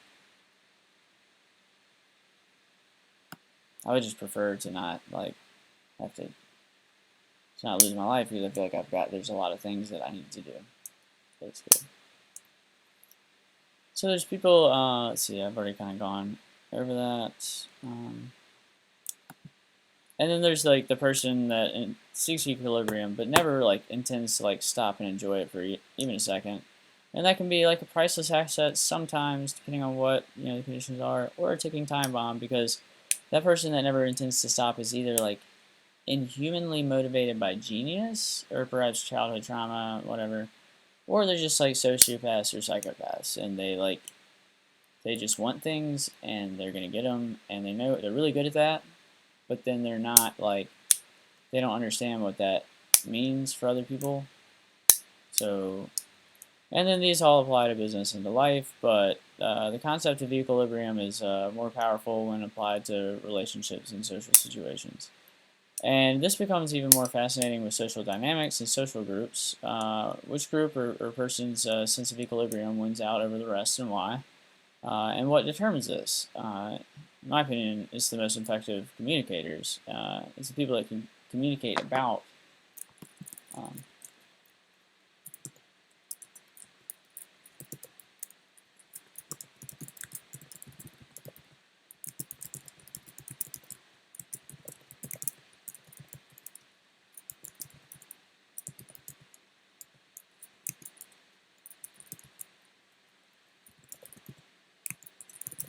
and see, like, another reason why calling somebody like paranoid is so effective is because they lose the ability to like make statements or make judgments about what other people think, and then that can actually manifest as schizophrenia because they never develop that skill. Like, does anyone ever does anyone understand that? Like, you, or it could manifest as schizoid personality disorder or whatever. But basically, you're like told that you are paranoid. You believe it, and a lot of mental illness is like you're told that you are something, when it is actually very difficult for doctors to like really communicate that to you, or like really like understand, or really like communicate with you enough about the right things in the right way for them to like actually determine anything. And so if you get labeled as paranoid and just generally all the time you're like considered paranoid or crazy, or you talk about like crazy stuff, blah blah blah blah blah blah blah, basically like if you retreat into yourself like I sort of did, I was afraid to like say that, like I was afraid to make accusations of people because I was already socially inept. But I was afraid to make accusations of people who were definitely trying to fuck with me because they would call me paranoid and then like push me out and make me look stupid. So then like I kind of retreated into myself and I didn't develop those skills because it was like kind of I didn't really believe them, and I never really believed them 100% because I kind of like always felt that was right, but I didn't want to like, go down that road and think about that stuff because um, it was pointless. I couldn't really say anything about it, and honestly, like it is like you have to like be creative when like responding to these people because it's not very easy. But if you don't develop that skill of like understanding what other people think and how they think and what drives their behavior, that isolates you from society and makes you like less capable of empathizing with other people and determining what drives their behavior. And guess what? I should have a fucking PhD in psychology. That's what. I should probably have 6 fucking PhDs. Because like if you isolate somebody from society, like what are they gonna like? Yeah, isolate, like disconnect. Like what are they gonna do? Like, they never like determine how to like read people or understand people. What is that gonna do? That's gonna lead to like schizoid personality disorder, sometimes schizophrenia, and then you're telling other people by labeling them that they can't integrate very well, and that they're paranoid, and that like you should question everything they say or do. At that point, like you're not even allowed to joke with anyone, because if I just act crazy and I'm joking, the person who like reads that I have a label of crazy or paranoid or schizophrenic can't like actually like take me seriously because they've already put that lens on. They're like, he's crazy, instead of being like, like that was kind of funny. Like I don't know why he said that, but it's interesting. I don't know what he meant by that, but I'm gonna think about it. But as soon as you're labeled as crazy, it's like, oh, I don't know what he meant by that. He's crazy. Like people fucked with me hard. They ruined my life. And no one's gonna fix it. They broke my life and they want me to pick myself up just so some other like brainwashed idiot who thinks I'm crazy and paranoid can come knock down whatever sandcastle it is that I'm building and send me into another spiral of depression. And then they want to say that I'm bipolar because like I go through long periods of time where I withdraw from society because I hate how people have messed with me. And because I seem to be depressed for long periods of time. But it's like, no, you're misreading the timing of things. I'm not bipolar. You'd like to put me on bipolar medications. I do know that. This one guy tried to, I did not trust that guy at all. He tried to put me on Abilify. And I was like, and he was like, it's an antidepressant, but it's also for anxiety. And I'm like, no, no, no, no, no. It's an inverse agonist it's primarily an inverse agonist for D2 receptors. That is primarily antipsychotic. That is an antipsychotic. That is not an antidepressant. It's an antidepressant second. After it latches onto your D2 receptors and like possibly damages them, then it has affinity for your 5-HT receptors. I think it's 5-HT2A or something. 5-HT2 something. And I think the guy was just generally an alright guy, and he probably was just trying to like get me to like take whatever he had said. But I was like, nah, nope, I'm not doing that. Antipsychotics, screw that. No sir, it's ridiculous. And then there's like these like compounding pharmacies, right? And basically they can like make pills that look exactly like pills of other brands. They can like counterfeit pills. They could. They can also just prepare. It's like a pharmacy that can like make its own pills. And so they could swap out a pill bottle if they wanted to. That's really bad. And that, like, who licenses that stuff? Like, think about it. Like, have you ever heard of a compounding pharmacy? Who's heard of a compounding pharmacy? Anybody know what that is? I don't even know what that is. All I know is they make, like, one of the products they specialize in is, it's a topical antipsychotic, which doesn't even make sense unless you were to put an antipsychotic into people's food. You can't absorb enough of a dose of antipsychotic through your skin, but the FDA approved this anyways. And compounding pharmacies make this stuff. And they're allowed to surreptitiously medicate you. And then they claim that, like, fucking, like, gun violence is caused by mental health and guns. And then they approach it in a way that, like, allows them to, like, create this crazy mental health atmosphere that allows them to, like, clamp down and justify surreptitiously medicating people without their knowledge. And I'm worried that it's happened to me, but I don't really know because they won't tell you about it. And usually it's something that would happen when you're like refusing medication in a facility, but then it can also happen when you're under the care of somebody. Or like, I don't know, somebody can put shit in your food or something. And then they have these implants of like Haldol. Like they can put a fucking, like it's almost like a birth control implant, but they put a Haldol implant in you. They implant you with Haldol and it titrates in your blood for like 3 months. Is that not scary? Like, doesn't that sound Orwellian? Like, you get this medication, like, and that can be applied without you knowing about it. Like, I don't know how you do that. You'd have to, like, knock somebody unconscious while you implant this thing and that they somehow don't know about. That would be really hard. But these compounding pharmacies, they specialize in that particular kind of, like, antipsychotic gel that came out a couple years ago.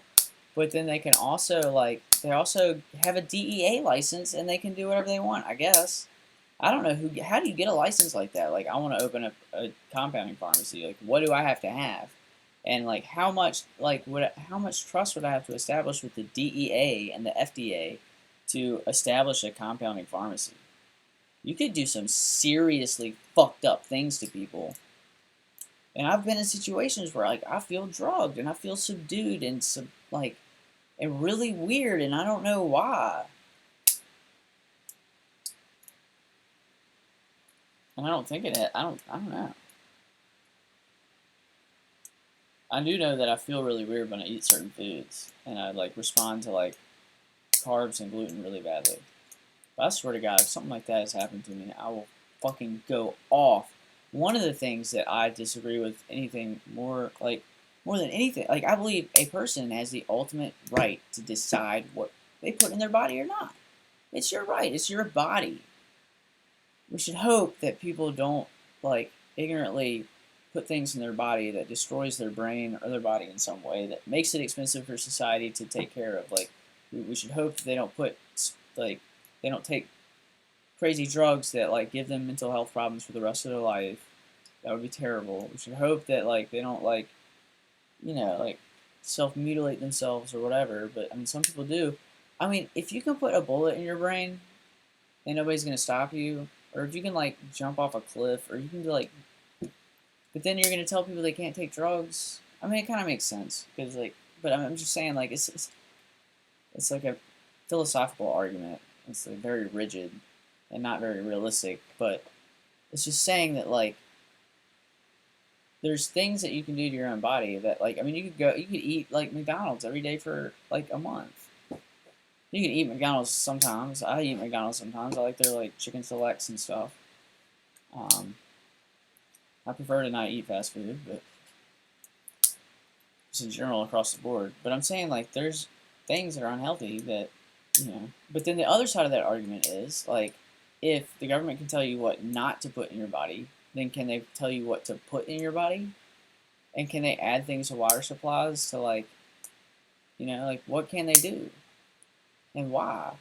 And why can they do that without telling you? That is so wrong.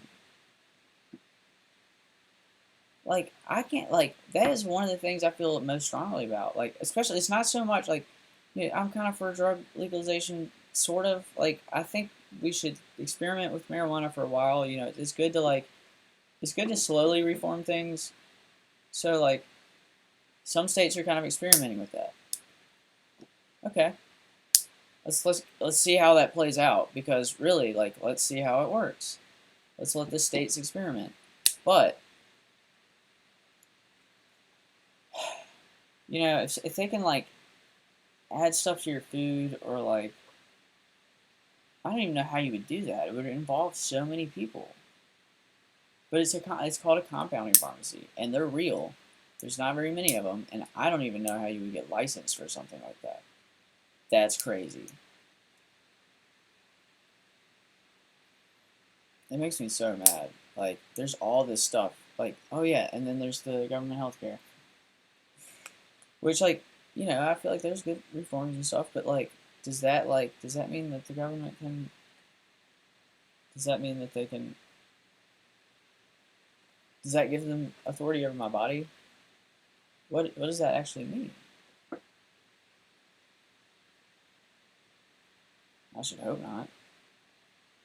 And does all this like anti-gun and all this mental health awareness like it's all a bunch of like bullshit to like stir people up and get people to like get freaked out and like get them to like compel them to like adhere to like these like strange to like get them to be like to justify to themselves that it's okay to like surreptitiously medicate people. See, like that's not how you reach out to help somebody. That's absolutely not like because medication doesn't really help. Medication doesn't help very much. Therapy is what is going to help someone. Medication is powerful. Antidepressants are powerful. Antidepressants actually trigger neurogenesis in your brain or in your hippocampus, which helps your short-term memory in general. But and that's one of the only reasons I ever tried antidepressants. I was like famous. And they've helped a lot actually.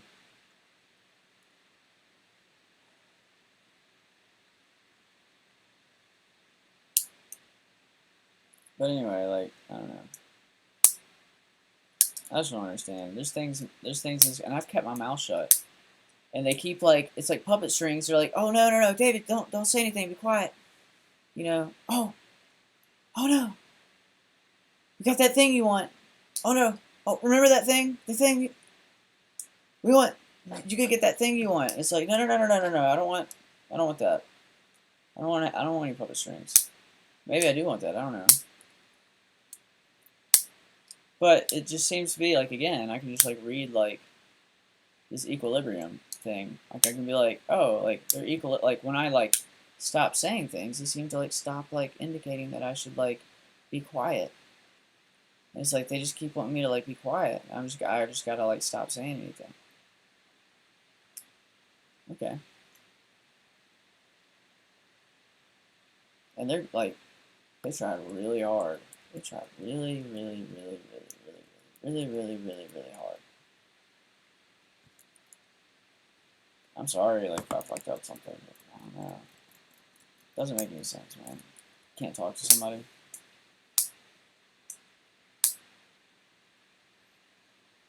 Like, nobody's been helping me. I mean, that's not true, but I mean,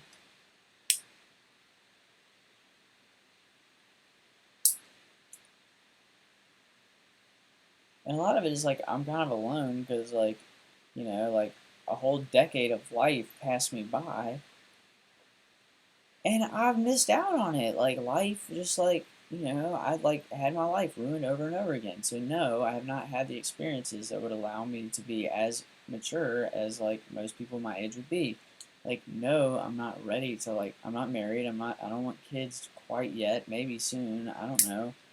But, like, I haven't had those experiences because I wasn't permitted to, because my life kept getting destroyed over and over again. I'm left with nothing. I'm like 30 years old, like, living in my basement with 60 cents to my name. Obviously, I deserve more than that. And then they want to attack me for not being mature. Like, I'm supposed to, like, just fucking, like, get a wife and kids and get a minivan and shit. And, like, no, I'm not done. I haven't had that. Like, I haven't had that experience. I haven't had that life experience.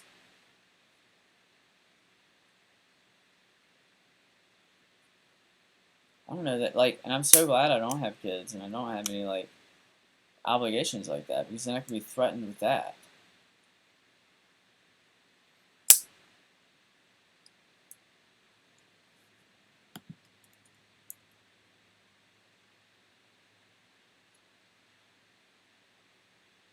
I'm so irritated. Like, I mean, they falsely, somebody falsely, like, multiple times, falsely accused me of being racist.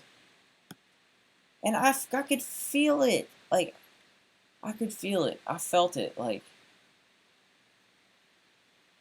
I would feel it when I, like, met people, that there's something, like, it was like there was something on my back. And when they met me, they didn't know me and they weren't connected to me. I was like, you know, we got along all right. And it would be like 30 minutes later, or like a day or two later, or maybe it would be the next week, and it, like, I would talk to them again, and, like, it wasn't necessarily negative, but it wasn't, like, as positive as it was before. It was like something changed and I wouldn't know what it was. It was like suddenly I had something on my face and I didn't know what it was. Like, somebody wrote, like, a label right here and nobody would tell me what it was.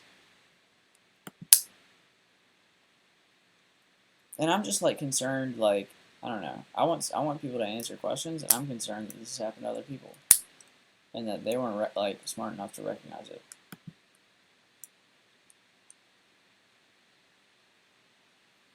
And I'm also concerned that it's, like, part of a larger, like, I don't know, like, part of a larger, like, maybe like a splinter from, like, the Occupy movement to just kind of, like, just, like, go Bolshevik on America. Like, just totally, like, put America in the position where, like, things break down and then they get to point fingers at the people who are in charge at that point or whatever, and then, like, throw everything away, and then we get to the point where, like, we basically have some kind of, like, Stalin in power, and It's okay. I mean, I don't know. Sometimes you gotta do what you gotta do,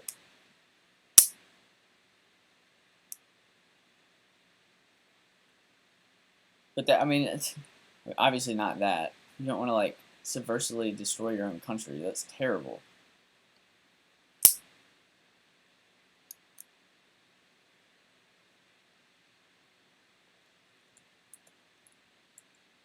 And all I know is like, there's not a single person I know that like, I don't know. And then it always seems like if I go to post on a new social like media channel or something, I'm like experimenting with marketing my own stuff, and like I'll post on something new. Um, some new channel. Like I posted on Reddit, and I got like 3,000 sessions in one day from all over the country reading my stuff. 3,000 sessions one day. And then like the next time, like the next couple of times I posted on it, didn't get any kind of response. My post was like deleted by like a moderator who just essentially like they've corralled all the social discussion into these groups, which like moderators can veto. Like moderators have veto power in these forums. And I don't think conservatives really understand how a lot of this stuff works.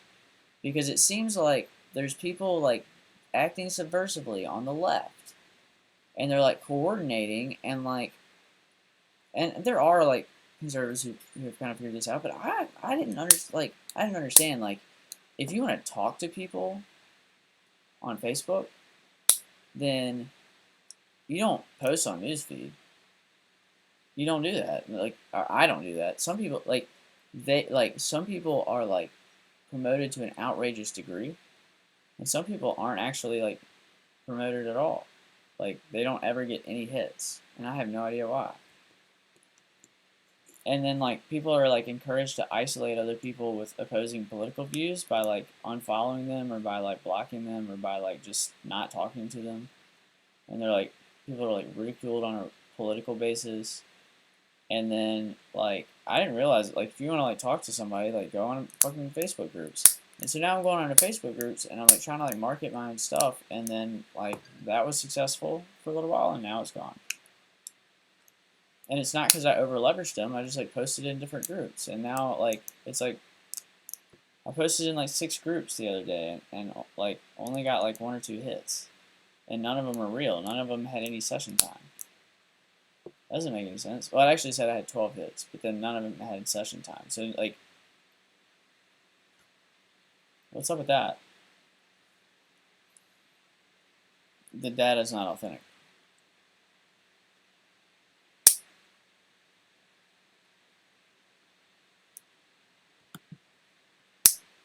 So anyway, that's my spiel. I don't really know why I get on here and like write.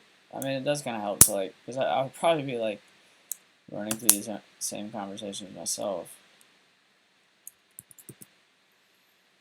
I just wish, like, I don't know, people like are in this precarious situation where like,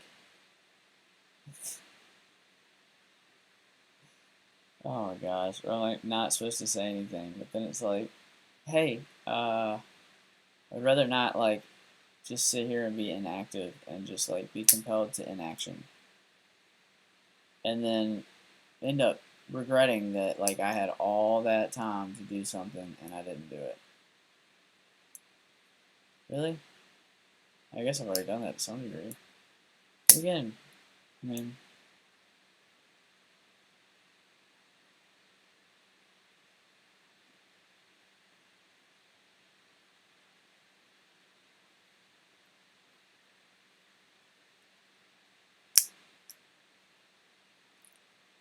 I'm trying to get some Hakujitsu up in here. I'm just saying. I want to be able to see what is going on.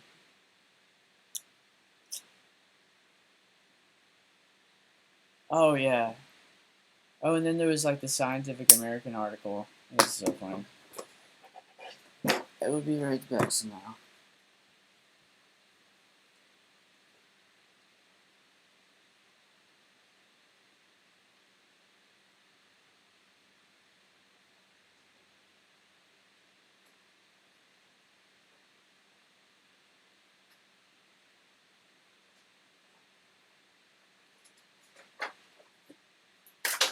Oh. Yeah, this thing right here. Mind of a terrorist. Like, it looks like a cross between, like, me and Vladimir Putin with a fucking, like, half a ski mask on. Whatever this is. This whole magazine is about, like, combating terrorism. I'm not sure. I mean, obviously we want to combat terrorism and extremism, but the problem with that is that it would seem that somebody is saying that things are terrorism, which are not. Which are not actually terrorism. They're just like people like who are fed up, and they're political dissidents. That's it.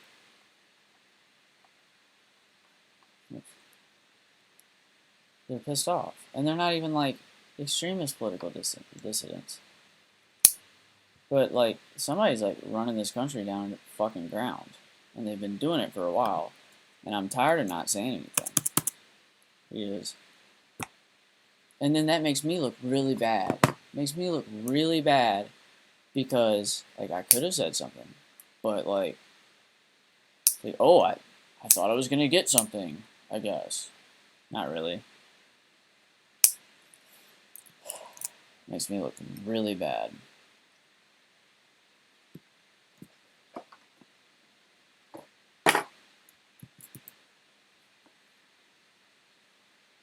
I'm tired of it.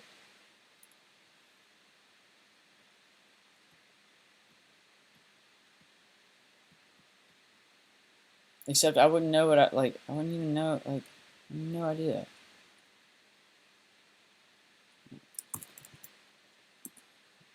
Anyway, so I wrote this article, illegal immigration, national security debt. I think it's pretty good. Man, I can't believe is it the 20th? It's pretty good. It just goes through like it just explores the issue like in totality.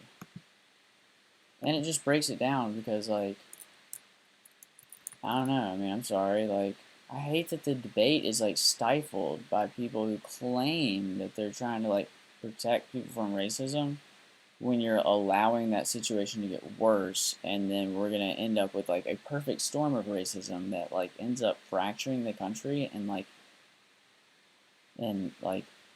irreversible way. And I will explain that in just a second.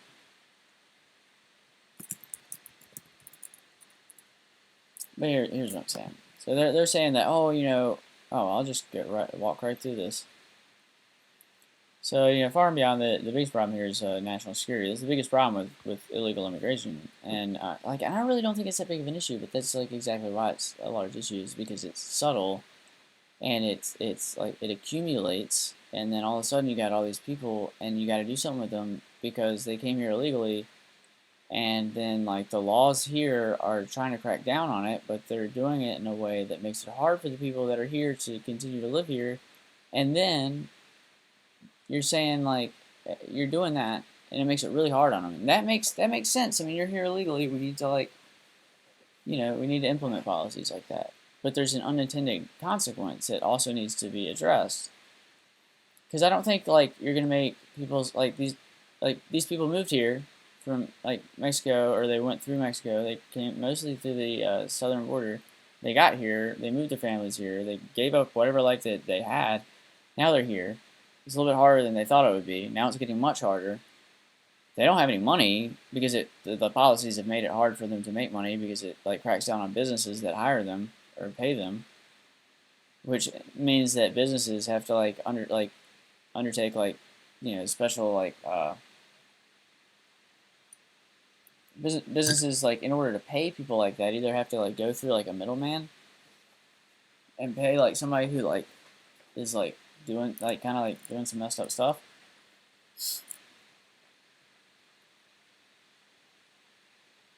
And it means business have, like, some businesses at some point have to, like, work through a lot of cash. And, anyway, so it's just, like, it makes that complicated, like, lends itself to, like, people, like, cooking the books. And now you got businesses who are, like, committing two crimes. They're, like, cooking the books so that they can mask, like, hiring people for a cheaper wage. which seems like a really bad risk if you're a business. You know, like you're gonna like save a couple dollars on like labor so that you can cook the books, or you're cooking the books, putting yourself at risk for that. So you can save a couple bucks an hour on labor and then end up being at risk for both cooking the books and hiring illegal immigrants. So that sounds like a bad idea. But it lends itself to all kinds of problems. And problems that are like I mean, it's just really hard for illegal immigrants.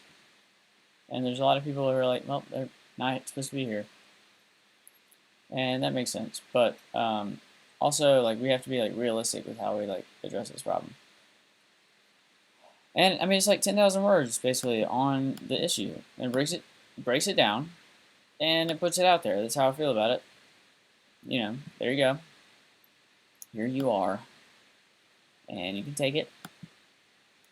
So anyway, but to lambast like the Republican nominee for pointing this out because he's like kind of worried that 11 million undocumented immigrants might contain people who cause problems or are just flat out enemies of the state. Yeah, there's definitely a better way to word the things that he said. But I mean, we're talking about 11 million people that just walked on in, and apparently we're worried about Al Qaeda. But there's 11 million people that just they walked on in. They're just like, hey, we're here now. What are you gonna do? That's 11 million. Like that's 11 million chances for like someone to have gotten in that we don't know about. That might be an enemy of the state. Not, and maybe that's like, and I'm pretty sure that's already happened to some degree, and we've probably taken care of it. Obviously, it hasn't happened to any like terrible like degree, but it seems like, I mean, it's 11 million chances for somebody to like have gotten in that we don't want to be here. And so, like my counterpoint is like that. Like people want it, like the left wants to be like, well, you can't say that because it's like racist, and they're like claiming to be on that.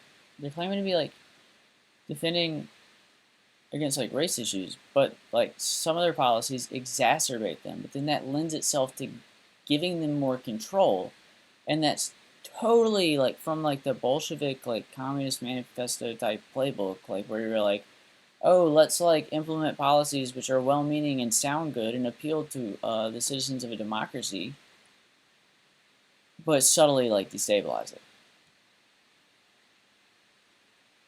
It's like totally from like the Soviet like kind of playbook, like where you're just like you exert external influence on a country. There's open borders and like open transfer of information and stuff like that. And then you close off the borders and prevent other people from getting information in because you know what you did, so you want to protect yourself against it. So that's why these countries seal themselves off.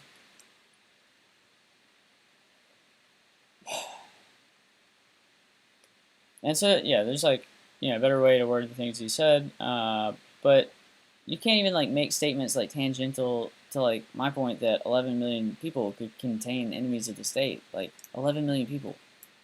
That's a lot of people. To say that there are 0 people in there who mean us harm is like stupid. These are 11 million people who like committed a crime in coming here. And basically, like, I mean, I don't want to open a Pandora's box of racism by like saying that, but like we can't even manage our own damn country because we're worried about hurting people's feelings. And this is exactly what like leftist policies do: is they like stir you into inaction, or they like soothe you and like placate you into inaction, or like confuse you into inaction, and then they claim that like the problems that result from that are caused by you when they like confuse you and misled you into inaction.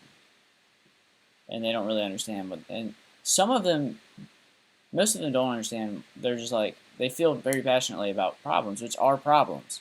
Like poverty is a huge problem. They're very passionate about that. Most of the people. Most of the well-meaning people. Some of the people, instead of being like passionate about it, are like manipulative and conniving about it. So they just like, they're like using it as a means to gain more control because they know how to like, it's like a utilitarian like, utilitarian thing. Like it works. And it doesn't matter once they get away with it. Because then it gives them more, like, when they get away with it, like, people don't understand what caused the problem, and then they gain more support. And so, you know, so we're afraid of hurting people's feelings, but, you know, my feelings are going to get pretty hurt if ethnic tensions spread to combine with others and then cause our country to suffer serious consequences. And we could have stopped it, but we didn't, because we were afraid that we were going to hurt somebody's feelings. So instead of like it's, my point is, like, if we don't act before 2020, it's going to be a lot worse. It's not going to be that much worse. If we don't act until 2030, you know, something like worse might happen, because then we don't have 11 million people. We'll probably have like 15 million people or like 20 million people. If we make it to like 20 million people who are in the country illegally, then that means that like 6% of the population, 6% of the residents are here, or like at that point it would be like 5 or 6% of the residents in this country aren't like here illegally. We don't know who they are, or what their names are, or who they, like, you know, we don't know that. They don't pay taxes. That's crazy. And like the article actually discusses like why that's bad for us, and then why that's bad for them, and why it lends itself to creating a situation with ethnic tensions that can't be resolved easily for like decades. And that should motivate us to work. And what I'm saying though is that if the left really cares, then they would want to like resolve this as soon as possible, because they don't want to create that situation. And they would want to resolve it in a way that's not just like, you know, here you go, here's your citizenship, now you can vote.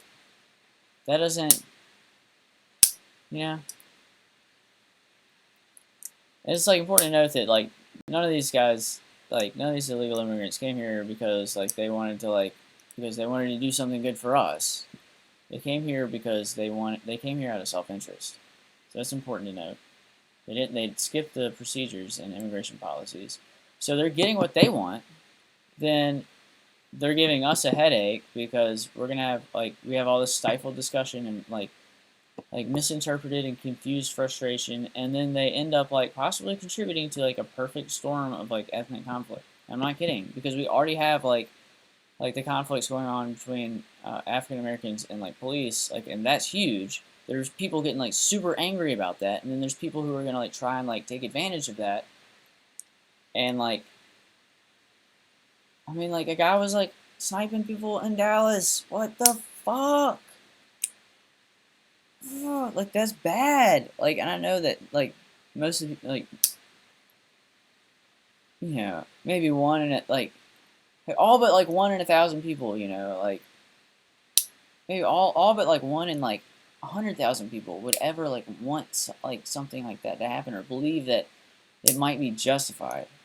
Like, that's crazy though. That happened. Like, it's getting bad, and I'm saying that like, and you don't like, people don't want to see it coming, or do they? Like, do they want to stifle the debate and make sure it happens, or what? Because if this issue, like, if that issue gets worse, and then this issue is combined with it, what happens? And we can't even talk about it. That's the thing. We can't even say anything about it. It's crazy. People just like outright, they're fucking ostriches. They got their fucking heads in the sand. I'm saying this stuff because I care.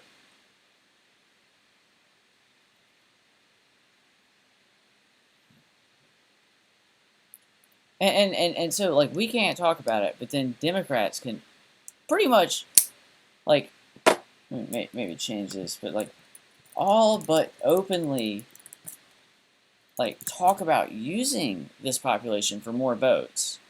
They're like, oh, 11 million people, like that's an extra like 3%. Like if we like make it clear that we help them gain citizenship, then that's an extra 3% that we can pretty much guarantee on average across the board in every state. And if we like manipulated like this through like some kind of like inverse gerrymandering, where you use like ICE and other federal bureaucracies to shift illegal immigrants around the country, into like states where you want them to like be positioned so that you can win, because they're like battleground states and they decide elections and they decide like power in Washington, then like you can take 3% and like turn it into like an effective 10% that like lets you control the country. So like just so like I got this right? So if you really cared, you'd really be talking. First of all, if you really cared, you'd be talking more about the challenges that this population will face once they get their ID card and citizenship, right? I haven't heard like I haven't watched the I haven't seen many of the illegal immigration debates, or I haven't really, I don't know. You don't really hear a lot about this on the news because you can't really say. There's different reasons why you can't say it, like can't really talk about it. But everybody's just like, oh my gosh, there's all these people here, and they're like having a hard time. They're here, and we don't know what to do with them. Like, well, like they're like running around like with their chicken, like chickens with their heads cut off, because they don't know what to do. And so, like, I haven't really heard anybody talking about like what that population will go through once they get their ID card. And I spend a lot of time talking about this. I spend a lot of time writing about this. Like, what will they do? What are they going to do? You know, they're going to be like, they're going to, so like, they can like, pretty much like, be in public without being at risk of being arrested and deported and separated from their families. That's good, right? But, like, what if they can't speak English? Or like, what if, and that's not necessarily like a terrible thing, but I mean, in terms of employment opportunities, it would help if you knew how to speak English. What if like it's like 11 million people, like what if they're not GED qualified, or what if they don't have education, like they don't have proof of education? Okay, now we've just created basically segregation, right? Now we have and that's basically what we have now. And I haven't heard anybody talk about this. Like, what's going to happen? What's going to happen? If you cared, you'd think that out.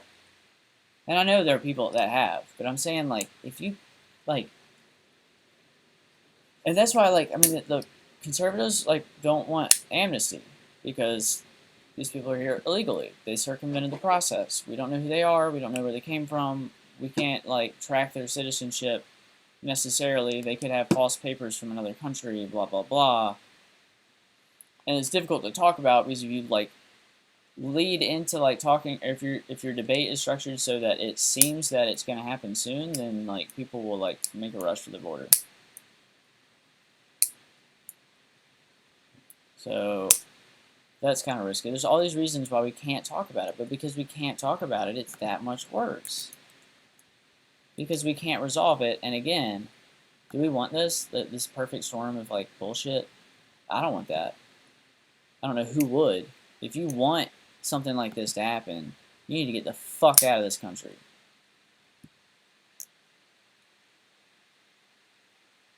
If you want to profit from something like this, get the fuck out.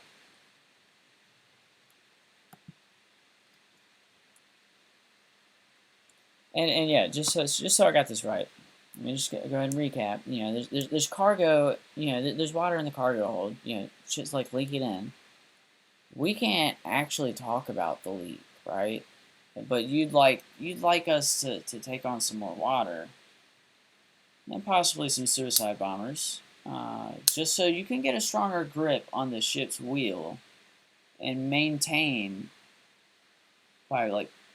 control by pushing people around and like shutting them up and preventing them from talking about like ethnic tensions and resolving them. And yeah, and you want to basically do that so you can get so you can maintain or like solidify your power? I don't think so. Yeah.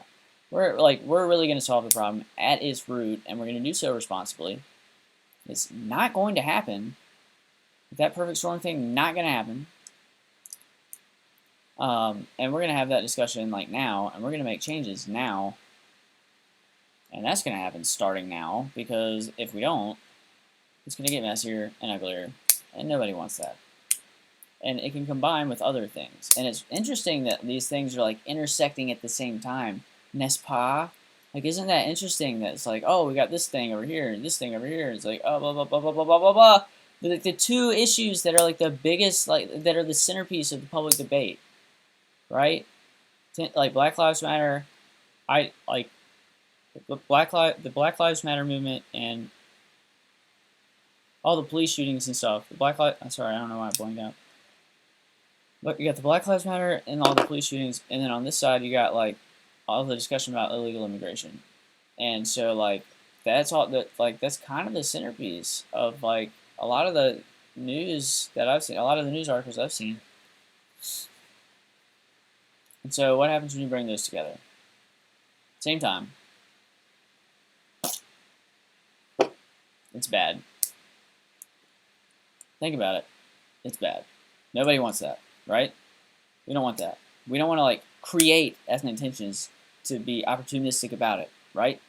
Because what is that again? What are we accusing people of?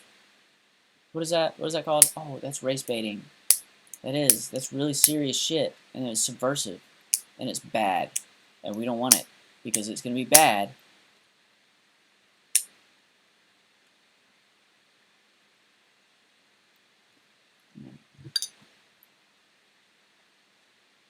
You know, it's really weird how like you do something once, and it's like you've been the same subject of a misinformation and like campaign to discredit you for like a decade. You do something once, and fucking that's crazy. That's crazy as shit. And that's exactly why it happened. I was like, oh. She heard. She knows. Or she found out. Or she thinks she found out. Somebody told her. It's not true, but somebody told her. I was like, man, that was like one of the most painful things I'd ever experienced in my life. I was like, really? Like, I'm gonna lose this again because, like, somebody believed, like, the most, like, wonderful experience of my life, and then somebody, like, she had an extensive network. I was like, she quickly acquired information within, less than an hour, or, like, within less than, like, 4 or 8 hours. That's impressive. That is impressive. It's really impressive. I wonder how you do that. Either, like, you were tuned into the whole thing the whole time. So I really want to know what it was. And so I was like, oh, I know what they heard. Because it's the same shit that's been holding me back for my entire life. And it's not true.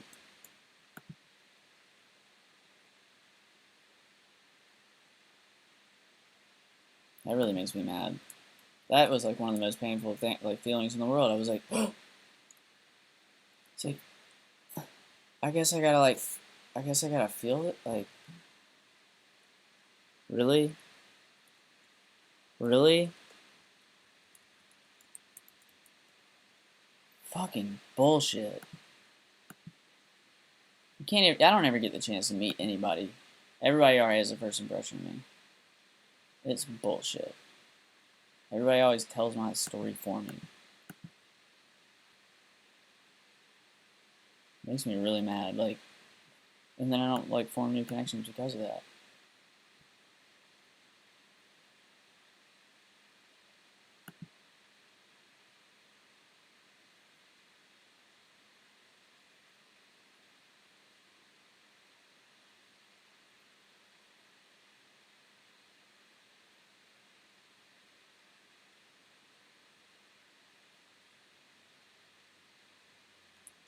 I'll just go over all this stuff at a high level. So you got, like, I just try to, like, relate, like, kind of like 4 different groups of people on this issue, and, like, try to, like, one of the most powerful things you can do is, like, decide how people's interests line up, and then try to, like, try to convince people to get their interests to line up with yours. And so, like, what I'm doing here is just, like, looking at people's interests, like, how, like, longtime families might think about this issue, and how like more recent like immigrants might think of this issue, and how like immigrants on visa might think about this issue, and then how illegal immigrants might think of this issue. And these guys have it worse, the worst.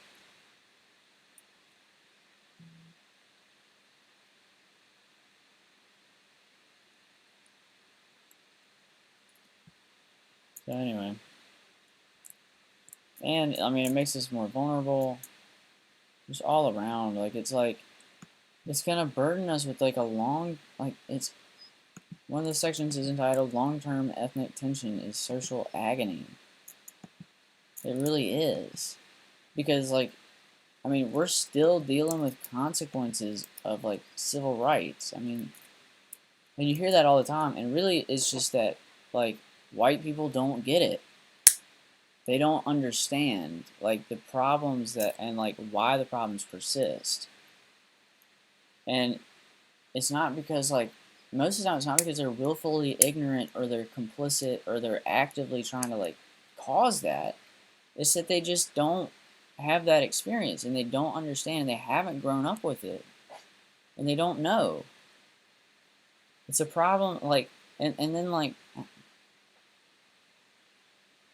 and so that's like 50 years we're dealing with that. 50 years we've been dealing with that, right? But we want another one. So the wrong policy here is going to cause problems that last decades. And we don't want that because it's going to be expensive, it's going to be painful, it's going to be like basically rhetorical ammunition for the left. So it needs to be solved, and it needs to be solved right, and it needs to be solved now. And we need a wall, by the way, because if we don't have a fucking wall, as much as I actually hate the wall, by the way, the walls, I hate it. But it's necessary. We have to do it. We have to.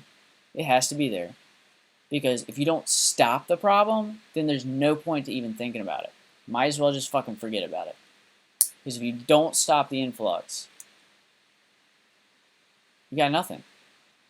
And I don't understand, like, people want to be like, Trump's racist, blah, blah, blah, blah, blah, blah, blah. Like, actually, you're just using that issue, which is emotionally painful, like, for a lot of people. You're just, like, preying on that issue so that people go along with what you say. You don't, like, I mean, they do, like, people, it's an issue they use because the people at the top know that they can get people to care. Because people care about that. But the truth is, their policies are going to cause problems. So, somebody doesn't actually care about it. Somebody wants to use it. I'm not trying to, like, I don't know. So, like, say what you want, but, here I am. I've written 10,000 words about this.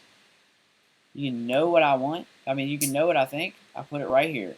This is what I think. I just created a comprehensive argument, like a comprehensive like statement of how I believe this issue breaks down. That's it. There it is. You can pick through it. If you like parts, you can take parts. It's like, what is that? It's not a la carte. It's like pick and choose. You can like mix and match. It really makes me mad because I do care. And here's the thing: is it's kind of like it's an opportunity for like PR. Like these are America's problems. These are our first world problems. We have illegal immigrants. There's some countries in there that can't keep people in, or they can't figure out how to keep people in. Really?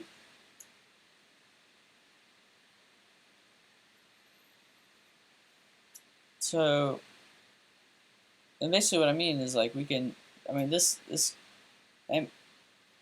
I propose some solutions, what we got to do to fix it. Those are mostly, I haven't actually added the links for that, but we need the wall. And we need some kind of transitionary program, and I don't know what it is. I don't want to call it amnesty because amnesty implies that people are like political prisoners or some shit.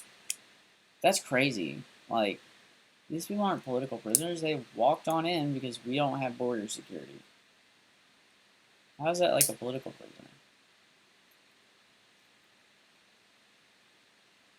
Amnesty is not a good name for this. This also makes it sound like you're liberating someone or something. Like, are we really liberating people with this?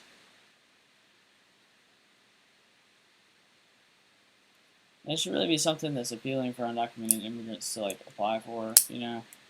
Because right now, like, what would be their motivation to like walk into an ICE office? I'm not gonna do that. He's like, hey, like I'm here, like please deport me now. Really?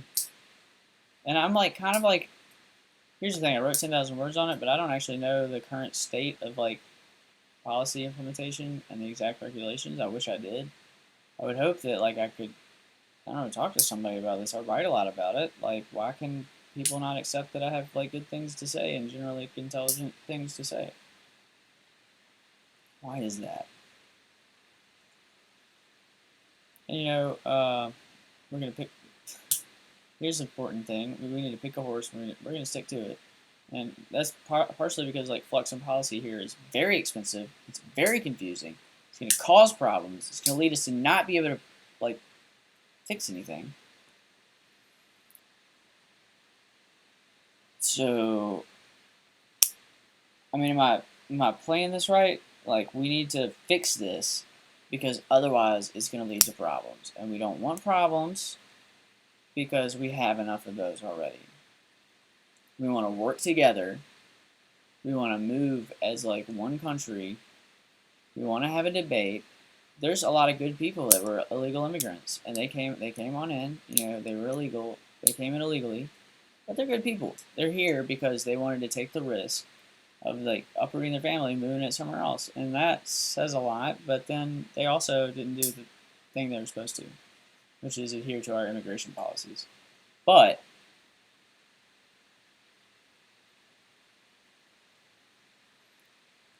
and so like I mean like we need like clear cut long term goals, and we can't leave these people like being isolated. They cannot be an isolated community that feels like disadvantaged because then you're saying like 3% of the population like doesn't have the same opportunities as other people, and then like just like gets stuck on welfare because they don't have any like other options because they don't have jobs because they don't have marketable skills. So we're gonna pay for it one way or another. And I would rather like figure out like a good way to do it that's fair. Um,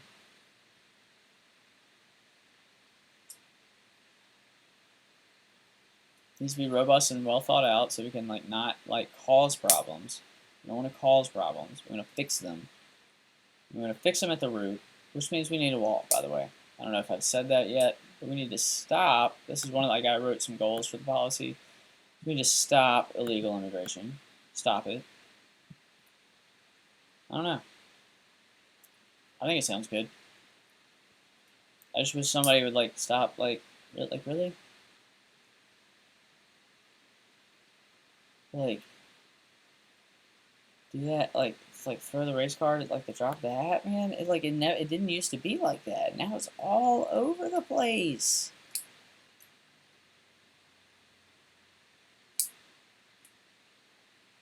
And like people need to stop exacerbating things, like especially like people online who are like harassing like Black Lives Matter people. Like we don't need to be like aggravating this. Like they have every right to be pissed off about like police shootings, and but we need like you should be airing your concerns, but like you, it's a dialogue is not like just one way. A dialogue is like people listen. You have to listen. You have to like.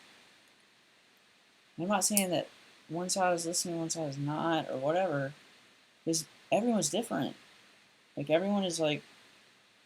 There's some people who are like just so passionate about something that they don't like.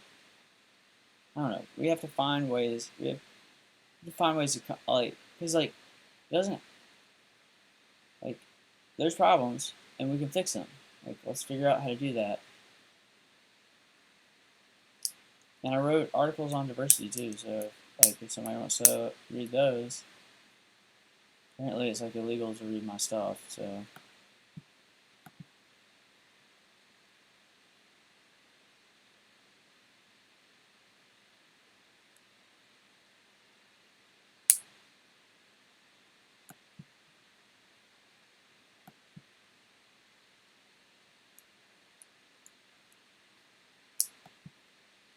I have to like, I feel like I have to like just like message a bunch of like,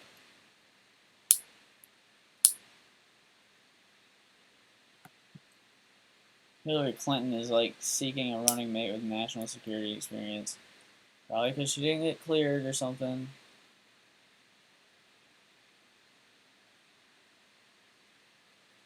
It just doesn't make any sense. I mean, that's like a thing where like that wouldn't actually happen. Like your party is running someone who's like been the subject of like a 5-year FBI, like it started in like 2011, I think. A 5-year investigation, or I guess the emails were sent in 2011 or something. I don't know. Like 4 or 5 years.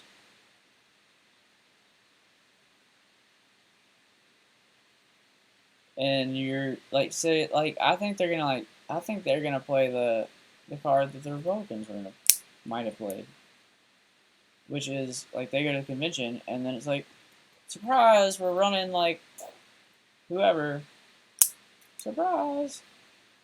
Hillary drops out. All people are unbound. They run a new candidate and they run somebody who's popular, who like I don't know, like doesn't have FBI charges. If I were her, that's what I would do. Like, why are you gonna have a stranglehold on your party? Like, do what's best for your party. That's another thing that's like, Hillary, drop out. Like, that's not even like, if you can't do what's best for your party, you can't do what's best for the country. Like, you just fucking like go ahead and run. By all means, please run for president, because that means Donald Trump wins. Fucking by all means, do it.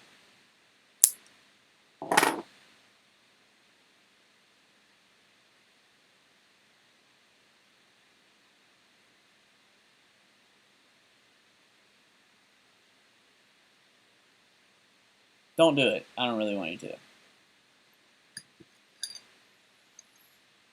I don't really have that much. Like, I don't know all the details. Like, I think I know the details. I mean, it looks like she clearly lied. And, like, I don't know. Like, no one has told me the details. Like, I haven't seen, like, what the FBI said about Hillary Clinton. Well, I mean, I guess, like, Chris Christie went through pretty much everything. So, it looks like she's guilty of not, like, why would you have it? Like, so you claimed that there was no national security information and no classified information on your email server. But, like, if there's no information you wanted to keep secret on your email server, then why did you have a separate email server? That almost feels like you were doing something under Obama's nose. Like, that's your boss. Again, doesn't look like she can work with her own, like, administration or with her own team. She's not going to do what's best for her own party. And that isn't, like, that's not a team player. I don't know. But see, I know that, like, I mean, all politicians are like, they've done great things. They're good people. Like, a lot of people make mistakes. And so, like, I don't know what happened. And it looks like they're not going to actually go through a prosecution. So, you know,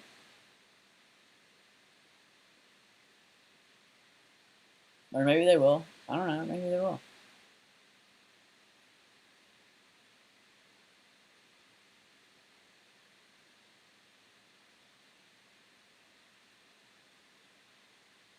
I'm just trying to figure out what happened to me and why nobody cares about, like, what if, like, what happened to me happened to, like, hundreds or thousands of other people? Like, what, how, like, really? Like, if, I mean, I would really hope not, but see, here's the thing is that, like, if we are, like, if our country is going through, like, some, like, serious, like, stuff where we've got, like, elements of our, like, cult, like, elements of our society, like, kind of, like, in, like, a pre-Bolshevik kind of, like, mood or, like, attitude, then that means that, like, if it really, like, if the politics today, and I think there's some resemblance between the politics today and the politics of, like, Russia, like, 1910, or probably not 1910, but like 19, I don't know. I don't really know much about the specific details, so it wouldn't be, can't really estimate like the date, but I'm saying like it's like we're closing in like on a place where like people are really pissed about a lot of stuff. They're pissed about not being able to make money, and they're not, but then they don't realize like actually the people that claim to be fixing the problems are making them worse, and it is hard to explain because it's complex. People all like people what people know is like I don't have any money in my wallet, and I'm working so hard that I barely have time to watch TV. That's what people know. They don't know like, you know, there's all this like overregulation in the banking system that created a system which was intended to regulate banking, but then actually made it easier to like circumvent things in a specific way, or like, or something else. I'm really glad that like we're supporting that. It's the Banking Act that act is like we want to reinstate glass something. Basically, it's a firewall between the bank, like the deposit arms of banks and the investment arms of banks. That's a good thing to have on the Republican platform. And I really wish like Bernie Sanders had like supported. I don't know. I kind of wish he had supported Trump. I think a lot of his I think a lot of his followers would have a lot in common. Like a lot of the people on the left are, I don't know, they would actually find common ground with conservatives, especially like libertarians or the libertarian oriented conservatives. The conservatives who are like, I don't know, it's like a stronger system of like, actually a stronger system of like values and like more conservative values are going to create a stronger country. And that's true. It'll be a stronger country. It'll be like, it goes back to the story of the three little piggies. Like, what kind of house do you want to build? You just want to build like the quickest house that you can. Like, I mean, you might want to have like, you might want to get that house up really quick, so you gotta, got something to sleep. But you really want to like, the moral of the story is to build the house that lasts. Build a foundation so it's strong, so that it like can't like sink and like deteriorate, and so like the like walls don't shift around and like everything fractures because like you don't have a foundation. And you want to build out of a strong material like stone or brick, so that like that shit lasts, and so that like the first storm that comes along doesn't blow it over. And that takes like time, energy, money, like, and then like wisdom. It takes a lot of like effort to build something like that lasts. You don't get you don't get immediate reward. That's what is so difficult. Like the policies on the left are like, hey, we're gonna raise the minimum wage to $15 so that we can like stoke a debate that encourages like that was a hack. That was a political hack. Like they want like, and it was a really good one too because it like stirred the base. They knew $15 was an unreasonable number, but again, what Americans know, and what everyone really around the world knows, but I mean, what Americans know is that like, oh oh shit, I don't have any money, like, and I'm working like a ton, and I don't know why I can't pay my bills, and they don't understand like, you know, how like manipulating currency. A lot of people do though, because of the internet and free information. But they don't understand like how like manipulating like what is it, interest rates and like the Federal Reserve. They wouldn't understand how like raising or lowering the interest rates in the Federal Reserve would like how that would have downstream effects in the economy.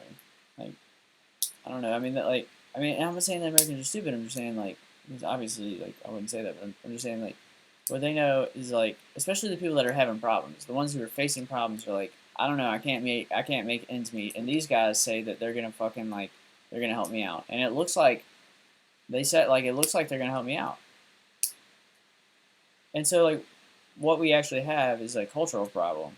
It's not really like I mean we definitely have economic problems, but I mean not now. I mean it looks like everything's like recovering. So, but our problem is cultural. It's just like cultural. It's like basically like one generation of like slow demoralization followed by like another generation of like faster like demoralization, like combined with a lot of like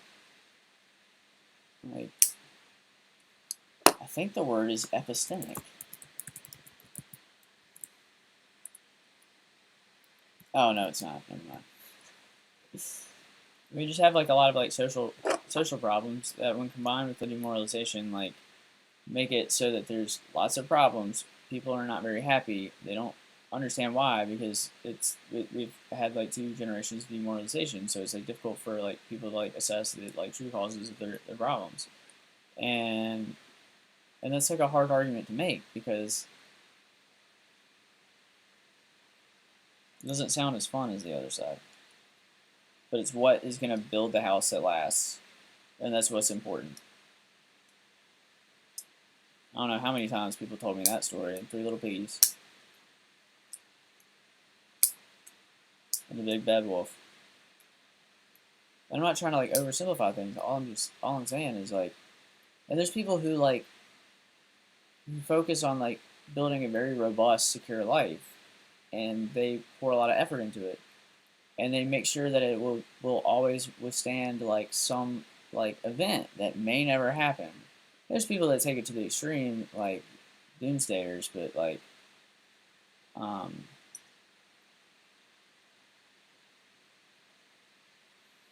but I mean, like, what do you like?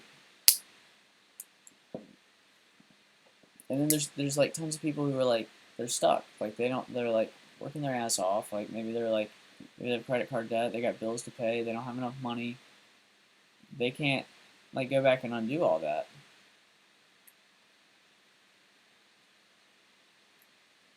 And the only reason I'm able to not have a job is because I don't have debt.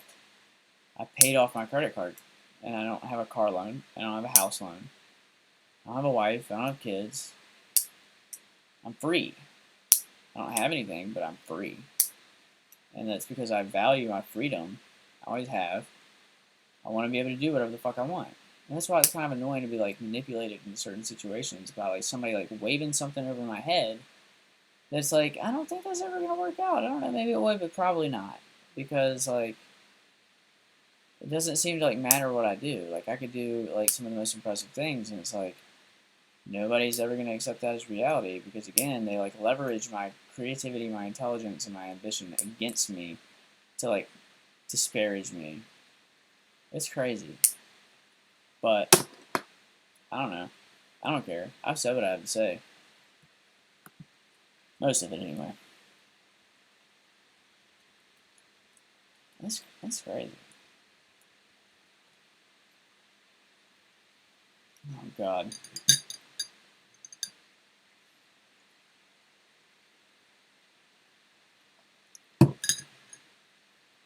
But good news is some of those prices and costs, like some of those things are really hitting your wallet. The prices of those things are going to come down. So are the costs. Well, the costs are going to come down, and then the prices are going to come down. That means that we should be able to return to like a place where it's easier to do more with your money. So medical bills won't be outrageous. And we'll be able to prevent some of those diseases that sneak up like long term, like cancer. We'll be able to detect it earlier, remove it, get rid of it, and then like we won't have to like pay so much money for treatment, right? So that means we can provide medical services for cheaper. And that also means that we can do things like cover veterans.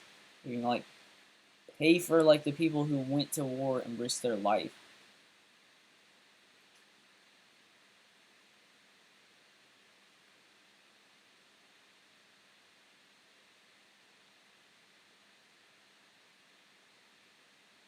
Somebody said something yesterday, like, if you're in the front lines of war, or if you were in the front lines, then you should never have to wait in line for healthcare. And like that's what we promised them.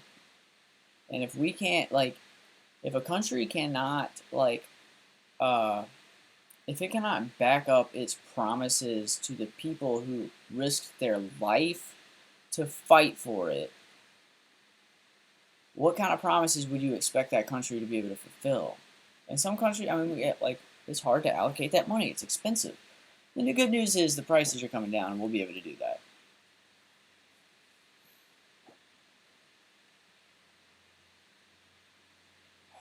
But I'm irritated because, like, I don't know.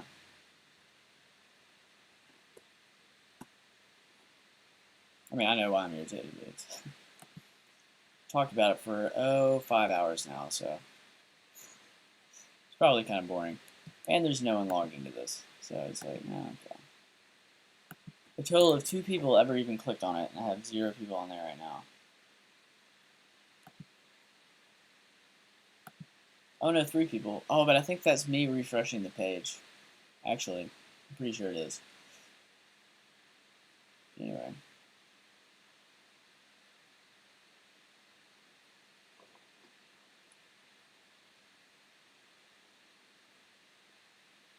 I'm probably going to sign off now, but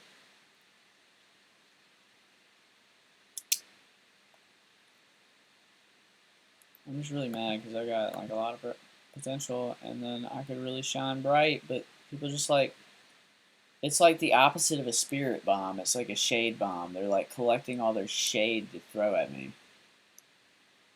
And you got like a couple groups of people, like you got like Goku over there with all the people who want to like give me positivity, and he's like making this big old spirit bomb, and then you got this other person that's like waiting for him to throw it, and like he's gonna help me, like Goku's trying to help me out, and this other person's like gathering all the shade, and he's like right when Goku's gonna throw that spirit bomb, it's like this guy's just gonna like fucking throw the shade at it and neutralize it.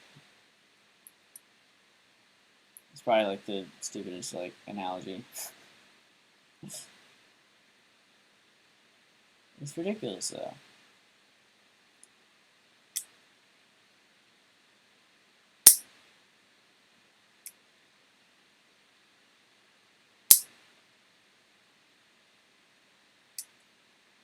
And people are like mad because I'm unpredictable.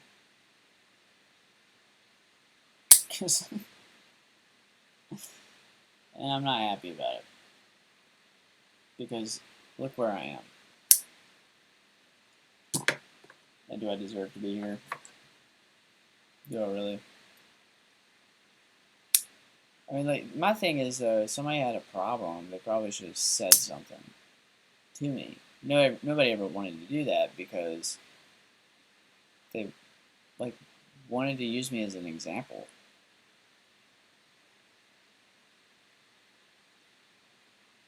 For one reason.